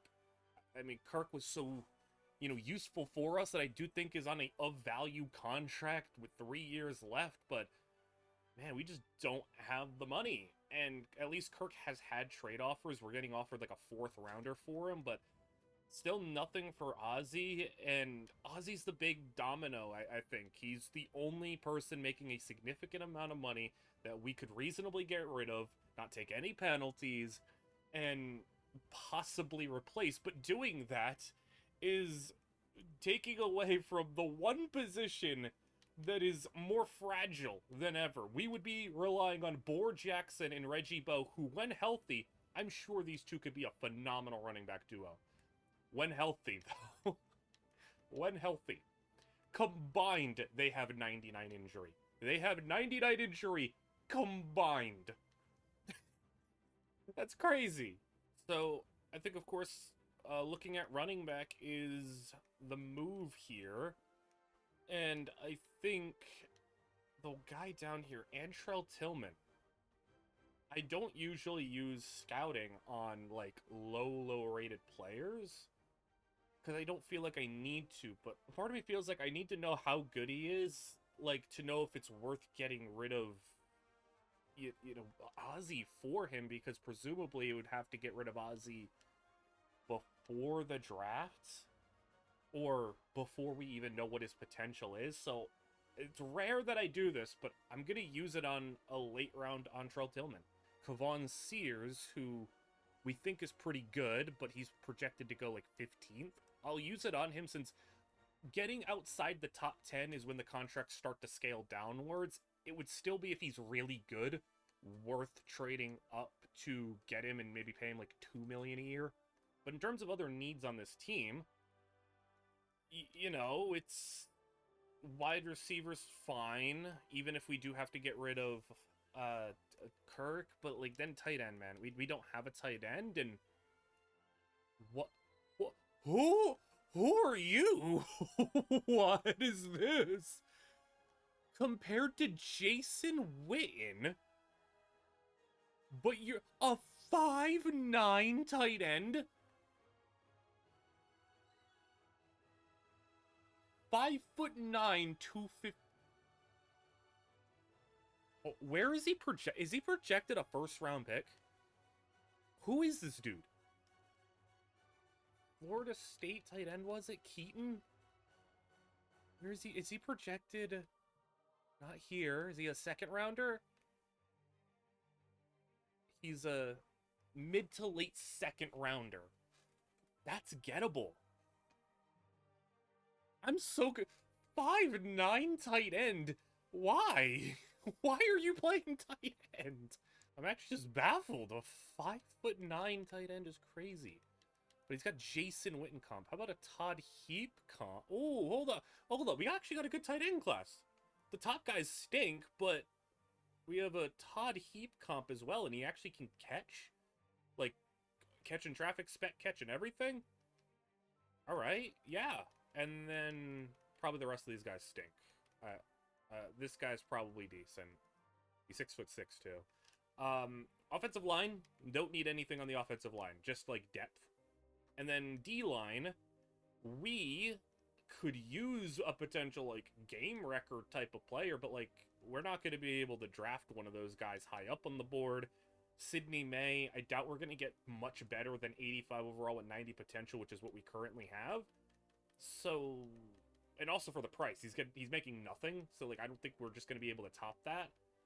And then all these other positions, like we do eventually need to fill in at D tackle. Like I guess if we draft like a demonic D tackle, we can maybe get rid of Janoris Hutchinson, but that's like really risky to go for. I just don't know if there's gonna be one worthwhile here. I think just in case, because this defensive tackle is insane, this would be the guy. 86 speed, 98 strength, 85 agility, 91 excel, with no weaknesses. Micah Tolbert's probably one of the most insane defensive tackle prospects I have seen. Problem is, he's probably like a top 5 pick. Top 10? He's 10th. I mean, if he falls, like, that might be one to go for. That might be one to go for, and unfortunately, say goodbye to Janoris Hutchinson, but for that guy, maybe. I'm Adam Schefter of NFL Network, and this is another draft update. Oklahoma held its pro day recently, and it looked like most of the NFL teams had scouts in attendance. No doubt they were there to get one final look at Colt Goodman. Another popular workout was on the campus of the Michigan Wolverines. Scouts seemed to be impressed with the Dan Potter workout the most. I was only one of a handful of spectators on the Houston campus a while back. Those of us that were there were sure glad we came, as my impressions of Cale Cooper were only confirmed. His players, none that we're going to be having access to probably, but I mean, we don't have a lot of needs, but the ones we do have are pretty serious.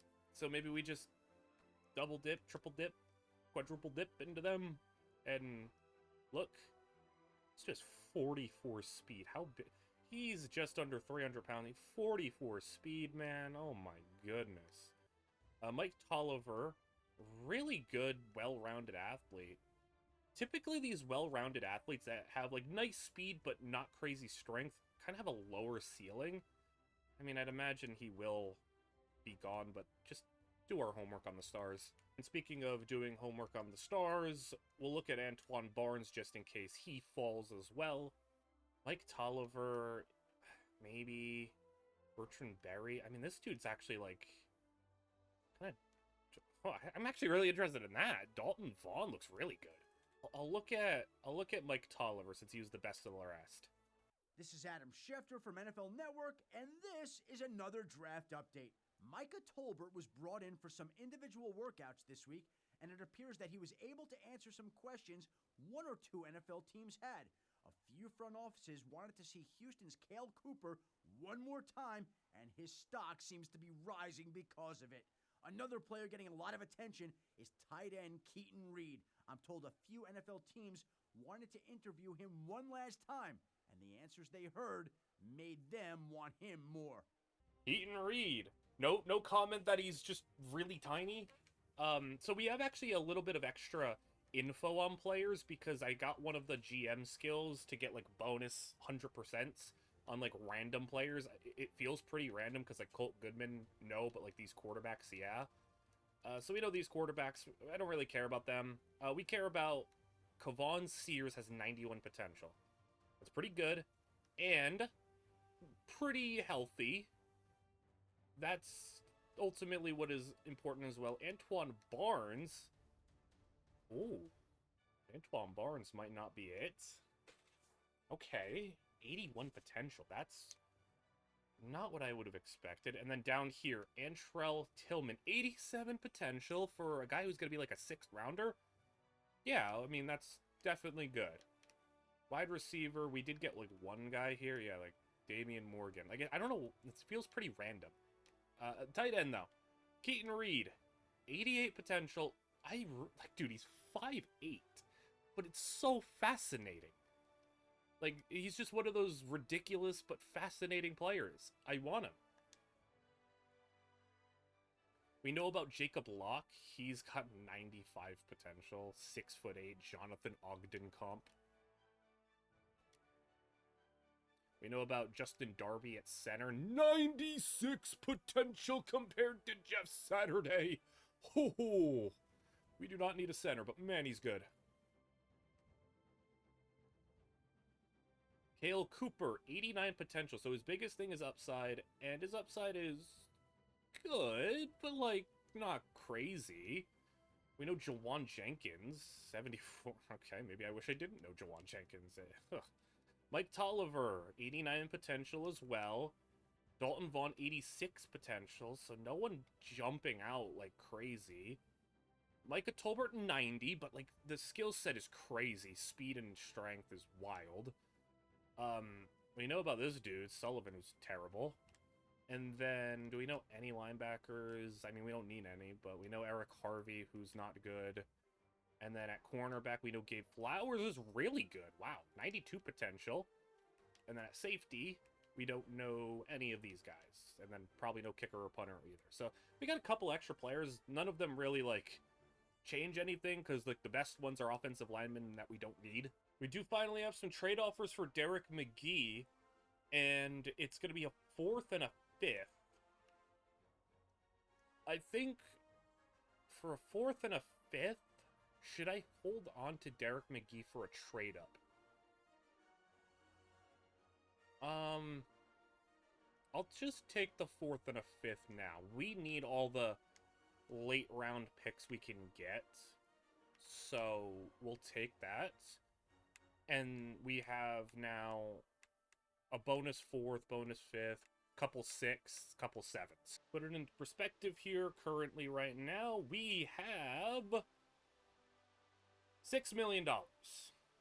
That's not awful, but we could really use more, and depending on how this draft unfolds and who we end up picking and where we end up picking, we could maybe need a little bit more money than that. So, get to the number 1 overall pick. The Jacksonville Jaguars, I think, won 1 game last year. I don't know really who in the world could help save this team. We'll see. They go wide receiver, man. They can never draft wide receivers, so maybe Bryce Buckley, 6'4", 166. Maybe he can be their answer. The Dolphins at number 2. Select defensive end, Mike Tolliver, who was mentioned in the draft stories. We scouted him. Washington at 3. Quarterback. Colt Goodman is 6 foot, 198 pounds, and he's the reigning Heisman winner out of the University of Oklahoma. Now, you can complain all you want about the kid's size, but you cannot deny that he is a player. On the field, he's a true leader. His coach says it's like playing with an offensive coordinator in the huddle. He's a very mobile quarterback, and he tends to throw better rolling out than from inside the pocket. Goodman has a decent arm, and I've seen him hit a player in the numbers from 50 yards away. I think Goodman will quickly get the support of his new players and help lead this franchise in the right direction. Is this just Baker Mayfield? You're telling me a shorter, feisty leader, cannon arm quarterback from Oklahoma? I just drafted Baker. Alright, cool. Panthers at 4. They go cornerback. Tavares Russell. I mean, Panthers just doesn't seem to matter who's on their roster. Bears, they did just sign Phillip Rivers, so who are they going to help him out with? Cornerback. Charles Lamall burst onto the scene as a sophomore with 7 interceptions and 2 touchdowns. As a junior, he was hampered with an ankle injury, so he was a little less productive, but he still finished with 5 picks. Lamall is your typical shutdown cornerback with great speed, outstanding quickness, swift hips, and I love when the scouts talk about hips, and outstanding ball skills. There's no doubt he's the best cover corner in this draft, and I think that his coverage skills would already pit him as one of the top 5 cover corners in the entire NFL. Lamola is only 5'10", but he plays like he's 6'2", maybe 6'3", and I think this kid is one of the most underrated players in the entire draft. All right, he does sound like a demon. Top 5 cover player in the league already, huh? So when you're looking at where we could be looking, Sears is projected to go at 8. Barnes is kind of falling down here. We're definitely looking for like the tight end in like day or round 2. Packers at 6. Go cornerback, Quentin Mason. Bengals at 7. Wide receiver, Damian Morgan, who I think he was the guy we had like 100%. He wasn't that good, but maybe it's a schematic thing. Browns at 8. Spencer Lewis is a 2-time Big 12 Defensive Player of the Year. He's an All-American, and he's one of the best players to ever come out of College Station. He's a tall, rangy player at 6'5", and he's very athletic for his size. He's fast, not blazing fast, but fast, and he's very intelligent. Lewis is very solid in coverage, and he's a very good tackler in the open field. Lewis could have been a first-rounder in the draft last year, but he returned to school because he wanted a conference championship. This kid is the ultimate team player, and he's a great pickup for this team. All right, pretty cool. I'm looking at where these tight ends are on the board here. Keaton Reed is 51. Joel Grady is 75. We got to get one of these guys in the building. We need them because we don't even have a tight end basically right now. So the Cardinals at 9. Lock. There hasn't been this much hype about a college lineman in the draft since Locke's predecessor at Ohio State, Orlando Pace. Locke is 6'8", 328, and he is, without a doubt, the best in the draft. He's really the complete package. He has incredible strength. He's the best run and pass blocker in the draft, and he's very athletic for his size. The kid uses great technique on all of his blocks, and he has solidified the offensive line for the past 4 years. Locke has been an All-American for 3 years running, and he was Mr. Football in Ohio coming out of high school in his senior year. Barring injury, Jacob Locke is as close to a can't-miss draft pick as you can. Yeah, I mean, these linemen do tend to fall just because there's just such a wealth of good offensive linemen. But even then, like, Jacob Locke has 95 potential, we know. He's worth a top pick as Tolbert goes. There are very few players in this year's class I like watching more on film than Michael Tolbert. He plays the game with a great motor. He's a blue-collar player who comes to play every single down. He's 6'2", 295 pounds, and he uses his quickness and explosiveness to make up for what he lacks in size. He's not a great fit for every scheme. He can't play nose tackle or occupy blockers, but his versatility as a lineman that can play inside or outside depending on the scheme is what gives him great value at the next level. I was hoping he fell. He was projected, he was 15th on the big board. I was hoping he fell. I would have made a move up to get him. Unfortunate, though. Cowboys at 11, they're looking to trade. So this is our first opportunity to maybe make a trade up if we want to. I would have probably considered it for Tolbert. I don't... Like, this trade right here for Tolbert, I think I would have definitely wanted to do. I don't think at 11 right now, though, there's somebody worthwhile. The Bills go up to 11, and they pick running back Cameron Kennedy? They didn't pick Sears? Huh. I guess we could move up for Kavon Sears. We know he's got 91 potential. We know he's good. This would be a way to replace Ozzie. There's also Cale Cooper, who, you know, I think he's pretty good. I think maybe if we changed our system a little bit, like our scheme, he could have higher potential. So maybe that's a part of it. And then, you know, Antoine Barnes is down here. I don't think I'd take Antoine Barnes, trade up for him.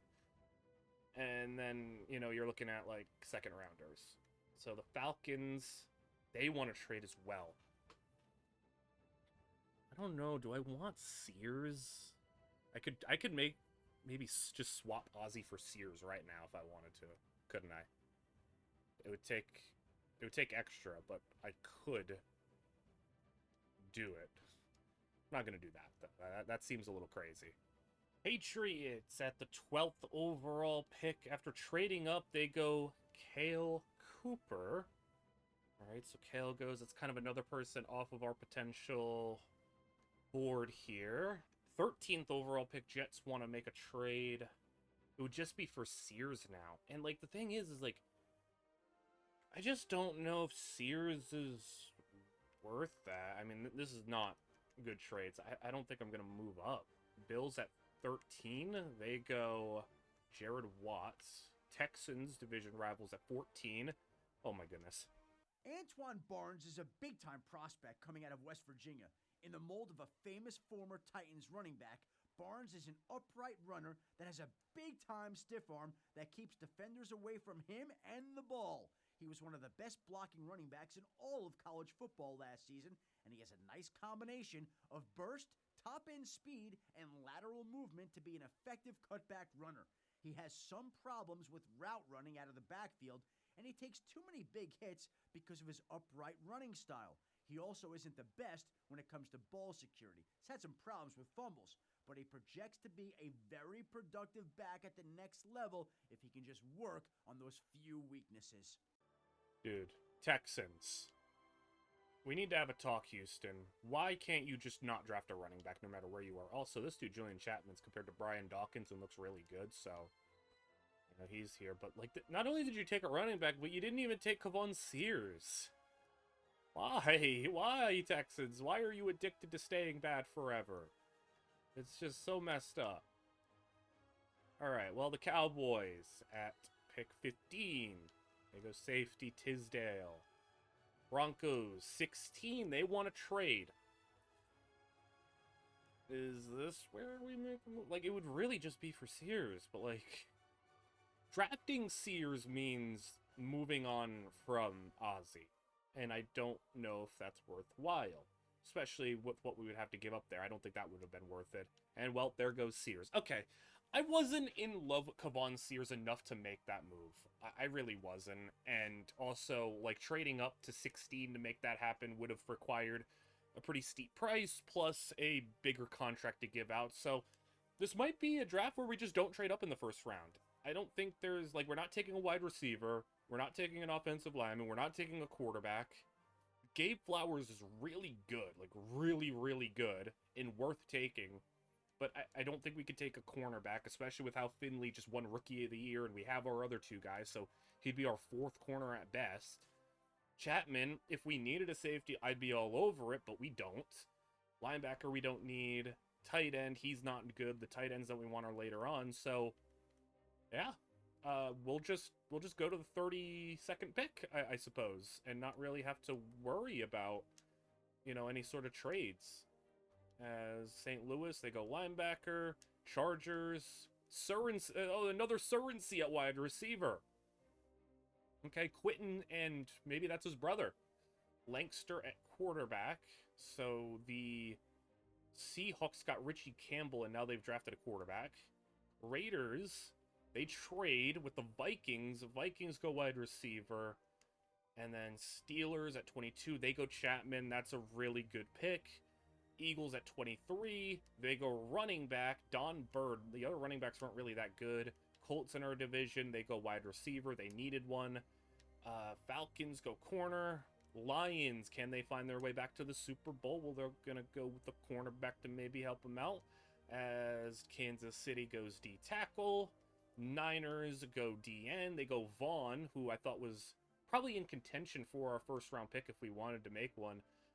Glazer here at linebacker for the Raiders. At 30, the Ravens. D-tackle.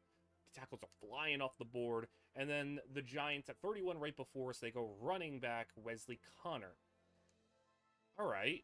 There's no trade down options. Whoa, we have to make a selection here. Man, we have to make a pick. We know this center's good.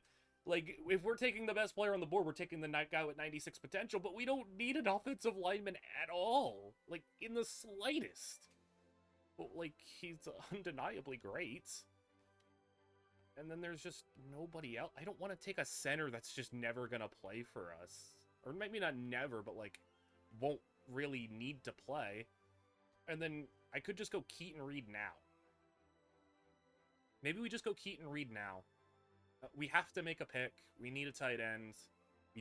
We have one tight end on our roster, and he's not good. So, considering we have to make a pick, it's a bit of a reach. Not a dramatic one.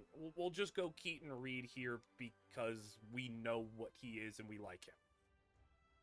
He's actually not a draft story, even though they talked about him. But yes, we just went with a 5'9" tight end. 5'9" tight end.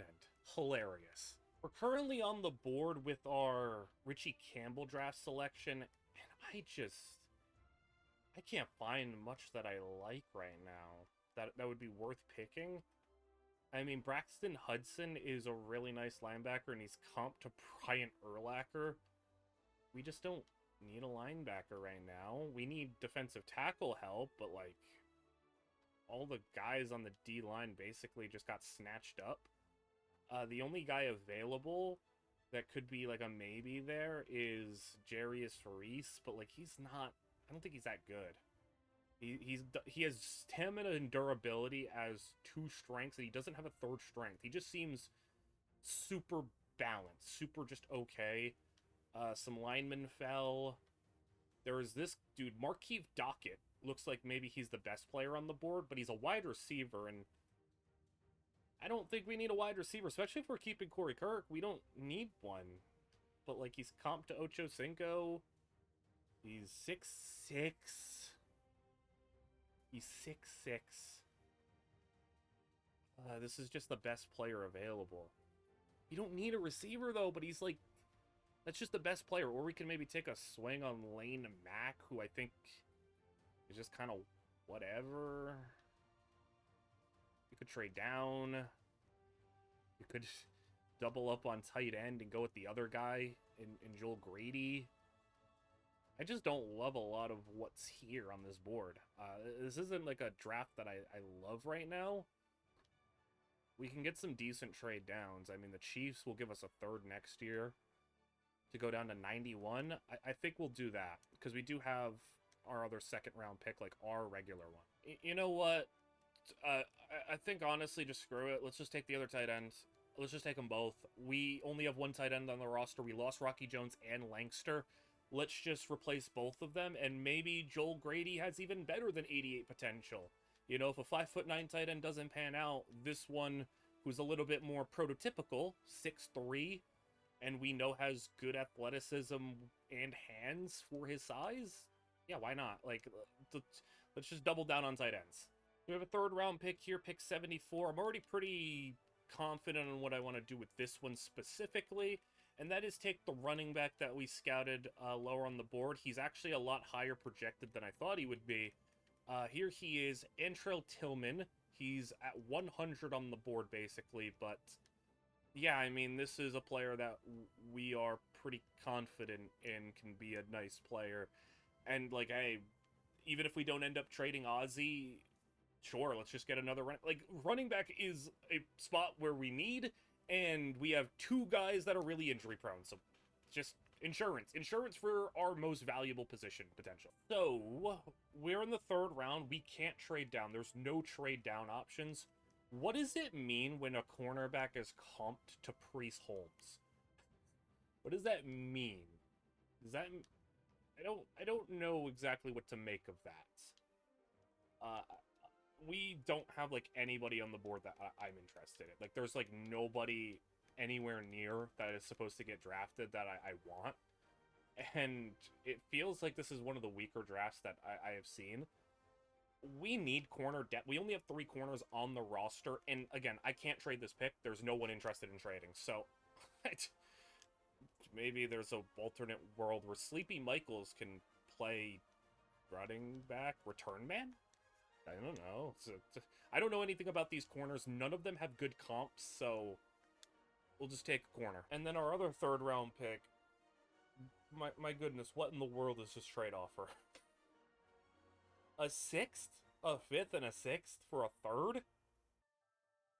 Feels like I'm getting, like, ripped off with this one. So I could either take this trade or just select somebody. I guess I'll just select somebody. Like, what the heck is that? just because he's probably like the best player on the board. 98 strength tackle. We did trade away our right tackle. Got a, what, 4th round and a 6th round pick or something since he was in the final year of his deal. Let's just go back with a final pick of the 3rd and pick a right tackle that's probably going to be just as good. I think now is where I want to start just taking those defensive tackles with potential upside and just see which one of them lands. So Jeremy Holmes will be the first one in the 4th round. Last pick of the 4th round, we'll take the other one. A big reason why I'm doing this is if one of these guys lands, Barksdale's on an expiring deal, and I don't think we're going to be able to pay him a significant pay increase because he's only making $500K, and then also Hutchinson's on an expiring contract, so, you know, that might be one where we don't even have a choice. We have to maybe get rid of him, so, you know, just getting some dart throw players here. I scrolled, like, way, way down. I'm in the 240s right now. Tell me why there's another Todd Heap comp player who can catch. Let's just take, I mean, it's a 5th round pick. Let's just take a player that I think will be pretty good. I mean, one of the 3 tight ends got to be crazy. And then here's the other D tackle. This one we have a lot more info on, and it's also the lowest. He's 248, but 91 strength, 60 speed, bunch of 70s here with his biggest thing being learning and upside. So, you know, he at least seems to project as like a nice backup, if nothing else. Here's an interesting one. What do we got here? We're down at 255 right now, and I was thinking of just going with the goofy quarterback, the 5'8" one, but like I legitimately found like a decent one. Terrence Christensen, 6'1", 240, 96 throw power with upside as his biggest thing. We do legitimately need a 3rd quarterback on the roster, so yeah, that seems really interesting. I wanted to take the 5'8" guy for the jokes, but I guess not. And then speaking of, you know, some really interesting players here, now down at 266, Richard Seymour comps at end. Not crazy strong, decent speed. I don't know what his upside will be. Maybe he could even play some D-tackle at 320 pounds. But he's got good learning and a good comp, and we'll take it. Okay, I have not seen this comp very often. At least I don't remember. We got a Tamba Hali comp?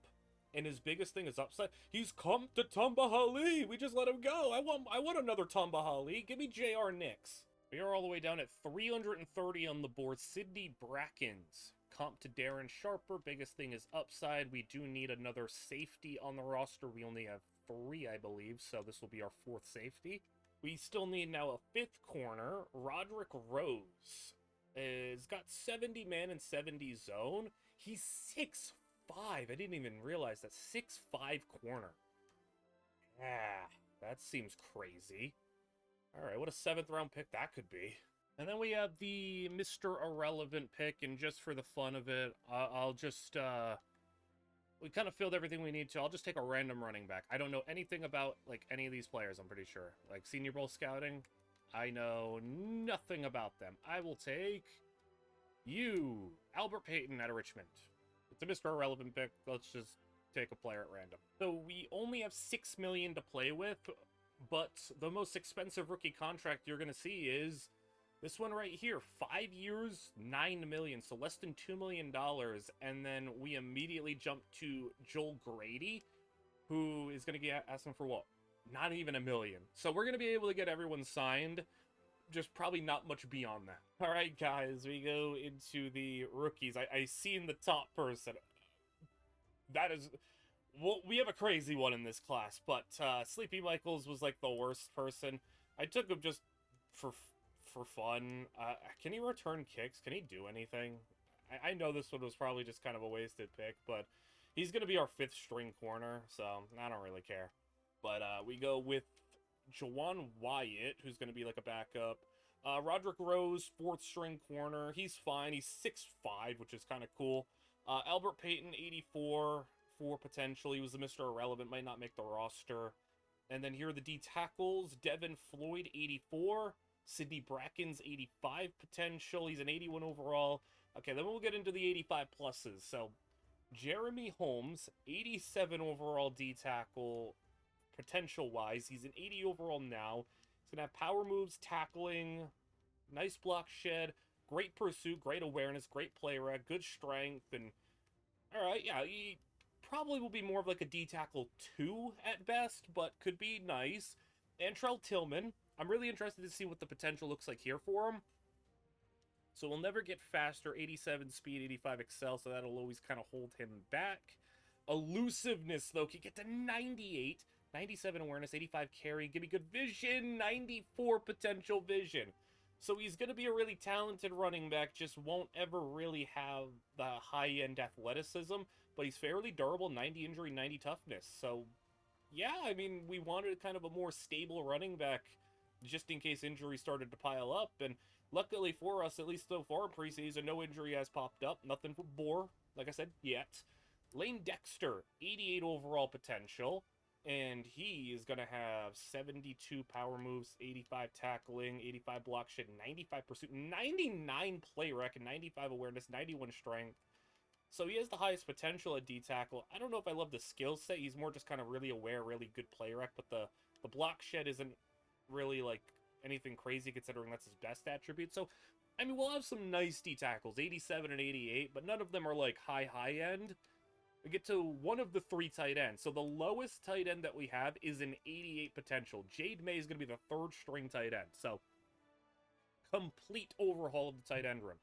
80 speed, 75 excel, 88 jumping, 95 potential awareness, 88 potential catching, 91 route running, 98 spec catch, 97 catch in traffic, with 86 release. That's actually pretty dang good for a guy who especially is going to be a 3rd string tight end for us. And we get on to the next, Kareem Stone. This is an undrafted linebacker who I picked up. I only picked up 3 undrafted players, but they are... I mean, this dude's crazy. 98 tackling, 94 block shed, 98 pursuit. I mean, should be like a demonic special teams player for us, but can also rush the passer, cover. It's actually going to kind of stink because I'm only going to be able to have him for a year. Kirk Spivey was another undrafted player for us, and he was like the best receiver I found in undrafted. I just picked him up because he had crazy athleticism. I didn't know anything else about him, but he can catch. 97 spec catch as well is crazy. 99 elusiveness. Again, 1-year deal, unfortunately. So let's move on to Ken Ricks. 89 potential. And he's going to have, oh my goodness, 95 power move, 84 finesse, 92 tackling, 95 block shed, 95%, 95, oh my goodness. Okay, his potential should be even higher than that. Wow, he just doesn't have elite strength. But, man, he's got everything else. That might just be a schematic thing. And maybe also we could kick him in the D-tackle and see how he fares. How about J.R. Nix, who I brought in... Literally, I only drafted him because his comp was Tamba Ali, and he had high upside. Well, 94 power moves, 95 finesse, 90 tackling, 89 power... Oh my goodness, 94 block shed, 92 pursuit. He's got a long way to go, though. He's already an 83 now. And again, not elite strength... Good speed, great excel, but I think we're going to be fine at DN. We have a nice, like, rotation of guys. But then we got Tyron Gibson, who is a tackle, 91 potential, so kind of, you know, better than a lot of the right tackles we take that typically have, like, 89 to 90. This one's a 91. He's not going to play. He's going to be kind of our swing tackle, so good player for if somebody gets hurt. And then, oh boy, the tight ends, 91, Joel Grady. 91 potential is 81 speed, 88 excel, 82 agility, 83 jump. He'll have up to 92 awareness, 95 catching, 90 route running, 95 spec catch, 93 in traffic, 91 release. Amazing tight end. Now you might be wondering, didn't you scout the other tight end, the 5'9" one? He had 88 potential. Yes, I did, but after taking a look at his stats that were more available to me, I changed my philosophy to fit him best, and he's a 91 potential if you put him at the H-back type tight end, because he's actually got some really interesting skills to him. 85 speed, 86 excel, that's already max. So he's little, and like he's got good tight end speed, but like for a 5'9" player, that's not that fast. But up to 98 awareness, his catching is going to be the worst of the bunch. 84 catching, 89 route running, 86 spec catch, but 93 catch of traffic, 90 release. And here's the fun part: 90 trucking, 83 elusiveness, 74 carrying, 92 spin move, 89 juke. Also, up to 81 impact blocking? Like, among tight ends, that's pretty good blocking. 99 injury as well. So this is like a tight end, fullback, hybrid, fun player. This is like a really weird skill set, but I like it. It's unique. And then, out of nowhere, man, what in the world is this? 97 potential, Terrence Christensen. We got a quarterback. 96 throw power, that's already at its max, but he can have 96 accuracy, 94 awareness. What? We don't need this. We don't need a 97 potential quarterback. But we have one. That's a heck of a backup. I mean, 97 potential. That's, you know, if you're putting that into perspective, that's tied for highest on the team. That's higher than Camion Walker, Richard Emanuel, Freddie Bates, Augustus Gordon. It's higher than all of them except John Hodkin. Like, that's crazy, man. He could be a 97 potential. I mean, Gordon is already the highest rated quarterback in the league at 95, whereas everyone else is 94. And Christensen can be even better than that. I mean, it doesn't really feel like it makes sense. Because, like, here's the thing. Gus already has 94 accuracy. And that's at its max. Throw power, 97. 98 awareness. I don't fully know what makes Christensen 2 overalls better potential-wise. Because he'll have 1 less throw power, 2 higher accuracy, 2 less awareness, and just less athleticism overall. Maybe it's the injury. But Gus has been durable so far. I don't know, man. That's... like, I guess if Gus wants to start stinking it up, then we have an insurance plan. We have somebody waiting. But that'll take us to the depth chart here and kind of the wrap-up. And to reiterate, there will be one more episode of this series. At least I have one more planned. And it is to get through the final 6 seasons in whatever way I can, to simulate the regular seasons, to play the playoff ones, to kind of skim through the off season. It'll be less focused about, like, you know, the draft stories and all the in-depth stuff. It'll be more of just kind of like a seeing how the story finishes in total. You know, because I think I owe the series that. I've really enjoyed this series. So, we'll have Gordon here. And, hey, Boar Jackson is healthy going into a season. We'll see if that lasts. I don't know, but we'll see. He's going to start at running back. A wide receiver, we'll have Edwards coming back as well. And then Corey Kirk will be a nice 3. Bird 4. Spivey 5. Tight end, Keaton Reed. We have our best tight end that we've ever had. And the best tight end room as a whole. Lee Claxton. This might be just the best version of our offense, at least. Maybe you can't say that about defense since we lost Tom Bahali. But quarterback is as good as ever. Running back, best running back room we've ever had. Because Boar is healthy right now. Ozzy's still here, and then Reggie Bowe and Antrell Tillman will be good 3s and 4s. We have Kyle Nunn, the best fullback in the league. We have Camion Walker, one of the best receivers in the league, and a healthy Torrey Edwards, Corey Kirk, good depth, best tight end room, best offensive line we've had. And then on defense, we'll have Sidney May, J.R. Nix, and also just a whole bunch of other players to kind of figure out here. Walt Daniels will be the lead D end here, but we also have Ken Ricks. The tackle, Janoris Hutchinson, Justin Barksdale, and then the other 2 guys here kind of battling it out for that number 3 spot. Linebacking core as good as ever, Freddie Bates, Mario Martinez, Abdul Ross, cornerback Jabari Gordon. Rick Foley will be back. We'll see if Foley... I'll ease him in a little bit. I'll let Frank Finley be the number 2. He's still got the highest potential here, and he proved that he was worthy of having more playtime, so he deserves that spot. Michael Griffin at safety, still at 32 years old. Andrew Woods. So this is, I guess, the end of, like, the main, like, how we're doing the episodes now, which is just kind of 1 season at a time. So it's kind of the end of that. So here's what we were able to do in these 9 years, which is pretty dang good. Super Bowl wins, 3 of them, and a career 74% win percentage. Only have lost 8 games in the last 3 years. But again, we're not done. We have that one more. We'll see what this looks like at the very end. We'll see how the career of Boar Jackson ends, how Camion Walker, how high he climbs in all-time statistics, how Ozzie Jones finishes out his career, how guys like Michael Griffin, Freddie Bates, Mario Martinez, how all of them will unfold in the, you know, for some of them, late stages of their career, like Freddie Bates being 30. You know, we're going to see the end. And I hope you guys have enjoyed this series. I'm really excited, obviously, for college football and Madden, you know, with all the cool stuff that they've put out. So keep an eye out for that and let me know what you want to see for those games, as I'm already starting to plan ahead for that stuff. That's why the uploads this month are a little slow. I'm kind of, you know, taking a small break, and by break, I still mean posting, you know, one video a week rather than two, but to avoid some burnout and to just kind of prep for what I want to do in the next games, because once we get started in July, it's going to start picking up real good, I hope. And hope you guys all have enjoyed this series. Like, comment, and subscribe, as all that stuff is super helpful. And I'll see you guys all in the next one.